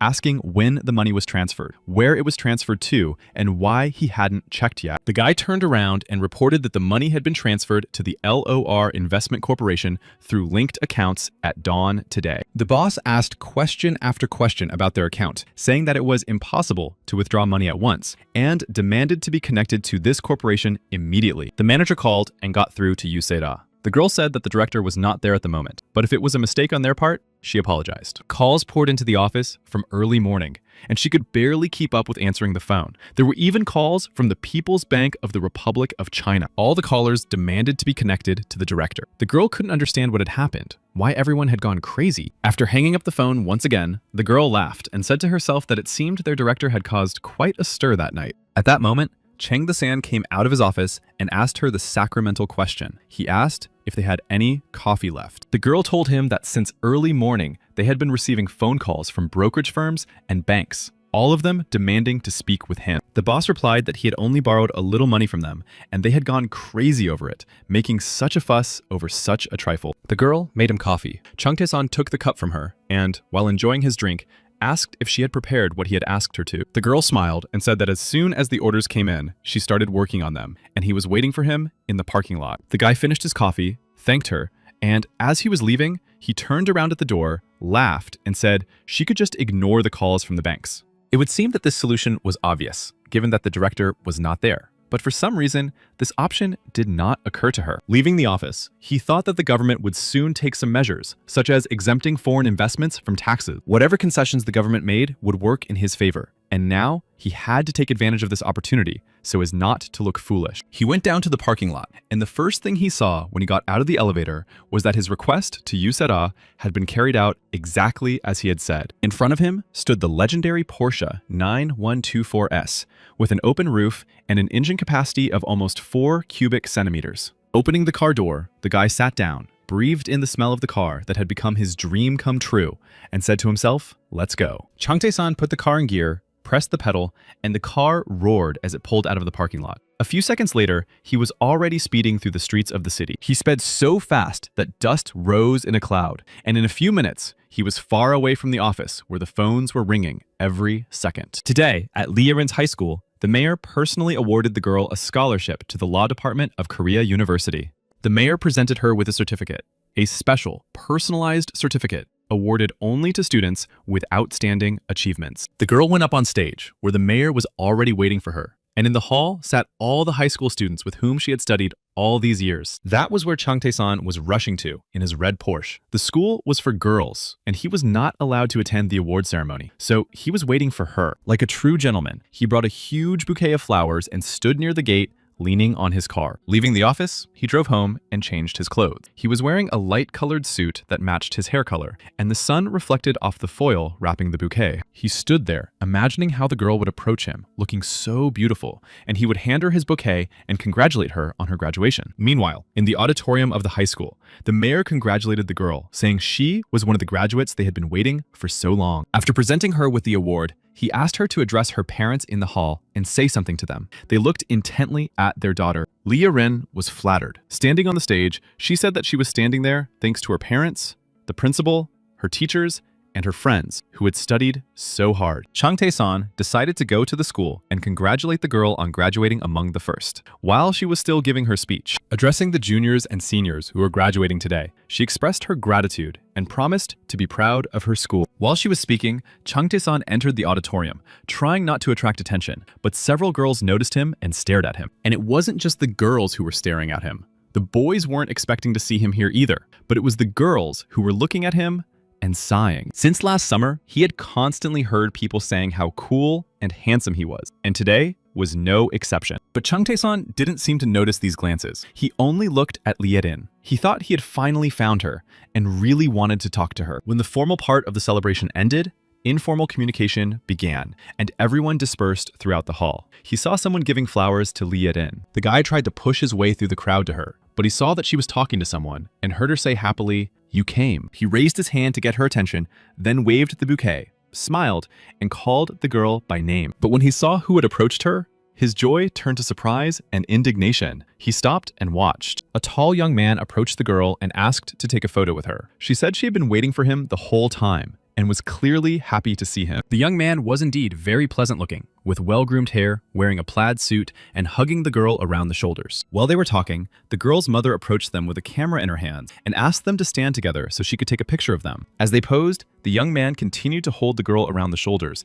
and said that they should put her statue here because lots of people want to take pictures with her. She was so captivated by the young man that she completely ignored Chung Tae-san, who quietly called her name but remained where he was. Meanwhile, after posing for a while, Lee Yedin moved away from the guy and smiled, asking if anyone would want to marry her after seeing these photos. He smiled and, raising his index finger meaningfully, said that it was okay because she had him, and laughed. The girl laughed cheerfully in response and said she shouldn't have said that, as she hadn't noticed Chung Tae-san standing nearby. He stood there looking very sad. His hand holding the bouquet that had made him so happy just a moment ago now seemed superfluous. Now the guy understood why the girl was responding to him more and more briefly. Their meetings and conversations flashed before his eyes. These memories were so vivid and colorful that they were imprinted in his mind because he was too innocent. At that moment, watching his first love with someone else, he felt pain in his heart, having experienced 3 breakups in his past life. However, that was not all. He heard a man rejoicing at how lucky he was that his nephew was Lee Yedin's op. The girl's father thanked the unfamiliar man for thinking highly of his daughter, and in response,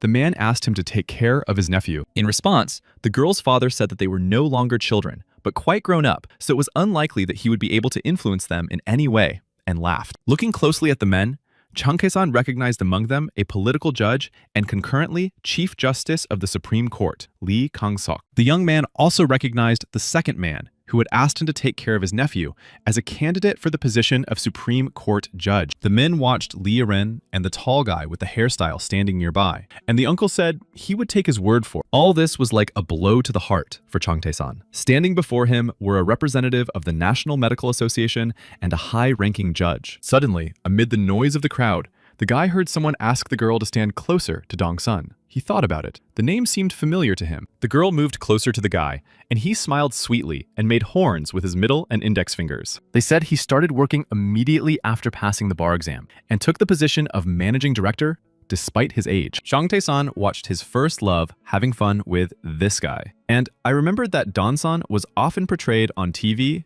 as a playboy. As he watched the young people, 2 girls approached him from behind and apologized, trying to get his attention. However, the guy didn't even turn to them. So one of the girls looked at him hopefully and asked if he could give her his phone number. Without even turning his head toward them, Chung Tae-san apologized and said that they'd better leave because he was in a terrible mood. He turned and looked at them with sad eyes. And finally, Lee Yedin noticed him in the crowd. She looked surprised and called his name softly. Don-sung, who was standing next to her, looked at the girl with curiosity. Chung Tae-san noticed that Lee Yedin was looking at him, and he also looked at her intently, paying no more attention to the girls. Lee Yedin did not expect Chung Tae-san to come to see her and congratulate her on her graduation, and even bring her a bouquet of flowers. She looked at him with wide eyes, and he also froze and looked at her for a long time, until Don-san asked if she knew him. She hesitated for a moment, then smiled and replied that she didn't know but thought so, and suggested taking more photos. To confirm her words, she moved closer to Don-san and took his arm, wrapping both hands around it to show that she was with him. Chung Tae-san understood her silent signals, but wondered if it was just a woman's instinct to fall for a more successful man. He couldn't bring himself to leave. He looked at them, thinking that as the son of a conglomerate head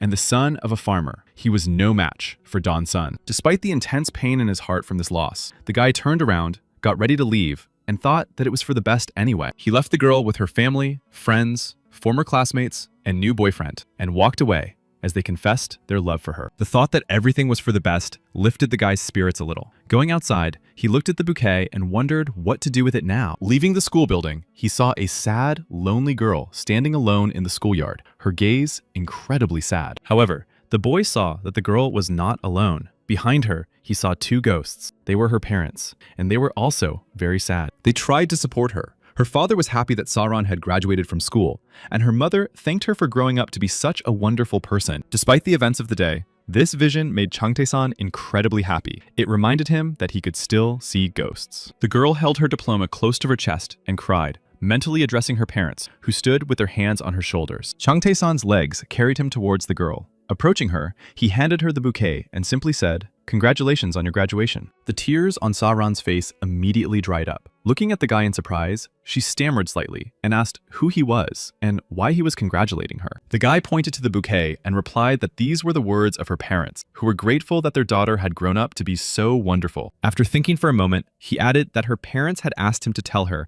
that they would very much like her to live the best and happiest life possible. Sa-ran certainly did not expect such news. She stood there, clutching the bouquet, looking at him with wide eyes and asking him to repeat what he had said. The guy was about to leave, but when he heard the question, he turned around and laughed, saying that she should be bold and take everything she wanted from life. With that, he turned and left. He saw her standing there in surprise, and her parents bowed to him gratefully behind her. Talking to this girl really lifted the guy's spirits. He even thought that instead of Lee Yerin, there was a new guest of honor today. Night fell, the full moon shone in the sky, and it was studded with stars, when suddenly, someone called out to the guy, "Brother!" There were empty cans on the table. Perhaps the guy had decided to drown his sadness after all. And these were the traces. The guy was sleeping on the couch and drooling in his sleep, but the voice continued to wake him up insistently, asking if his heart really hurt that much. However, when he saw the silhouette of a tall man in front of him, the dream quickly disappeared, and he even jumped up on the sofa. So unexpected was the visitor. The guy sat up abruptly, sweating from fright,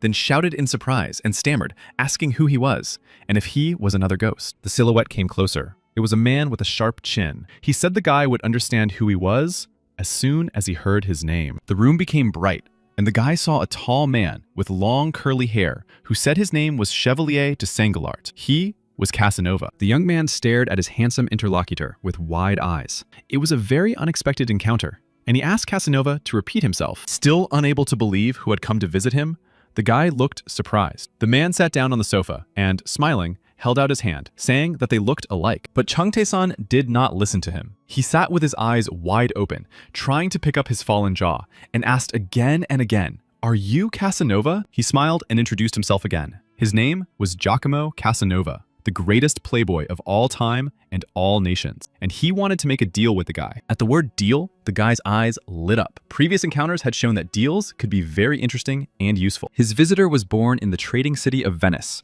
and became an abbot at the age of 15. At 16, he received a law degree. The man sitting in front of him was not only Casanova, but also an excellent merchant, thanks to his extensive knowledge of medicine, mathematics, and chemistry. After weighing all these arguments, the young man cheered up considerably and, looking at his interlocutor with interest, said that he was ready to conclude the deal.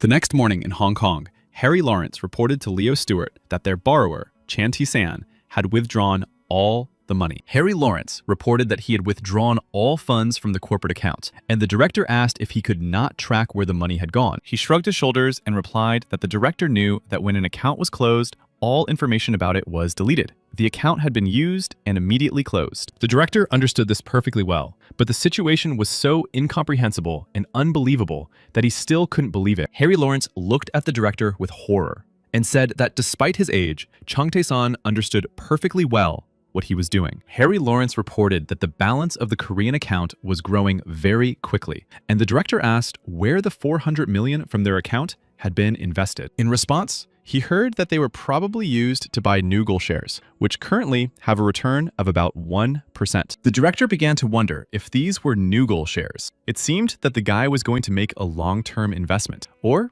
simply wanted to take a break. He growled that their manager, Steven, had to win Changtae-san's trust and not lose contact with him under any circumstances. He stood looking at the city and thought he had no idea what was going on, but it seemed like the guy knew a secret, and who knew what surprises he had in store for them. At that moment, Changtae-san was driving his Porsche, listening to the news reporting a 20% drop in oil prices and rejoicing. This is what he called being able to manipulate the market. He made a profit of about $280 million with a 20% return. A few days earlier, he had earned 400 million plus 200 million from his initial loan, bringing his balance to $600 million. At the same time, he took great pleasure and confidence in the fact that his funds were kept in a secret checkbook. He acknowledged that thanks to Casanova, his understanding of the market had improved significantly, and he was now much better at assessing the business situation. As he shifted gears, the guy also thought about how he had gained the incredible ability to turn even sadness into a wonderful memory. Racing through the city in his Porsche, he also thought about how he had learned a technique that allowed him to completely control his emotions. Now he understood that, strange or incomprehensible as it might seem, even breakups required special skills. With these thoughts in mind, he drove out of the city and, deciding to speed up, wished himself a happy new year and thanked Casanova for his lessons. He sped toward the mansion, in front of which several cars were parked, with mountains in the background. Looking around, the guy thought that money was a great thing after all. Getting out of his Porsche with lots of gift bags, the guy looked at the mansion in front of him and said it was his new home. The house had been renovated. The old tiles had been replaced with new ones with a black sheen, and the clay walls had been redone using red brick. When the guy first saw the renovated house, he froze in admiration, then laughed and said that the place looked better than ever. They had a dog that greeted him at the gate. The dog looked great, and the guy thought that the better the owner lived, the better his pet lived. Changtae-san put the bags on the ground and bent down to pet the dog when he suddenly heard voices coming from the house. Someone was asking to borrow money, promising to help. Now, many people were turning to him and his family for money. And only the dog didn't care how much money he had. He loved him just the way he was. Listening to these conversations, the guy thought how shameless people were. But the dog, wasting no time, took advantage of his distraction and licked him actively. Apparently, his father's numerous uncles and aunts had come to visit and were asking him for money, and his parents were doing their best to fend them off. The guy stood near the entrance for a while, listening to their conversations and hearing how politely his parents responded. Then he decided that it was time for him, as the eldest son, to do his part and turn the situation around. Standing in front of the door, he shouted to his parents, "Mom, Dad, come out. Your eldest son is here." At that moment, the dog sank its teeth into the bag and growled. The boy's mother, hearing someone shouting outside, came out and, seeing that their son had arrived, was taken aback, afraid that he had heard everything. She looked confused, but the boy had heard what had happened before he arrived and asked her what was wrong, why she was sad. The guests, hearing that someone had arrived, called him into the house, telling him not to interfere because the adults were talking about important matters. One of the men sitting on the sofa shouted at the boy's father, demanding that he continue the conversation and tell them where he got the money. Changtae-san's father sat opposite the guest, who asked him where he got so much money if even the neighbors didn't know about it, and asked him to help them financially. They tried in every way to find out the sources of his income, hinting at a pile of money and his obligation to help his brothers and sister.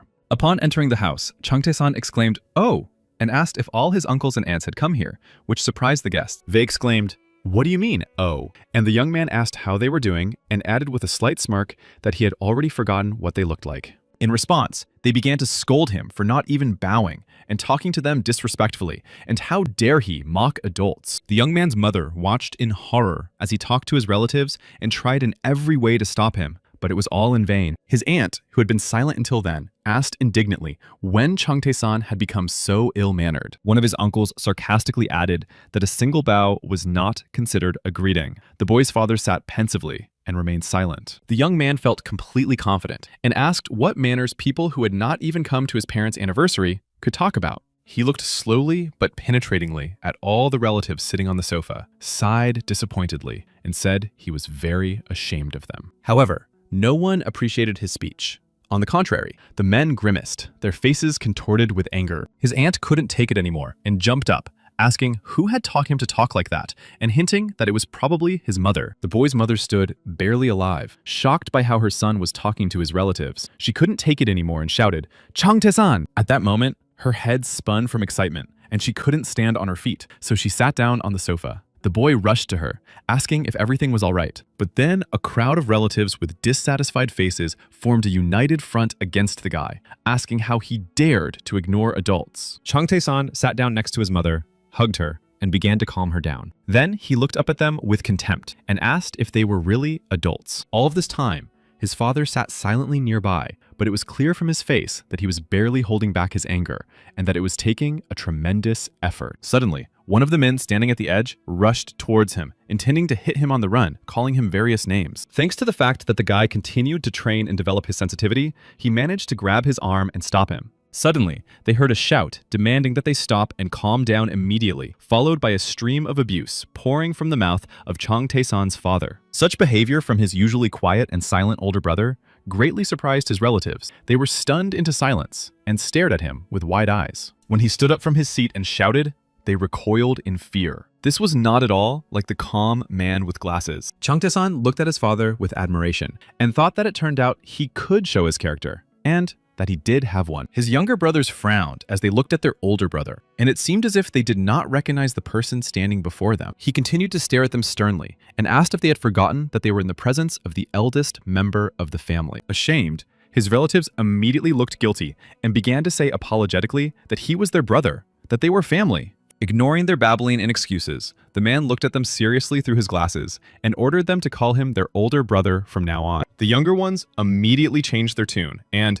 in the same apologetic tone, began to say that they didn't mean to and why he was so angry about what they had done. The man turned to his son and said that he should also apologize. The boy replied, of course, but thought to himself with admiration that his father's shout had silenced everyone. Then he turned to his relatives and told them to apologize to his son. The boy thought that the eldest in the family had a huge influence on the rest. Chang Tae-san was the first to bow deeply, saying that he humbly apologized for his manners and behavior. The relatives raised their hands in a sign of reconciliation and said they were also sorry. They should have behaved differently. Chang Tae-san replied that he had been rude. When the apologies were over, the man told them to contact his son about the money, as he would be the one to decide how it would be used. His uncles and aunt immediately began to fawn over the young man, apologizing to his father and saying that he should have told them about it earlier. The New Year holidays were spent with the family. Upon returning to the office, Chang Tae-san received a box with a kangaroo painted on it as a gift from Yusera. She said that she had gone on New Year's vacation with her mother to Australia, where this supplement was highly praised, and she decided to get it for him. Seeing his confusion, the girl laughed and said that he worked so much at night that she was worried about him. Looking at the gift, Chang Tae-san asked if drinking it would make him as energetic as a kangaroo. The girl laughed and replied, "Who knows?" Yusera warned him that this supplement was very expensive, so he should only take 1 pill a day. Then she turned and went to the reception area, casually mentioning that this supplement works very well for men. Chang Tae-san read on the box that it contained kangaroo essence and laughed, thinking that he didn't need it yet, but it would be useful for his brother No. Sitting in the office, the guy thought that winter break was over, and he would have to say goodbye to life in Seoul, the hard lot of high school students. Then suddenly his thoughts jumped, and he wondered if team leader Yu would quit when he found out that the head of the company was a high school student. But he didn't take his eyes off the computer monitors for a second, keeping track of market changes. He recalled the global upheavals that had taken place in their seemingly peaceful world from 2007 to 2009. One of them was the collapse of the United States economy. And the guy was sure that with additional funding, the states could become the king of finance. And of course, he couldn't afford to miss such an opportunity, understanding that chaos was necessary for the birth of a new hero. His immediate plans did not include seizing real estate and destroying companies simply because he could not cover his tracks here. The same applied to companies. Nominally, Chang Tae-san was not their owner. This was also his strategic move. Otherwise, he would have become the #1 target. However, he once realized that nothing prevented him from controlling these companies from the shadows. He firmly believed that only money ruled the world. Chang Tae-san understood the important role that finances played in the affairs of companies, and was going to become the one who pulled the invisible strings. Soon, Yusera discovered strange expenses. They were significant, and the girl wondered who their director really was. She couldn't understand why he would spend so much money, since he couldn't eat it all himself. Maybe he wasn't alone. The girl began to run through the options in her head and came to the conclusion that if he was not alone, then he could be with a girl. But she immediately dismissed this idea and decided that it was too much money to spend on a normal date. Only someone with a bottomless stomach could eat that much food. Lawyer Cho caught her thinking about this, and she shared her observations with him. He listened to her, laughed, but did not comment. Unlike the girl, he knew that their director was still a high school student. Cho left, and the girl didn't see the director for a whole month. She thought angrily that she hoped he was living his happy life without a woman. That same evening, Chang Tae-san sat at home in front of 6 monitors and was angry. He also saw his expenses for the pizzeria and other establishments. He deliberately invested his money in various establishments, and now he found it hard to believe that pizza helped him relieve stress. The guy thought that his friends who went out with him ate like crazy, and no one cared that he had already spent 5 million won on snacks. An important event was supposed to happen that evening, and he knew the time had come. So he kept a close eye on the charts on the monitors. With 5 minutes to go before the hour, Chung Tae-san was ready for action. The total amount in his savings accounts was $1 billion, or a trillion won. Today, he planned to increase it several times over. Everyone was going to find out about him. The guy could feel his heart pounding. A week ago, he had caused a stir with short sales of US mortgage lender shares, selling call options and buying put options. The countdown had begun. The guy sat there, still focused and attentive, watching the charts and counting the seconds. Although he was confident, he felt a slight tremor inside. His right hand was on the mouse, his left near the keyboard. With only seconds left until such an important event in his life, the guy broke out in a sweat, and a drop of sweat ran down his cheek. There were 3 seconds left. The guy stared intently at his monitors, thinking at that moment that, unlike in Korea,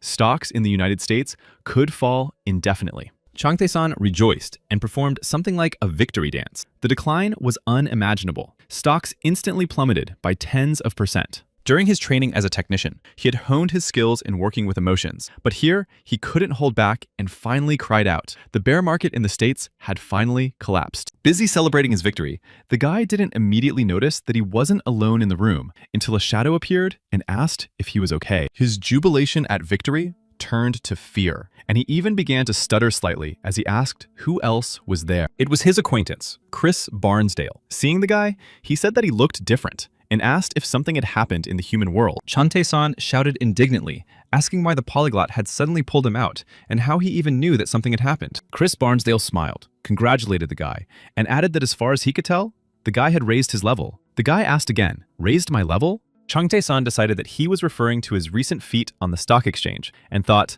of course, he had just crushed the American bears. Then he looked at his hands and said that nothing had changed. So why was God so sure that he had changed? Chris Barnsdale replied that he was absolutely sure. But the guy, continuing to look at his hands in surprise, asked why he didn't feel anything. Chan the San was concerned about another question. What was the purpose of God's visit this time? Why had he suddenly decided to appear before him again? God shook his head, laughed, adjusted his glasses, and asked where such a young man got so much distrust of him. The purpose of his visit was perfectly clear. There were no hidden motives. He just wanted to tell the young man that he had recently learned a new language. The old man was sure that as soon as the young man found out what language it was, he would want it too. So he went to see him without delay. Chung Tae-san thought that it wasn't particularly interesting, but that it was worth asking out of politeness. And with a bored look on his face, he asked what language it was. The polyglot took on a mysterious look and whispered that it was an ancient language of knowledge that had long been lost, pausing to add that it was a runic language. The young man's eyes lit up with interest. He knew that they were used in fantasy novels and games,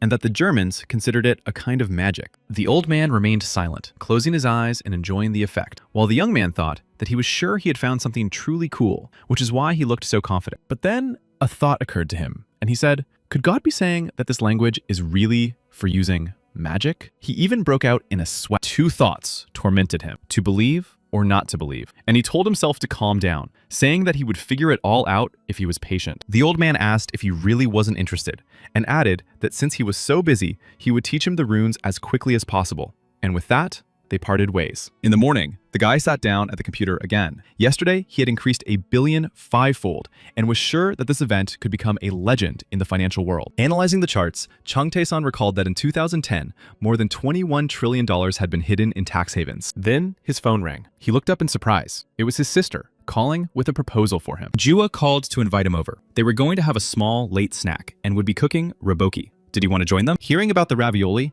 the guy asked if anyone else was coming to visit her. The girl replied that Ah-hin and Isil would be there. The guy said he would be happy to join them and that they would meet later, thinking that he wouldn't be able to help the twins with the cooking anyway. However, after talking to his sister, he suddenly realized that he was hungry and all he could cook was ramen. He immediately thought that maybe it would make sense for him to sign up for some cooking classes and learn how to cook. He had a premonition that this might happen, and it did not disappoint him. As soon as he thought it, a flash of lightning so bright that it blinded his eyes flashed. When the flash passed, only gray smoke remained, and a silhouette, apparently female, with lush hair. The guy wasn't quite used to his guests appearing so suddenly, so he was a little scared and asked who she was. When the smoke completely cleared, the guy saw a woman in a kimono, surrounded by tables with dishes, and he asked where he was this time. The girl smiled and greeted him. The guy looked around and saw 3 more iron plates and lots of different dishes on the shelves. Waiting for the guy's gaze to return to her, she laughed softly, smiled, and said her name was Changum. The guy couldn't believe his eyes. He asked if she was really that Changum. He decided that she was also a goddess. But why did they come to him so often?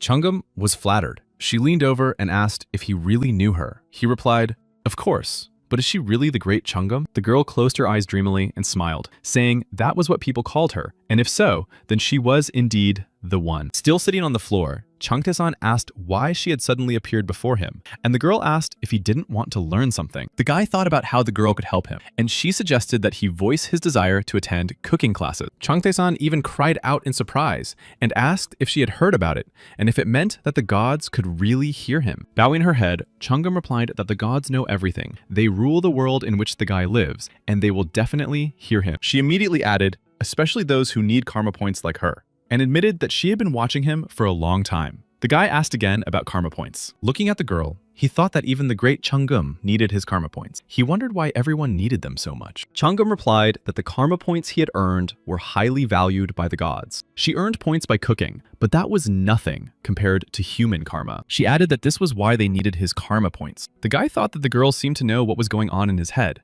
since she had kindly told him everything. Her words made him think. He didn't know that his karma was so valuable to the gods, and that was why they were so eager to get close to people. The girl smiled at how hurried he was, and said he would find out everything in the next world. The guy thought that he had actually already been there. Changum said something unusual, that he could communicate with the gods, even though he was not their follower, that there were only gods in the world that he had never heard of. Suddenly, her voice became cold and sharp, and she warned him to be careful, because just because they are gods does not mean they can be trusted. She added that gods are extremely cold-blooded when it comes to mentoring anyone other than their own descendants. She smiled at him with her beautiful smile, and said that in this regard, ancestors have great power. And the guy thought, she's not his ancestor, is she? He said, a worthless man asks her to take care of him, and thought, enough talking, let's get down to business. The girl replied that she wished him well. The guy forgot that she could read his thoughts, and when the girl said he was right to get straight to the point, he was embarrassed and bowed. They started with cooking to create medicine to heal the ailments of the body and mind, and the guy grabbed his head and growled again at the instructions. In a very short time, the goddess taught him all the culinary wisdom she knew, and the guy went to his sisters. Before the eyes of the astonished audience, he deftly chopped the ingredients, entertaining them with interesting conversation. When all the ingredients were ready, the guy started cooking, and the way he handled the frying pan, like a pro, caused wild excitement. One of the amazed friends asked Ju, maybe her brother is a chef? But she hesitated and replied that he only knew how to cook ramen. Another friend whispered in her ear, it doesn't seem like he's pretending. I think he really knows what he's doing. Meanwhile, the guy was enjoying the cooking process himself. The girls decided that he resembled the chef from the TV show Take Care of My Refrigerator. The experiment had an unusual result. One of the friends admitted that he was winning her heart, while the other immediately said that she had fallen in love with him. Changtae-san remembered his encounter with the goddess. He thought that Changum was not his ancestor, that she was too kind, and that she could read minds. So he said he was just joking. Nevertheless, the promised dishes were ready. The guy transferred them from the pan to a huge platter, and the whole kitchen was filled with a magical aroma. Placing the dish in front of the girls, he honestly admitted that he was cooking it for the first time and wasn't sure how it tasted, but offered them a try. The dish on the table had an unexpected effect. The girls stared at it with wide eyes and asked if it was really Reboki. Changtae-san wished them bon appetit, and the girls finally decided to try his cooking, taking a piece of the fragrant dish. One of the friends took a bite, started chewing, and suddenly the fork slipped out of her hands and fell to the floor. The girl screamed. Next, her sister and another friend tried it, and their faces also changed. Instead of words, interjections were heard, and the guy was frightened. He was afraid that his worst fears had come true, that he had ruined everything. Or worse, that the dish was completely inedible. He shouted at the girls, "What's wrong with you?" But his questions went unanswered. Not only did the girls not calm down, they started crying. The guy rushed around and asked what had happened. The guy ran up to his sister and asked her how she was and what had happened to her. Tears were streaming down the girl's face, and she couldn't say anything. As the girls continued to cry, the guy was about to panic. Then he got angry and shouted irritably, "Why are you crying?" The girls stood with their backs turned and continued to sob. The guy said that if this was some kind of joke, they better stop, because he didn't find it funny. His serious tone seemed to have an effect on them, because they calmed down and one by one began to speak. The guy asked them what they were saying. Suddenly, they turned to him with broad smiles and tears streaming down their faces and said, "Your work is a masterpiece. We can't believe it." Now was the moment to get really angry. The guy growled, sweat dripping from him. He said he almost wet his pants when they started crying. The girls began to eat, praising the food and asking if he had put anything forbidden in it. He told them not to talk and to eat while it was hot. Jua put a piece of delicious reboki on her fork, raised it to eye level, and said that now she would have extraterrestrial standards for reboki. The girls praised it so much that Changtae-san decided to try it himself to see what was so amazing about it. He put a piece in his mouth and began to chew. As soon as the delicious piece of reboki touched his tongue, he was overwhelmed with emotion and had the same reaction as the girls. He burst into tears. The girls cried and showed him how good it was. The guy thought that even though he had prepared it himself, he could not have imagined that it would be so delicious. Enjoying the delicious food prepared especially for them, the girls asked if the guy was planning to open a reboki shop after school. He replied no, and the girls insisted that he should get a patent for them. Changtae-san thought this evening would be a wonderful memory. While they were enjoying the delicious food and company, somewhere in heaven, the goddess Changum was informed that karma points had been earned. The next morning, in Changtae-san's apartment, began with the motto, "The game has begun." The sun was shining brightly, and the guy was sitting in front of the computer from early morning. He thought that today, he would have to give it his all, because karma is karma, and money is money. Earn money, spend money. Changtae-san's next target was margin, which was the second pillar of the foreign exchange market, the first being the real estate market. His fingers flew over the keyboard as he recalled that the value of transactions on the margin market was estimated at more than $2 trillion a day. His goal was to strengthen the Canadian dollar. He was going to exchange Canadian dollars for Japanese yen and US dollars. He didn't notice how several hours had passed in such excitement. His heart beat faster from such inspiration and enthusiasm. But that wasn't all for today. A thought occurred to him. It was time to end the leadership on the continents and start the era of naval warfare. Without wasting a second, he calculated in his mind that $5 billion from 10 million was 50 times leverage. Continuously monitoring the charts on his monitors, he calculated that he would invest $1 billion in the Canadian yen market. The guy was incredibly focused. He would invest the remaining $4 billion in the Canadian dollar, which was involved in a huge number of transactions. He had recently sold shares and closed $2 billion with interest for HSBC. And now he was using his hidden finances. Now he was free. Pressing combinations of buttons, he thought this was only the beginning of his plan. Now he would receive only mountains of gold. He had done everything in his power. The sale of Chan the Sand's shares caused another hysterical outburst at the Seoul Trading Agency, with managers shedding crocodile tears. As soon as one of the managers saw what had happened, he shouted at the whole office, which annoyed the director. But when asked what had happened, they replied that the stock god was not conducting any transactions. Moreover, he had sold all the shares, and now the boss also wanted to scream. That wasn't all the news. The manager added that the stock god had taken all the money from the second account,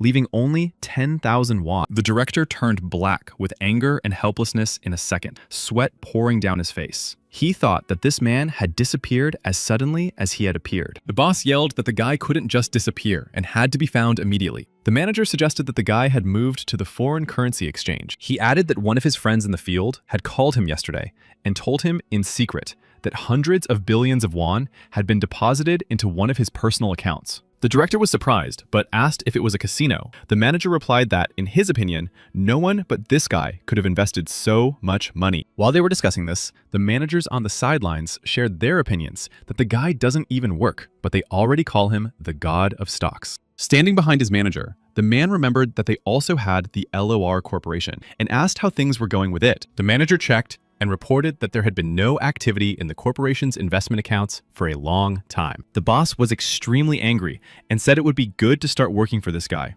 Otherwise, if this continued, he would end up completely bald. The manager laughed and said that if LOR Corporation was hiring, he would also apply for a job there. The boss confirmed that he was not the only one. Amid the peaceful hum of computers in a room packed with traders, they came to the conclusion that they wanted to work for him for the rest of their lives. The boss began to worry about the guy. In his opinion, the foreign exchange market was a dead end. But the god of stocks had now become the god of currency exchange. July came very quickly, and the high school seniors were burdened with the responsibility of passing their final exams. But the guys were guys, and they kept their spirits up, even managing to meet up and go to the pizzeria during breaks to prepare for their exams. Using his mother's name, Chang Tae-san installed air conditioners in the classrooms and organized anonymous financial support for the school, which raised its rating. The guy was sure he had earned a lot of karma points, and one day he was going to close all his accounts. 3 months of investments had come to an end. Chang Tae-san decided it was time to close his Canadian dollar trades, as he had managed to strengthen his position significantly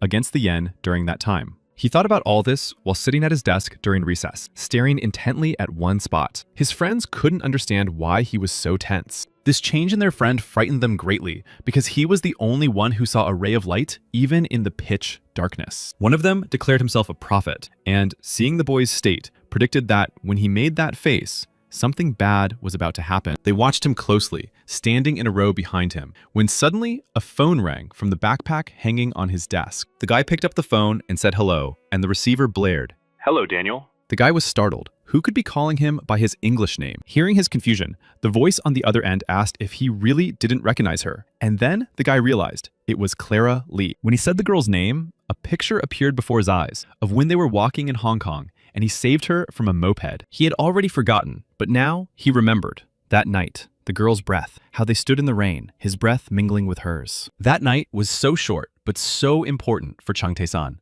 And now the girl had suddenly reminded him of herself. He thoughtfully touched his lips with his fingers, remembering how they stood in the rain. Then he approached her, hugged her, and their lips merged in a kiss. His friends heard him say the girl's name and shouted, "It can't be. What, Clara? Another woman? Maybe she's a foreigner." The girl was sure he was surprised by her call and asked what he was doing. He was very happy to hear from her and said he was just relaxing after breakfast. Clara Lee said that director Leo Stewart had told her to say hello to him. The guy laughed and said hello back. The next words made Chang Tae-san's heart beat faster. She asked if he missed her and added that despite the distance, her heart was always with him. In the evening, traders from the trading company gathered at a cafe near the office, and one of them was about to tell them something very important. His colleagues decided that he had problems, but he told them that today, margin accounts designed for long-term investments had been closed. The guy said that they had been sold for Canadian dollars and yen, and he was also going to tell them about the amount of profit from these transactions. He lowered his voice and said that it amounted to more than 3 trillion. Hearing the order of the numbers,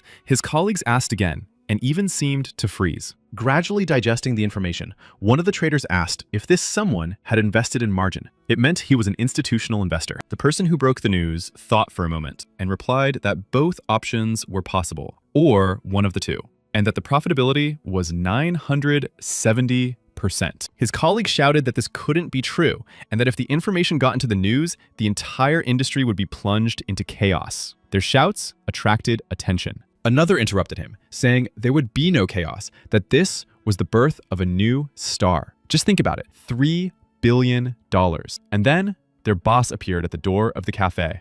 He shouted, "Do you even understand what you're doing? Any information about your clients is strictly confidential. Have you lost your minds?" The traders fell silent, but the boss continued, saying that if the data became publicly available and their client found out about it, they would all be out on the street. He yelled so hard that his eyes nearly popped out of their sockets, and he said that there were more and more joint stock companies on the futures market. In the end, he said that if he found out that any of them had leaked information outside the company, he would deal with each of them individually. And finally, he yelled that no one should find out about this. The last sentence could be heard far beyond the cafe. The guys reminded him that he was louder than everyone else. In the morning, Chang Tae-san asked lawyer Cho to gather information for him. Cho asked if there were still gangsters in their neighborhood and laughed. However, that wasn't the point. The guy asked the lawyer to find out about his mother's past, which, of course, surprised the man. The lawyer wanted to ask about his motives, but the guy beat him to it, saying, "Don't worry about it." And the lawyer clarified what kind of information he needed. The young man asked him to thoroughly check her family tree.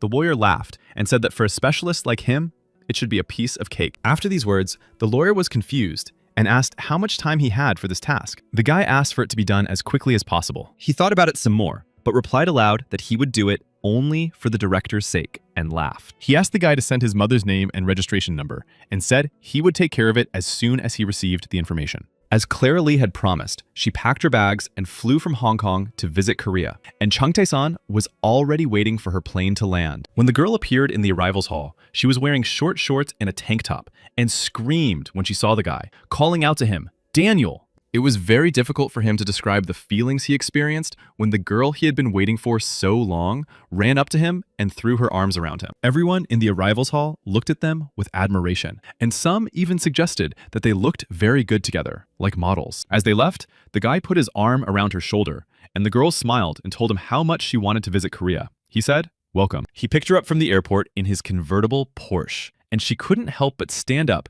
and shout to the whole street how cool the car was. She also shouted how grateful she was for the invitation, while the guy couldn't take his eyes off the strip of her underwear visible under her shorts. He broke out in a sweat and shifted into high gear, thinking how cruel the girl was. If only she knew how difficult it would be for him to resist her perfume. Yu Sara was waiting for him in the office. She wondered where the director had gone today. Could it be on business? The workday wasn't over yet, and he was already gone. She looked at the table with the gift bags on it and read the name KR. She had heard that they had given him an entire casino. Then she suddenly decided that she didn't care about the gifts at all, and that the main thing was that he didn't meet other girls. Her mood changed dramatically, and she became sad, saying that there was nothing she could do about it, that she had such a flirtatious nature, and her boss was so handsome. Then she suddenly cheered up again and said she simply had to make him spend his vacation attending all kinds of seminars with her alone. Meanwhile, Chung Tae-san was driving Clara Lee in his Porsche on the highway,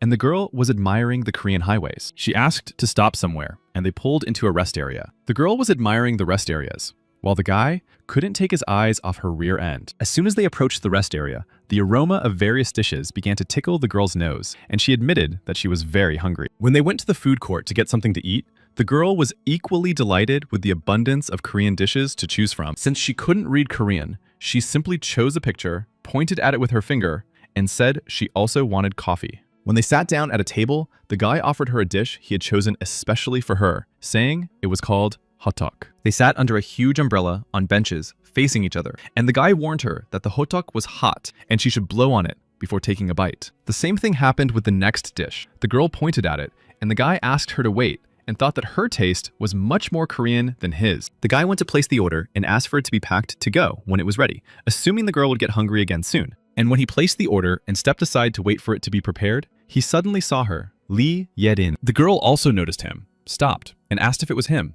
She had a new hairstyle, a beautiful lilac dress with a belt, and high boots. Chung Tae-san froze when he saw her. He whispered her name and just stood there, not taking his eyes off her, waiting for Clara Lee's order. Lee Ye-in asked how he was doing. She thought he had changed so much since they last saw each other. Chung Tae-san laughed and said he was just a normal boy. Nothing special was happening in his life, and everything was fine overall. Lee Ye-in couldn't take her eyes off him. She thought about how handsome he had become, and said aloud that she was very happy for him. Chung Tae-song began to feel angry inside, thinking, what nonsense. Why did she decide to talk to me right now? He remembered the ceremony at her graduation, when she ignored him and let Dawn's son hug her. He was distracted when he was told that his order was ready, and he turned away from the girl to pick up the packaged food. Those few seconds were enough for him to control his emotions. Raising his head, he smiled and said that they would see each other again. He was about to leave, but the girl asked him to wait. She reached out her hand to him, her face saying, "Don't go, talk to me." At that moment, Clara Lee appeared, asking where he had gone and why she had to wait so long for her order,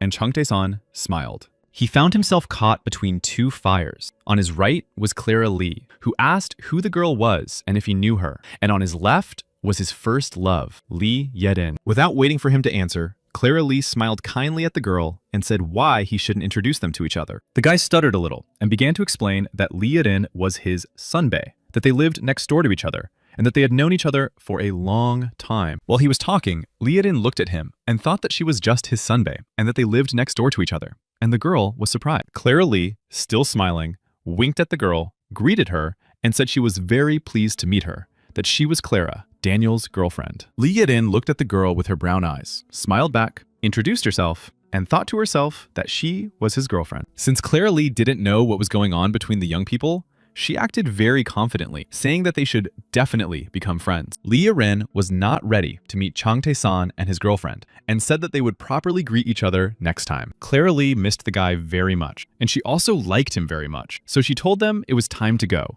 and that she wanted to go to his house as soon as possible. Chang Tae-san tried to control himself, but the situation was unusual, and he even sweated a little. Looking at the girl, he replied that it was up to her. At that moment, Lee Rin was staring at the girl. She really didn't want to admit it, but she was extremely attractive. Chang Tae-san managed to control his emotions, calmed down again, smiled, waved to Lee Rin, and said they would go. Lee Rin felt uncomfortable. She didn't want to let Chang Tae-san go with this girl, but she said goodbye and silently watched them leave. Clara Lee took the guy by the arm and they walked towards the exit.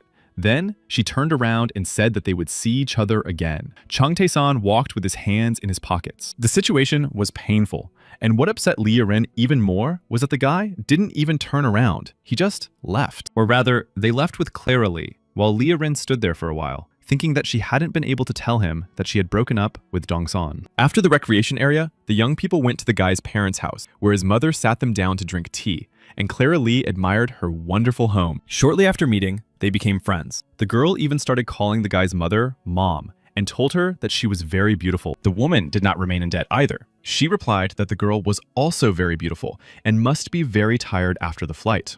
The girl did not respond. Instead, she and Chang Tae-san went to look at the house, and she stopped near one of the paintings hanging on the wall. After looking at the painting for a long time, the girl said admiringly that it was a real masterpiece and that she could feel the artist's emotions in it. Her words flattered the guy very much. He smiled and said that it was a painting by his mother, Clara Lee. Lee was surprised. Could she really have painted this picture? The woman replied, slightly embarrassed, that it was indeed her painting, that she had studied art at university, and then laughed. The girl decided to support her and said that she also wanted to become an artist once, then took the woman's hands and said she was so cool. When they sat down to drink tea again, the mother asked Chang Tae-san to tell her how they met and winked, asking if they were really dating. There was a slight awkward pause, and then Clara Lee winked at the guy and replied that they had met in Hong Kong and that she was a good friend of her son's. The guy listened to the girl, laughed sincerely, gestured with his hand in confirmation of her words, and said that she was indeed a good friend. After listening to both young people, the woman had doubts about whether they were telling the truth, and she looked sternly at her son and asked, "Come on."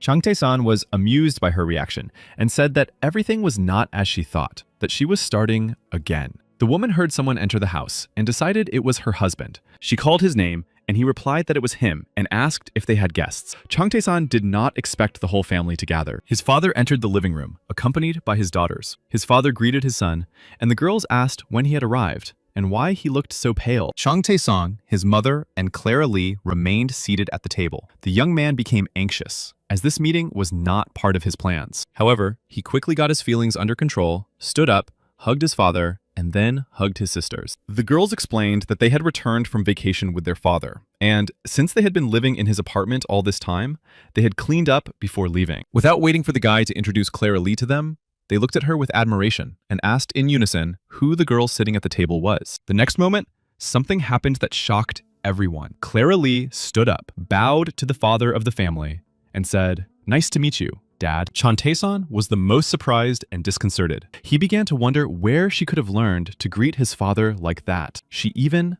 bowed. But what surprised the guy's father and sisters even more was not that the girl bowed to him, but that she called him Dad. All three of them were stunned. Clara Lee smiled her most charming smile and said that her name was Clara Lee, that she was Daniel's friend, and that she asked them to love and cherish her. The young people stayed at the boy's parents' house for the night, and after everyone had left after dinner, the father decided it was time to talk to his son. The boy's mother was still with them, and the father said it was time for them to talk, man to man, about today. The father was serious. He looked at his son and said that in the era of globalization, nationality was not a problem. The mother smiled, and the guy asked what he meant. Without thinking twice, his father blurted out that he fully approved of his marriage to Clara Lee, but the boy folded his arms across his chest and laughed. Then he heard that he had earned karma points. The guy thought, what do karma points have to do with it? And said that they had misunderstood, that he and Clara Lee were just friends. Before he could finish, his father told him to stop talking and go get ready. The guy stopped understanding anything and stared at his parents. They were both looking at him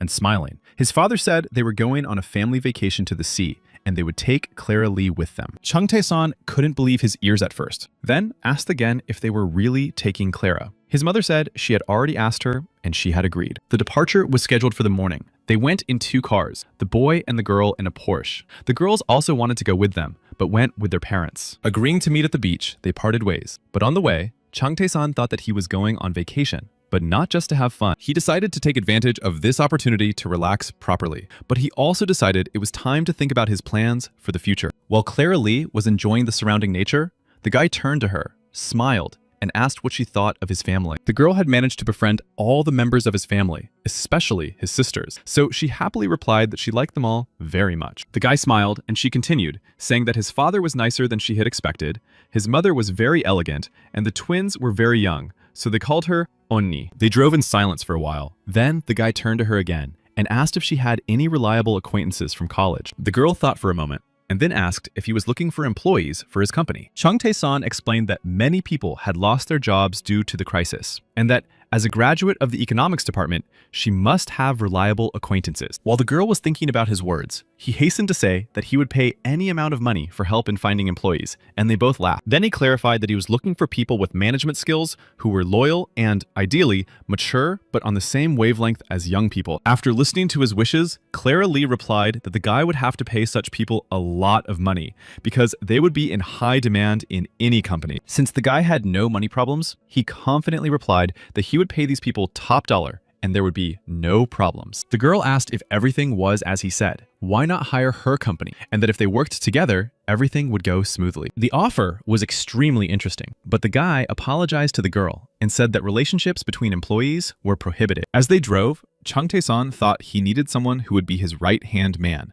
and it seemed like it was time to take some money from his unofficial account. Amidst conversations and thoughts about plans for the future, the road passed completely unnoticed, and soon they arrived at the sea. After changing clothes, the men went out onto the balcony to look around and admire the view. The father was delighted and said they had come to a very beautiful place. There, the young man asked his father a question that made him tremble. He asked how he could talk about a vacation without booking a room, since it was the peak of the season. His father honestly admitted that this was his first vacation with his family in 10 years, and he simply couldn't not go. There were indeed no rooms available, so my father asked how he had managed to get the rooms. The young man replied that he was his son after all, and mentally thanked his secretary, Yu Sera. Young people were already having fun on the beach, running on the sand and discussing something cheerfully, but everything changed when they saw Clara Lee. The whole beach stared when she was left in her swimsuit. The men thought she was nothing less than a goddess, and the girls asked if she was a model. The twins ran up to her and hugged her,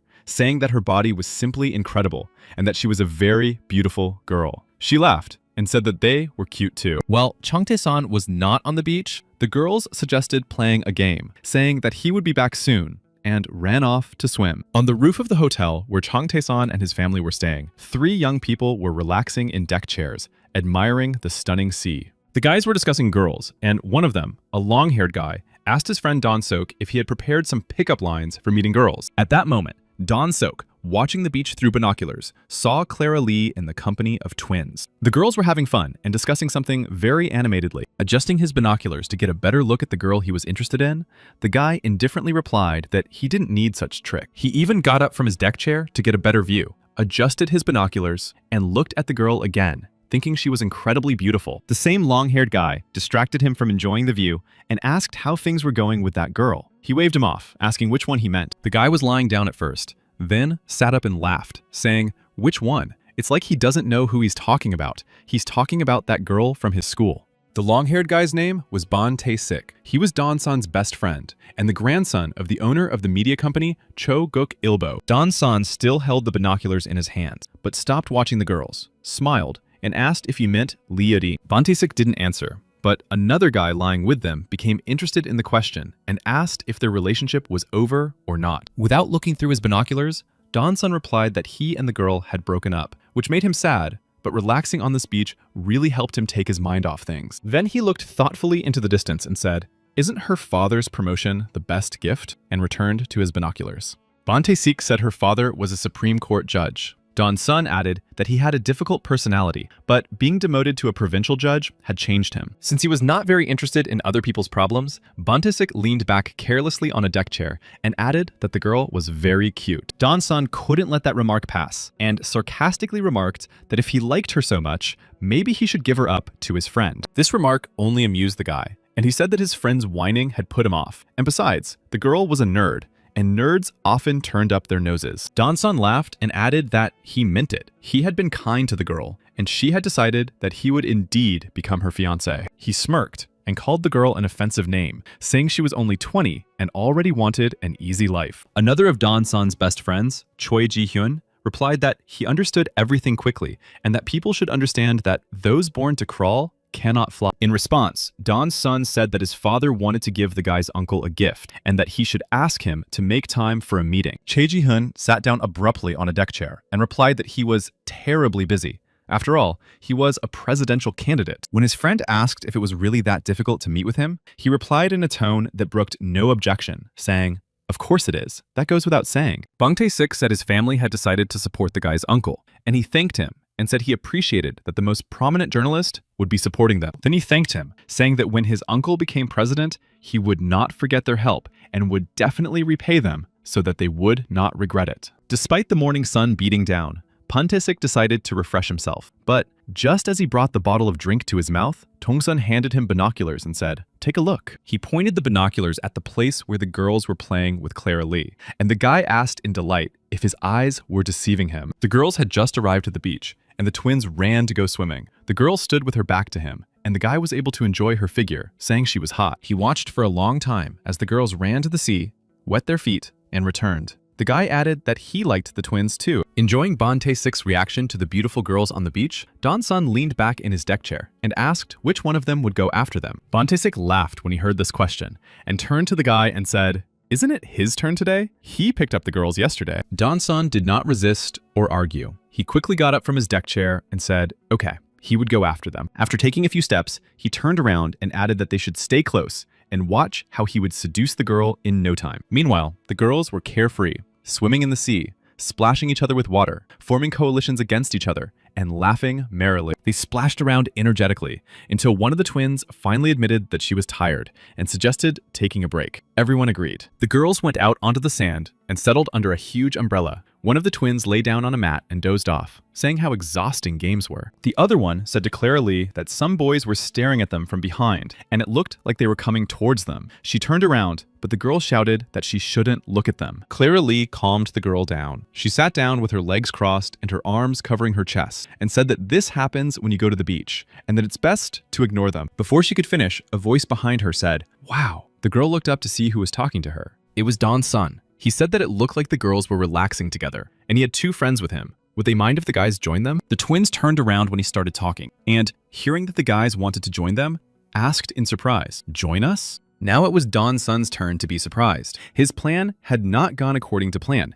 He thought, aren't they going to thank him? The girls behaved completely differently than the guy expected, so he even broke out in a sweat from indignation when he heard a drawn-out no. They sat slightly turned toward him and looked at the guy with displeasure. Clara Lee said they could entertain themselves just fine. Unaccustomed to rejection and completely confident in his charm, Don's son stood confused and discouraged. He decided that the girls just didn't understand how lucky they were. So he put on a sweet face and said that the girls could relax. They were nice guys. Smiling, the guy added that they had a special room at the hotel and could take a ride in his sports car, have some drinks, and get to know each other better. He was sure the girls wouldn't refuse, but they didn't even turn around. Clara Lee said she wished them luck, and Don's son just shrugged his shoulders. But the guy still hadn't lost hope. Blushing, he laughed and said, "Don't they believe me?" He decided it was time to play his trump card and said he didn't want to say it, but his father was the head of the Anna group. Unfortunately, his words did not elicit the expected reaction. One of the twins turned around with a very dissatisfied look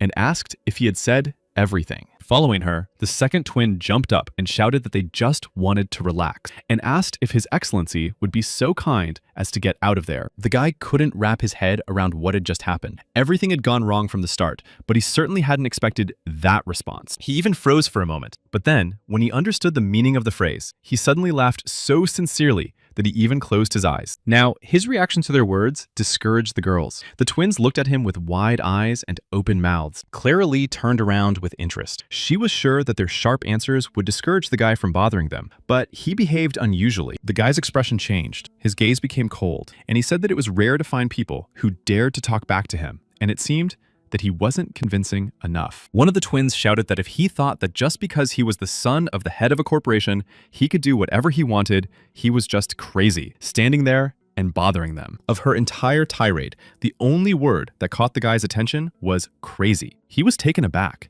No one had ever dared to call him that before, and it made him furious. Calling the girl an indecent word, he rushed at her, raising his hand to hit her. But the second twin stood next to her sister. He was already close to the girl and ready to do what he had set out to do, when someone powerfully grabbed his arm, preventing him from finishing what he had started. The guy screamed in rage and turned his head to see who dared to interfere with him, cursing loudly, but someone continued to hold his arm tightly. It was Chan Tae-san, who had arrived just in time. When Dong-san asked who he was, he replied that he was an equal opponent and called him trash. The girls greeted the guy happily. He waved at them and said they were probably scared, apologizing for not warning them that there was a bunch of trash hanging around here. Dong-sun snorted aggressively, thinking that maybe the guy would let him go, but he didn't think it was likely that he was making an effort to hold his hand. But Chung Tae-san was in no hurry to let go of Don-san, which annoyed him greatly. He wondered why he couldn't get away, and who this guy was anyway. He began to insult the guy, saying that he didn't know who he was dealing with and wouldn't get away with it. Chung Tae-san laughed and said he knew who the guy was. Don-san hoped that by asking if the guy knew who he was,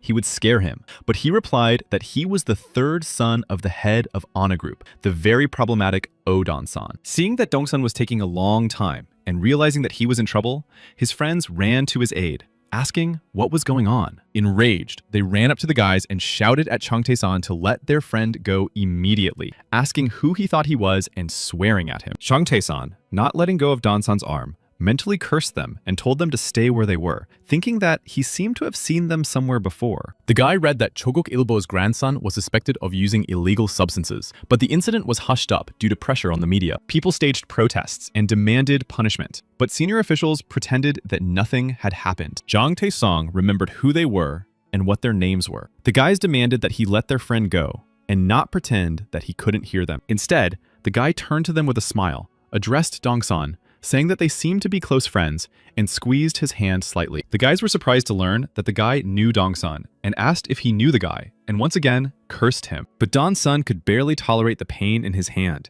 Even the veins on his face bulged, and he replied that he didn't know the guy, and asked him who he was. As soon as he asked, Chunka-san let go of his hand and pushed him back, causing him to fall. And the guy replied that he was a man who got rid of trash like him. His friends shouted the guy's name and started swearing at Chung Tae-san again, saying that he had completely lost his fear. The girls were standing nearby and saw everything. Clara Lee was very surprised at how strong and brave Chung Tae-san was and how he helped them. The girls were thrilled, smiling and admiring their brother, saying that he was very cool for protecting them. Don-sun, sitting on the ground in tears and holding his hand, called the guy names again and shouted, asking if he knew who he was and what he had gotten himself into. Even though Chung Tae-san wasn't holding his hand very tightly, it hurt, and he roared and gritted his teeth in anger, hissing that the guy had attacked the wrong person. Then he began to threaten, saying that he would remember his face and make him beg for mercy before he dealt with him. He yelled so loudly that the whole beach turned around. Someone said, "Look!" Another replied, "What's going on there? It looks like a fight is about to break out." The news that someone was looking for a fight spread throughout the beach. Everyone on the beach began to gather closer to them. Someone said, "Yes, it's a real fight, 3 against 1.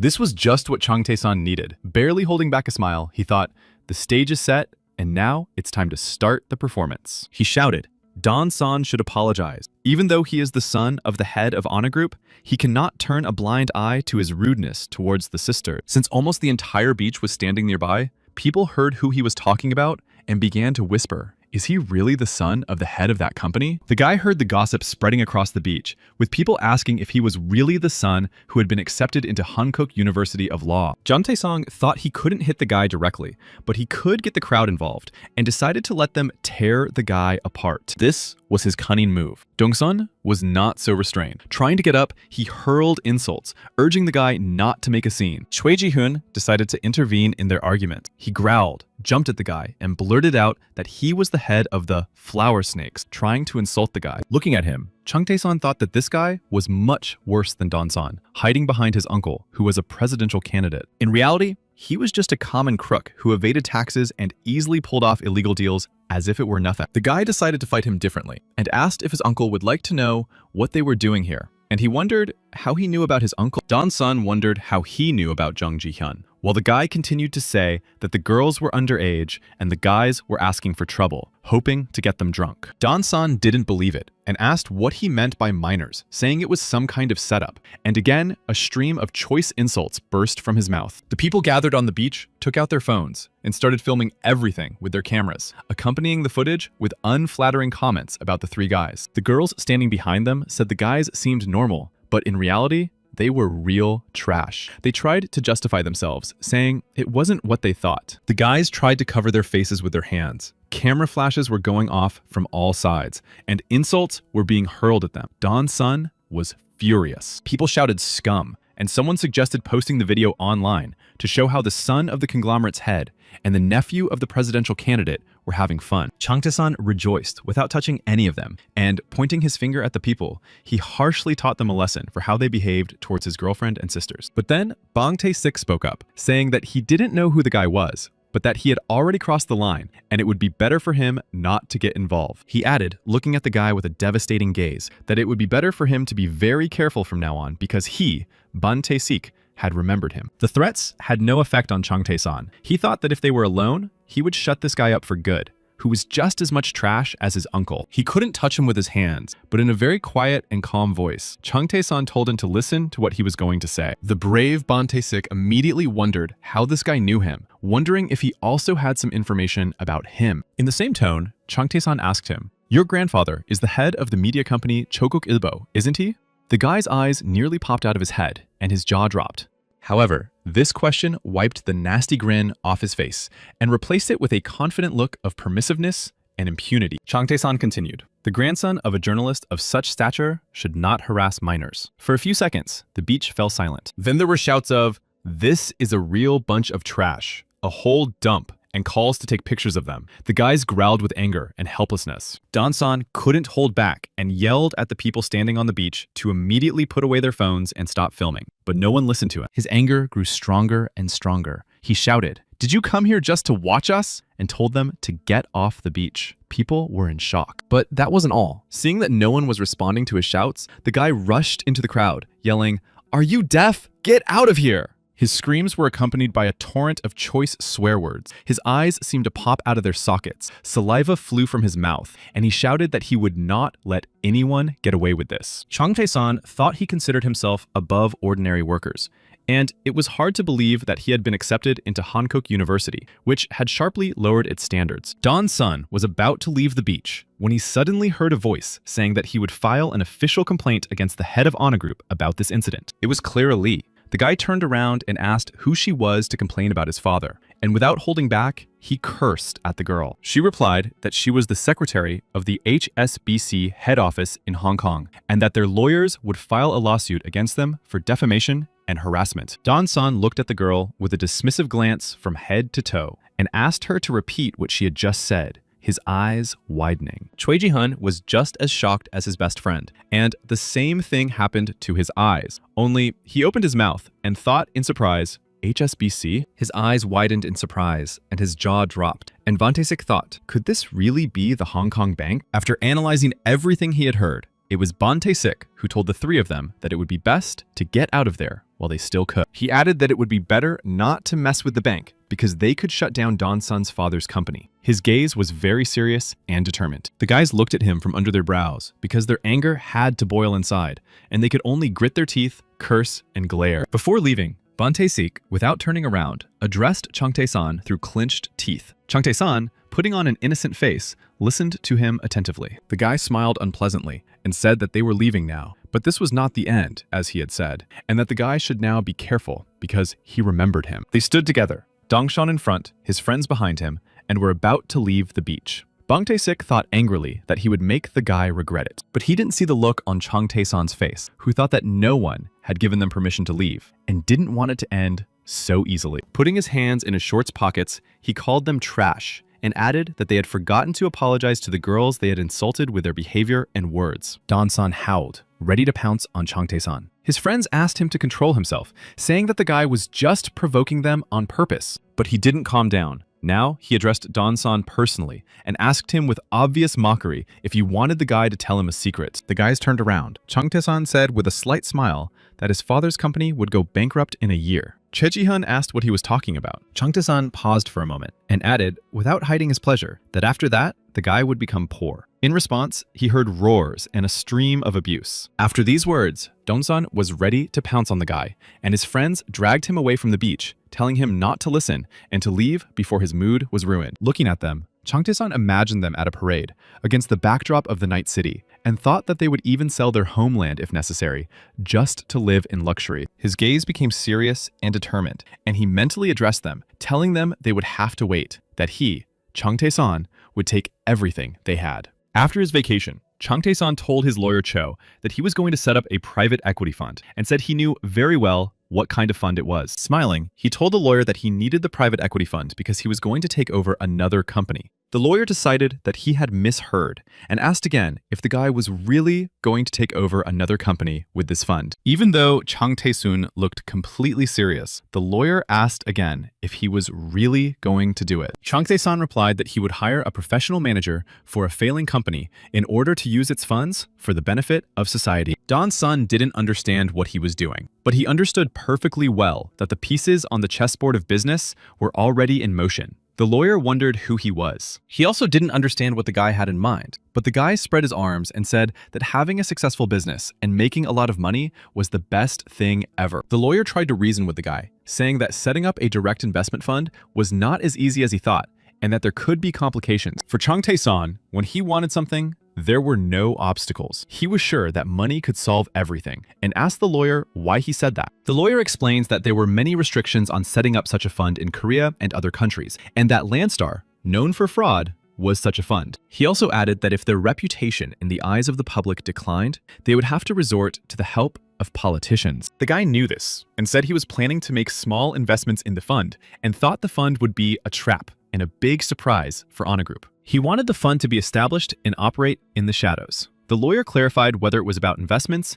and how much the guy planned to invest. Chang Tae-san replied in a calm, everyday tone, naming a sum of 100 billion. The lawyer's jaw dropped and his eyes widened. Seeing his reaction, the guy asked again if he thought it was too little and whether it was worth investing 200 billion. The lawyer's gaze said, "In your opinion, is that too little?" The guy laughed and asked why he was so worried, since he had brought his car on his private plane and could pay him in full. The lawyer laughed hysterically and broke out in a sweat. He stammered, "Thank you very much," but thought to himself that he was done for. After that, the guy asked about his assignment. The lawyer said he had done everything. Did he really not know about his mother's ancestry? This was indeed the case. Hearing the question, the guy became noticeably sad. His mother had not told him anything about his relatives, and he replied that he knew nothing at all. The lawyer looked at him closely and said that he had the blood of successful entrepreneurs running through his veins. He was surprised that the guy didn't know this. The lawyer confirmed this and asked if he had heard anything about the Donryong group, adding that he was absolutely sure that the guy had heard something about them. The young man began to think. He asked if it was the company that owned a number of subsidiaries, listed them,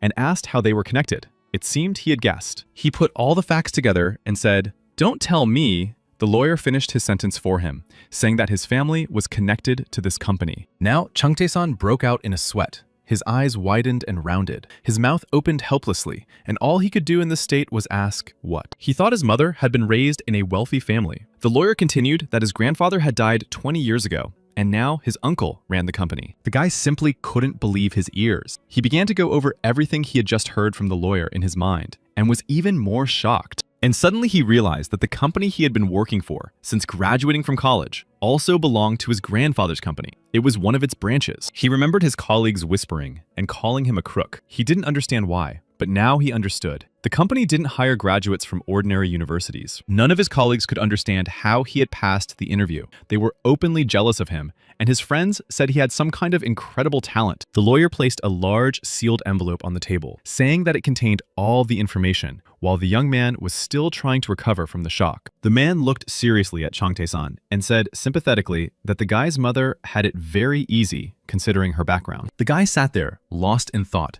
still trying to make sense of it all and piece the information together into a coherent picture. So He just said thank you. The man laughed and said there was no need to thank him, adding that it was time for him to leave, as it would take several days to complete the task regarding the fund. The lawyer left, and Chung Tae-san took out the documents. He couldn't wrap his head around how people from such a family could be farmers and live on credit. He thought that relatives usually help each other out with at least some money, even if they have different last names. By the time he sat down to study them, it was already night. The guy stayed up late, but the information in the envelope was very interesting. His mother was the daughter of the chairman's third wife. The guy thought that his grandfather was quite the womanizer, and how lucky it was that his grandmother was not the main wife. Studying the documents, the guy thought with some pleasure that his grandfather turned out to be quite a rogue, while his mother was the youngest daughter. Then came the real drama. The children of the other wives couldn't stand his mother and grandmother, and they labeled his grandmother as the main wife, even though she wasn't. His mother had a real talent for art,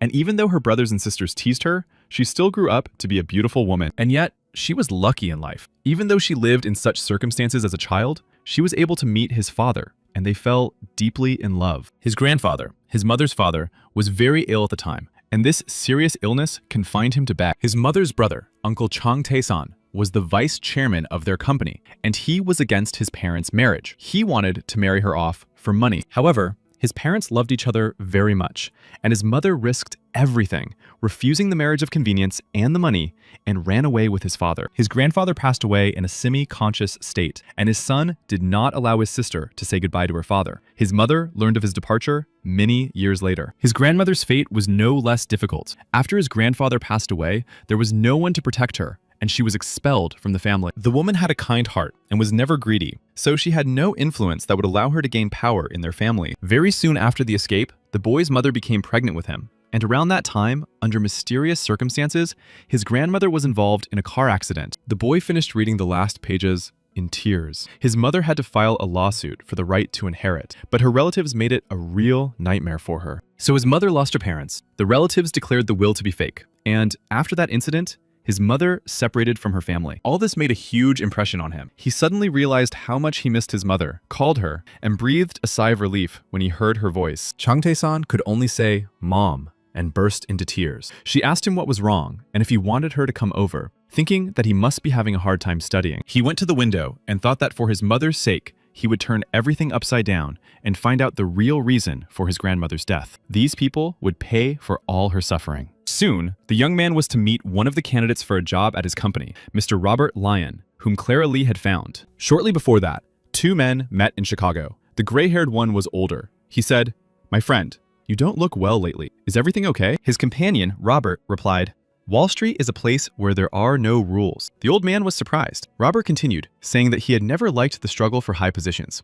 The old man still did not understand what his companion was talking about and asked why he was telling him all this. Then something completely unexpected happened. Robert began to cry and said that, to tell the truth, he had received a letter saying that he had been fired. He went on to say that he had repeatedly warned the managers of the company where he worked about the impending crisis, but no one listened to it. The crisis Robert had predicted had come, and the company had suffered huge losses, but they blamed him for everything. His interlocutor was outraged at how they dared to do such a thing. He was genuinely outraged by how they had treated Robert and said it was madness, that Robert was a talented and honest man. So why had they done this to him? Robert had no answer to this question. And then the old man said he could take out a loan and try to start all over again. After mentioning the loan, Robert burst into tears and said that his mother-in-law had been diagnosed with Alzheimer's and cancer, and he had racked up debts to pay for the surgery. But that wasn't all. Robert confessed that his wife had been cheating on him with his boss. The old man thought nothing could surprise him anymore, but alas. After telling all this, Robert burst into tears, even more than before, and said with a bitter laugh that now his life was worse than that of a beggar, and he and his wife were getting divorced. On top of everything else, Robert said he had left all his property to his wife and had no regrets about it. The old man couldn't believe his ears. When asked about his children, Robert replied that they didn't need a poor father, but it was his own fault. He should have devoted more time to his family. The old man told him not to be discouraged and asked if he was going to leave finance. Robert replied that a 50-year-old failure like him was unlikely to find a job. At that moment, Robert looked so miserable that the old man didn't know what to say to him. He just sat next to him and remained silent, allowing him to cry. When Robert calmed down a little, the old man realized he was ready to hear what he had to say and told him he had a proposal for him. The tears in Robert's eyes dried up completely, and he asked about the offer with interest, looking expectantly at the old man. That evening, Chung Tae-san stood by the window of his office, looking out at the city and vowing to avenge his mother's relatives for her suffering. Robert arrived in Korea. He had an appointment with Chung Tae-san. He stood looking at the same city and thought about Professor Matthew's student. Robert had met him some time ago in Chicago, and that same evening, in tears, he had accepted his offer, and now he had flown to Korea. Robert remembered how he told the professor his sad story and promised that if he was hired, he would serve his new boss faithfully. At that moment, Robert was desperate and swore he was ready to sell his soul to any company for a chance to return to the financial market. And now he was waiting to meet with Chung Tae-san. He had time to think while he was being interviewed, and he decided that he was ready to do anything to get back. He stood by the window and looked at the city, sparkling with multicolored lights. Suddenly, the door creaked, and a woman's voice asked if he was manager Robert Lyon. Robert turned around. Standing in front of him was a girl, and behind her was a young man. The girl smiled and said her name was Clara Lee, and she was Professor Matthew's student. The young man behind the girl remained silent, only raising his head and looking intently at the man, who felt as if he were being scanned. They had met in Hong Kong for the interview because Chan-the-san did not have a visa, so they met on neutral territory. The young man understood that in order to officially enter the American market and make a name for himself there, he needed someone who had already made a name for themselves on the stock exchange in the United States. He needed a real genius who would be his hands and feet in the States, and he really wanted him to understand this at first glance. No sooner had he thought about it than something flashed, and he felt something suck him in, something he couldn't resist. The flight didn't take long, and soon he found himself near some house and asked loudly where he was this time. During his encounters with the gods, the guy was ready for anything. His question was answered with a question. A male voice said, "It seems you wanted to meet me." He saw a huge tree with scarves hanging from its branches, tied in knots at the bottom, and an ancient old man sitting at the foot of the tree. Everything happened so suddenly that the guy didn't have time to be scared, but instead got angry and barked at the old man, asking who he was. He was dressed in white, with long hair, a beard, and a mustache, all of which were also white. His kimono and belt were white as well. He said his name was Nam Sago. He was sitting on a small platform near the tree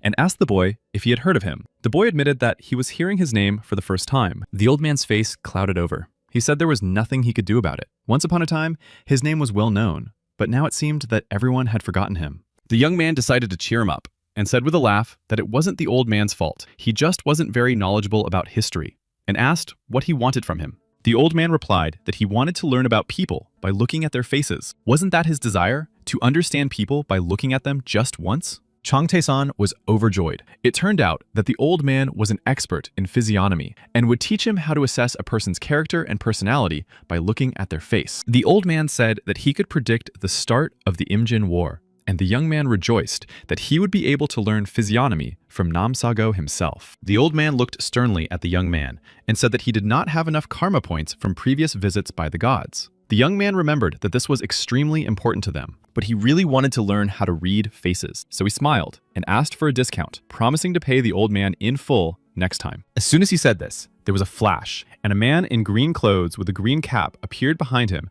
and said that the old man could not do that. One of this gentleman's eyes was covered with a bandage. He looked seriously at the old man and said that this was not what they had agreed upon. Chung Tae-san was seriously frightened. He was worried that his attempts to bargain with the old man might have caused him unnecessary problems. Nam Sago was clearly unhappy with the visit of the gentleman in green. He asked why he had come, but the gentleman demanded that he not play the fool. The old man told him to watch his language, and that it was his fault for responding to the call for help. Chung Tae-san thought that this was the first time he had seen these two in one place. The men argued about the importance of honoring traditions and laws. The man in green threatened to report the old man to his superiors. Apologizing, the young man asked who the gentleman in green was. The old man was indignant, asking if he really did not know him, but waving his hand, he said it was not surprising. The man decided to introduce himself. His name was Park Yu-bon. The young man had never heard of the great artist who saw in Kojon, the son of Hyun-sun, the future king. He was a physiognomist who had blinded himself in order to become an official, and he had achieved this thanks to his skills. Chung Tae-san thought he was not on good terms with the head,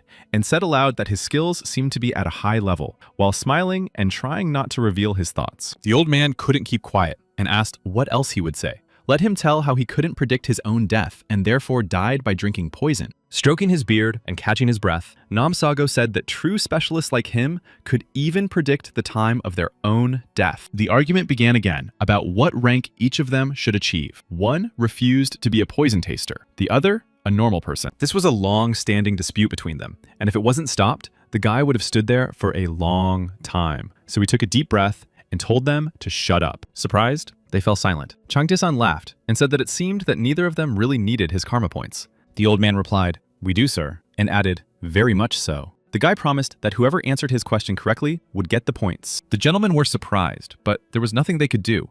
The karma glasses were very necessary, and the guy said that first they should take a good look at him. Changtae-san repeated that the karma glasses would go to whoever answered the question correctly, but first they needed to look at his physiognomy. The men thought about it. On the one hand, they were the greatest experts in their field, but on the other hand, something about the guy bothered them. They looked at the guy long and hard, trying to read his facial expressions, until the guy asked if they were having trouble. Park Yubon shouted indignantly that he had a past, but at the same time, he didn't have a present that was not quite real. And then it dawned on him. He even opened his mouth in surprise and shouted, "Don't you dare say you're a god!" Namsago remained silent, and the guy thought, how can that be? He's human. Finally, Namsago decided to speak up. With the help of physiognomy, one can learn about the past, present, and future, but his physiognomy tells him nothing. After a short pause, the old man continued, and the last part of his speech greatly surprised Changtae-san. Namsago said that the guy had lived too little. They failed the test. Park Yubon asked to ask something else.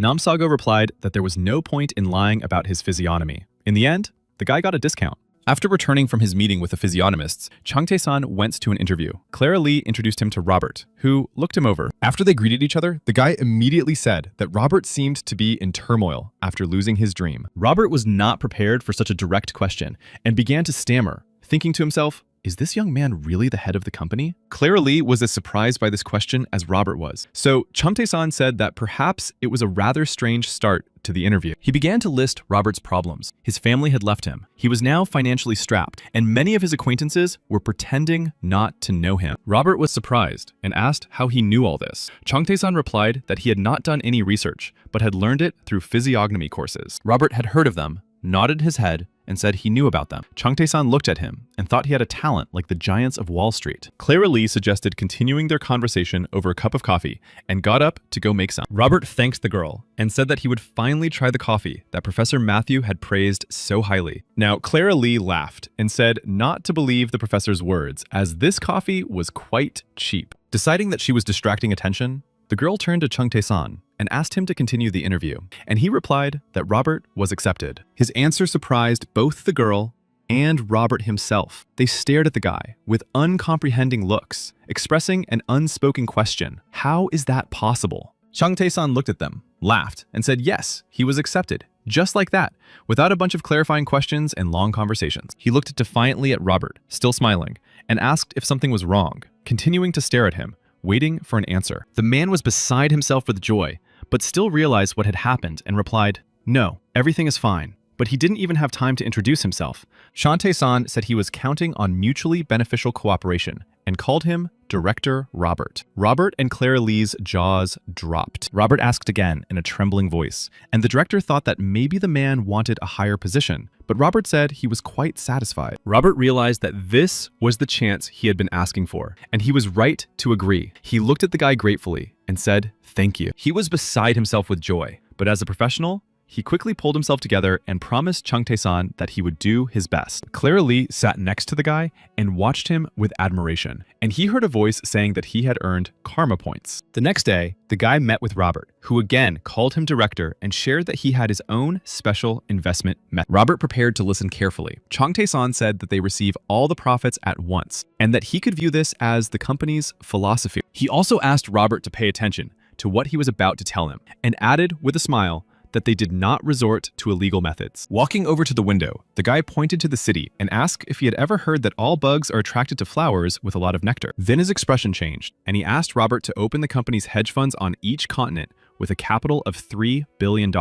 After hearing the request, Robert immediately asked a clarifying question about how many investors they had in order to understand how to proceed. Still looking out the window and without turning around, Chang Tae-san replied that they did not have any investors yet. Robert objected, asking how they would operate in that case. But the answer was simple. Chang Tae-san turned his head slightly, a sly gleam appearing in his eyes, and said that he would invest in everything himself. Robert was surprised, but did not show it. The guy promised to provide him with all the necessary support and money he needed to create a team. Robert asked if he should get started immediately. The guy confirmed that he could already hire experts to get the job done quickly. Then he said something Robert hadn't heard in a long time, and didn't expect to hear, that he was entrusting everything to him and counting on Robert as director. Robert thought about it for a day and replied that he just needed to trust the guy, and his life would be better than he could ever dream of. Chang Tae-san was pleased that in just a few days in Hong Kong, incredible work had been done. Robert hired fund managers and employees. He flew back and forth from Hong Kong to the United States several times, providing detailed reports, and even set up an office that Clara Lee didn't know about. In half a month, Robert became the head of a hedge fund in a low-tax country. Chang Tae-san was sure it was because he had already worked on Wall Street. Very quickly, they managed to establish hedge fund companies in London, Hong Kong, and Manhattan. And now, they were ready. Standing on the roof of the building, where they had their office in Hong Kong, the guy thought he was nervous, but it was time to launch a full-scale marketing campaign. He had an appointment, so he stopped by to pick up some flowers and headed to the elite residential area of Repulse Bay in Hong Kong. When he saw the houses there, he understood why it was considered elite. Pulling up to one of the cottages at the right address, he thought with admiration what a luxurious cottage it was, and wondered if Clara Lee really lived there. The girl herself came out to meet him. She was glad to see him. Chang Tae-san said with admiration that her house looked simply incredible. Clara Lee laughed sincerely and replied that it was not her house. He had misunderstood. This beautiful house belonged to her parents. The guy laughed in response and said that the house would belong to her in the future, as she was the only child in the family and would inherit all the property. As they climbed the stairs, the guy asked what the girl's father did for a living. He must be very rich if he could afford to live in such a house. The stairs ended, and they found themselves in the garden with a fountain in the center. Chang Tae-san thought, the garden is huge. Can people really have such large plots of land here? As they walked toward the house, the girl excitedly called out to her parents, telling them that Daniel had arrived and that they should come out to greet him. His mother appeared first. She was a very beautiful, slender, red-haired woman. She said her name was Emmanuel Pierre, and she was happy to welcome him. The young man was charmed by his girlfriend's beautiful mother. He bowed low and thanked the woman for inviting him to visit their home. Deciding to charm her completely, he put his hand on his heart and said in French that he thanked her for her hospitality, which was more beautiful than any roses. He did not notice, but a man in a red kimono standing in the shadow of the window was watching him closely at that moment and thinking about something. The woman laughed admiringly and asked if he really knew how to speak French. The man in the red kimono approached her. Chang Tae-san bowed again, saying that it was a great honor for him to meet Clara Lee's parents, and introduced himself as Chang Tae-san. Since his mother had already greeted him, it was his father's turn. He extended his hand, saying, "Welcome to our home," and introduced himself as Lee Jung-chong. The men shook hands, and when they did, Chang Tae-san even broke out in a sweat because the girl's father's handshake was unusually strong. He looked at the man in surprise, wondering what was going on. He did not expect such a strong handshake from someone of such an advanced age. While the man looked very calm, he smiled and even closed his eyes with pleasure as he continued to shake the young man's hand. The handshake was so strong that sparks flew around their hands, not to mention the veins that bulged and showed through the skin. Still not letting go of the young man's hand, Lee Jung-chong smiled at him and said that his young friend was surprisingly strong and watched his reaction. The young man did not remain in debt. He smiled and said that the same applied to the gentleman, whom he called his father, and thought that perhaps he was a martial arts master. The girls began to separate the men, and their mother asked what had come over them. Clara Lee said that the guy had bought her father his favorite Mao Tai as a gift. The girl lifted the bag so that her father could see it. He smiled and said that the guy had good taste, but he didn't let go of her hand. Emmanuel Pierre looked at the roses and said they were magnificent and asked how many there were. The guy replied, 47. The woman was delighted that he knew her age. The guy said he had actually felt that there were only 47 roses in the flower shop, but he didn't go into details. His mother said that Clara Lee had found herself a good guy and invited them into the house, and everyone agreed. When they crossed the threshold of the house, her mother said that they lived in a modest home, but that the young man should not feel embarrassed and could make himself at home. Chang Tae-san couldn't agree. Looking around the room they had entered, he saw servants and security guards on the wall and a 65-inch TV.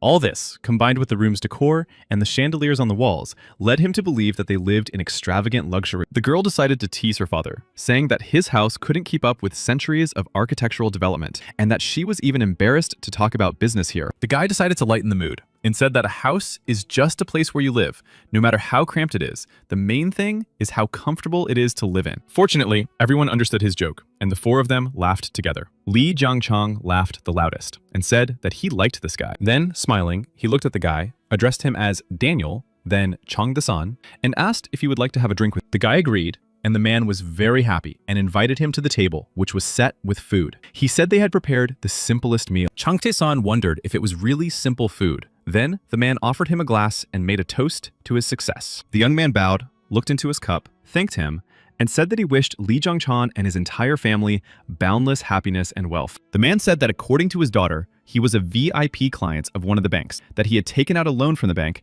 and that he was cunning and had a good job. Chong Tae-san said they had no choice because they had approved his collateral, and the man watched him intently and nodded his head in time with his story. Then he narrowed his eyes and asked if the guy was an investor or the founder of a secret fund of a Korean conglomerate, and looked at him expectantly. The guy smiled proudly and said that he owned a direct investment fund, which surprised his interlocutor.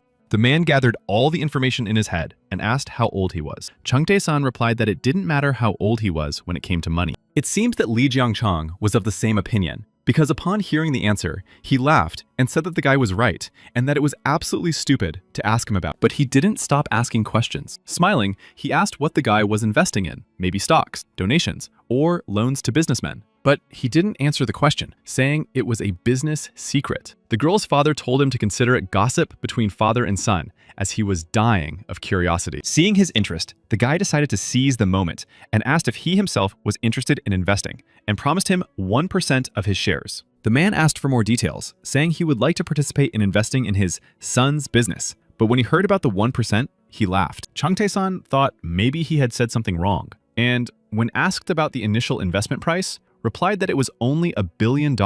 This figure made the man's expression change. He broke out in a sweat and wondered who this guy was. Then, after taking a closer look, he decided that he didn't seem to be joking. Pulling himself together, he smiled again and asked if he was the only investor, thinking that he needed to remain calm. The guy realized he needed to keep the interest going, and raising his index finger, said that he was the only one for now, but his people were currently attracting new investors. Meanwhile, Robert was meeting with another important person, a politician named Jack. Robert joked that he was a better politician than a scientist. The politician was surprised that Robert had invited him to meet, and said he had heard that Robert had almost hit rock bottom. So, who had hired him? Robert listened calmly to the question and, raising his head proudly, replied that he had been hired personally by the owner of a private equity fund. Jack was surprised, and Robert replied that he did not have a large turnover, but he was ambitious and promising. Jack asked who it was, and Robert suggested they meet. He replied that the presidential election was next year, and if someone was willing to finance his election campaign, he would fly to the other end of the world. Robert listened to Jack without interrupting and simply said that he would help him. Surprised, Jack asked if he really meant it. Jack was so touched that he began to thank him in advance, saying that he had always known he could count on his best friend. Robert laughed, remembering how his friends had treated him when he lost his job, and, looking slyly at Jack, said he would help, but not for nothing. After a pause, he added that, to be honest, he supported Senator Obama. Jack was surprised and asked the doctor of law to clarify. His interlocutor broke out in a sweat, and his face was written with a question mark. He asked if Robert really didn't know how popular Hillary Clinton was now. Chung Tae-san remembered sitting at his desk. A whole year had passed since he returned to the past, and he thought about how many events had taken place during that time. Among other things, he remembered meeting Lee Yerin and Kim So-ryun, fighting with Hong Sun-hyun and Chae Hyun-chan, and vacationing with his parents at the seaside. Only now, looking back, did he realize that he could not have imagined how many bullies and cheaters he would punish during that time. Another achievement was establishing peace at school,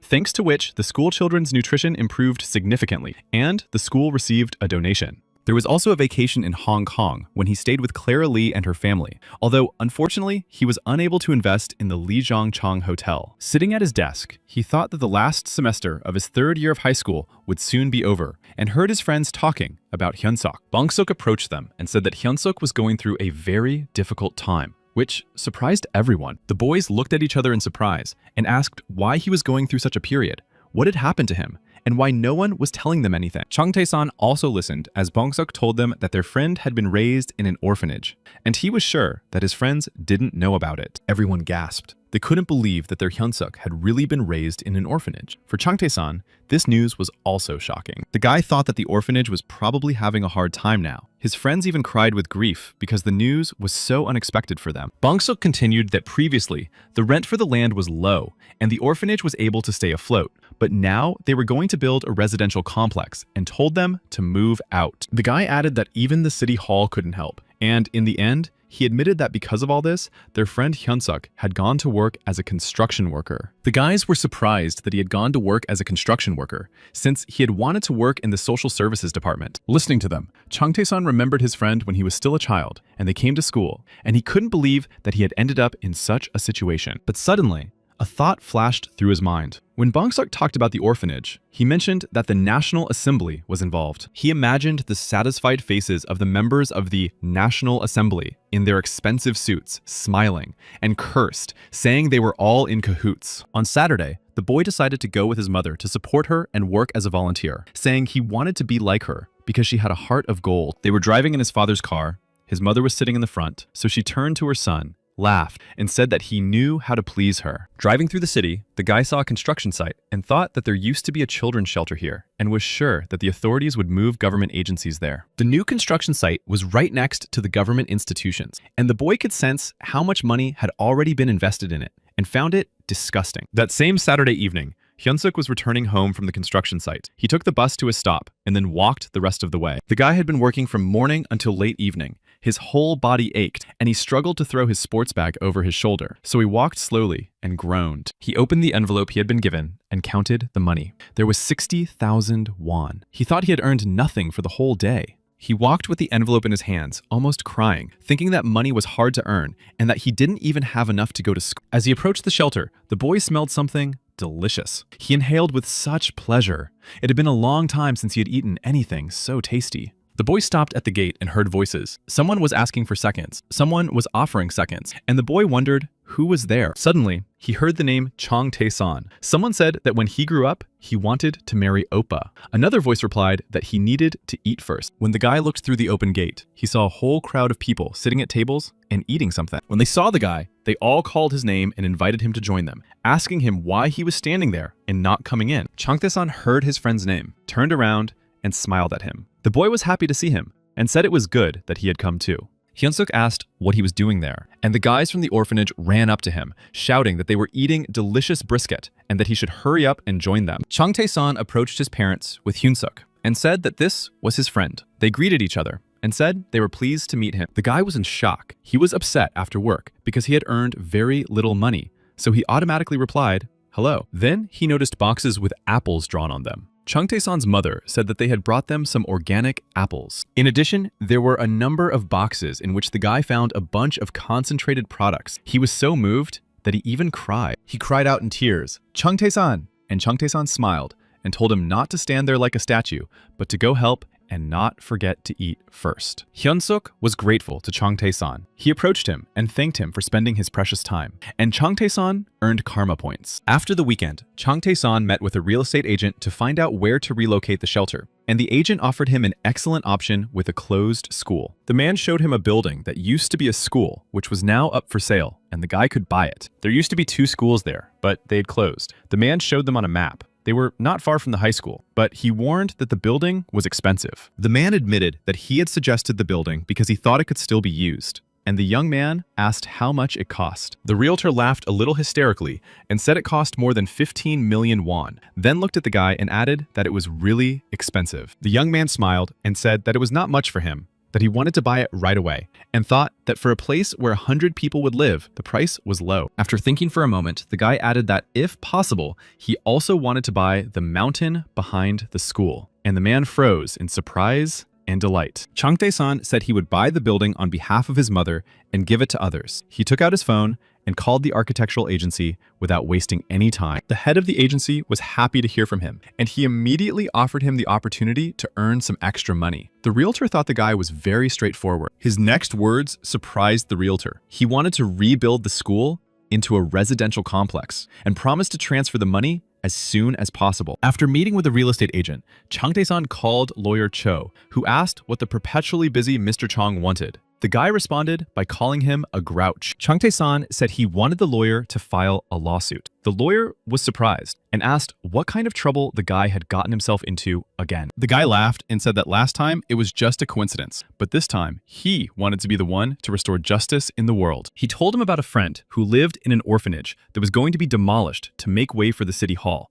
without providing the orphans with new housing. He added that high-ranking officials and the mayor were involved in the case and that pressure needed to be applied. The lawyer listened and thought the guy would not want to take the case to court. In response, the guy laughed and said that this could be done under the guise of providing free legal services to the orphanage, simply to help them set up a new orphanage. After listening to all of the client's wishes, the lawyer said that he could handle it, and the guy said that he would be in constant contact if anything happened. Hanging up the phone, he thought that he had already contacted all the necessary people, and now his friend would be able to return to school. The case was related to the margin market that collapsed last spring, and the guy decided it was time to end his involvement with American and Canadian dollars. Returning home, he sat down at his computers and was delighted to discover that Noogle's share price had reached the desired level. His 400 billion had turned into 3 trillion, and he decided that if the financial crisis was not stopped, the share price would fall, which he did not need. The guy was going to buy up all the shares of Noogle, Amazon, and Apple later. And he had also heard that Noogle was now going to sell its securities. He was just about to start selling other companies' shares, but he didn't have time because he was blinded by a bright flash. He shouted, "What is this?" He thought that there was not a moment's peace. Apparently, he had been called back to the world of the gods and looked around. Everything was covered in snow, and he wondered where he was. He was standing on the shore of some kind of body of water and saw a wooden boat far away from him and immediately wondered what kind of boat it was. The guy heard a voice greeting him and then saw the owner of the voice, a tall, gray-haired old man with a staff, and shouted who he was. The old man replied that his name was Cho Tak Siak. The young man had never heard that name before and had never seen the old man before either, so he asked him to repeat his name. The old man said that he would soon have to cross the river Styx and asked the young man to tell him his name. Chang Tae-sang asked again what the name of the river was. The name of the river confused him because he had crossed the river before his reincarnation,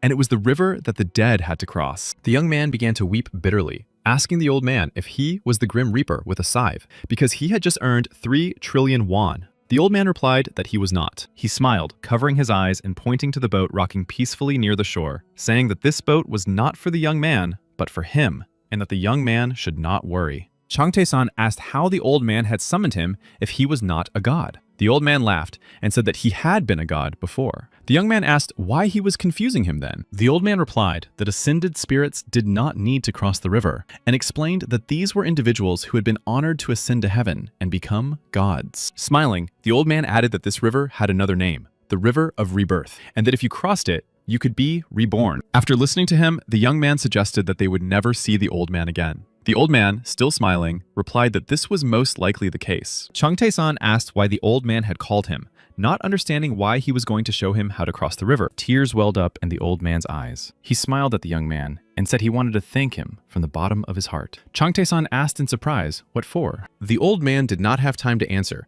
when a tall young man with long dark hair appeared. He said his name was Richard Kang and that he was a ferryman. He added that the gentleman was about to cross the river and that no one had crossed the river Styx from here in a long time. The old man turned to Chang Tae-san and said that thanks to him, his descendants' future had changed, and he would definitely thank him for it. He turned and walked with the soul transporter to the river, and, without turning back, asked the young man to remain as kind as he was and to look after the children. The young man knew 2 people with the surname Cho, a lawyer and his friend Hyun-suk. Remembering what the old man had said about children, the young man decided that this was his friend's ancestor. The young man remained on the shore while the boat with the old man set off to cross the river. The ferryman felt that he had met the young man somewhere before. There was a real commotion at the Central Bank of Canada. Managers reported to their boss that they were receiving margins purchased for dollars. The director did not have time to respond, as he was repeatedly informed about the arrival of margins from the UK, Hong Kong, the US, and other countries. The director understood that large margin packages would affect the currency market, and when asked what to do,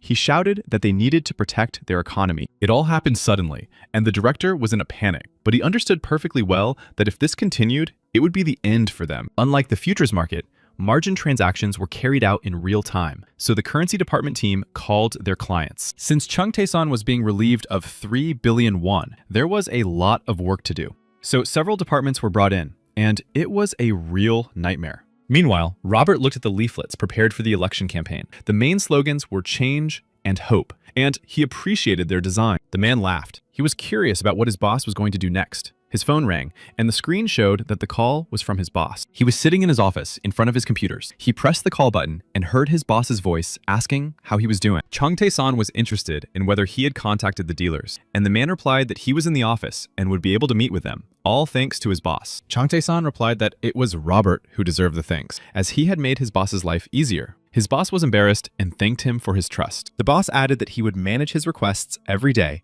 and that the dealers should start working, and said goodbye to him until the winter holidays. But Chung Tae-san said he was joking and asked how things were going with the politicians. Robert replied that everything in this area was in accordance with the boss's instructions. Chung Tae-san told him to keep an eye on the politicians, and he promised to do everything in his power. The guy said goodbye until winter, promising to meet in Hong Kong. After finishing the conversation, Robert put down the phone and thought that even though everything was going well, he got very nervous every time his boss called. Chung Tae-san sent him the first investment application to form an investment reserve of $20 billion.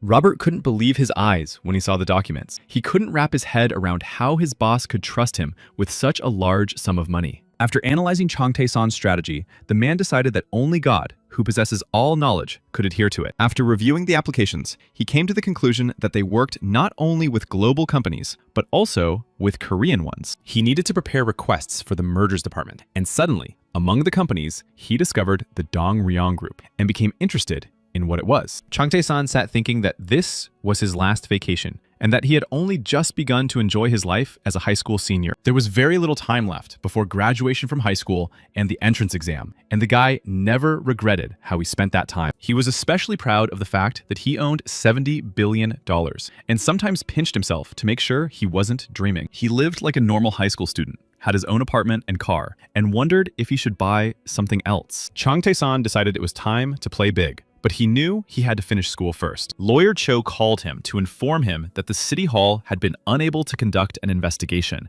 and that all the documents and agreements were ready. The guy noted that everything went well thanks to the lawyer's efforts and asked if the mayor was very famous. The lawyer replied that it seemed so. The lawyer added that the mayor had initially resisted until he saw the documents confirming his crime. The guy also called the lawyer an elite member of the legal profession and said he was going to buy a stake in the law firm, which surprised the lawyer. The lawyer promised that if he was paid, he would do any job, and the guy asked him to buy 30% of the law firm's shares. The lawyer assured him that this was entirely possible, and that even with 30%, the young man would be as important a figure as the head of the company. Chung Tae-san asked how much it would cost, and the lawyer replied that it would not be cheap, as Samwoo was one of the 3 largest companies in Korea. Chung Tae-san asked if 100 billion won would be enough to complete the task, and said that if he didn't believe him, maybe he would believe his bank account. Lawyer Cho asked if he really wanted to entrust him with this, and he thought that it was unlikely that a law firm would turn down 100 billion won. As soon as Chung Tae-san finished talking to the lawyer, the phone rang. The number was unknown, but the guy picked up the phone and an unfamiliar female voice answered. The caller began to scold him, saying that he had completely forgotten her and asking how he could do that. The voice sounded familiar to the guy. When the girl said that she had heard rumors that he was dating Lee Aren, the guy suddenly thought that it might be Kim So-ryung calling. The girl was extremely angry and yelled into the phone that she would never forgive him for forgetting her voice. The guy moved his hand away from the phone so he wouldn't go deaf. He thought to himself that it was no wonder he had forgotten. They had last spoken a year ago. He apologized for not calling for so long and asked how she was doing. Without waiting for her to answer, he asked her about her debut in a week. And the girl asked in surprise how he knew.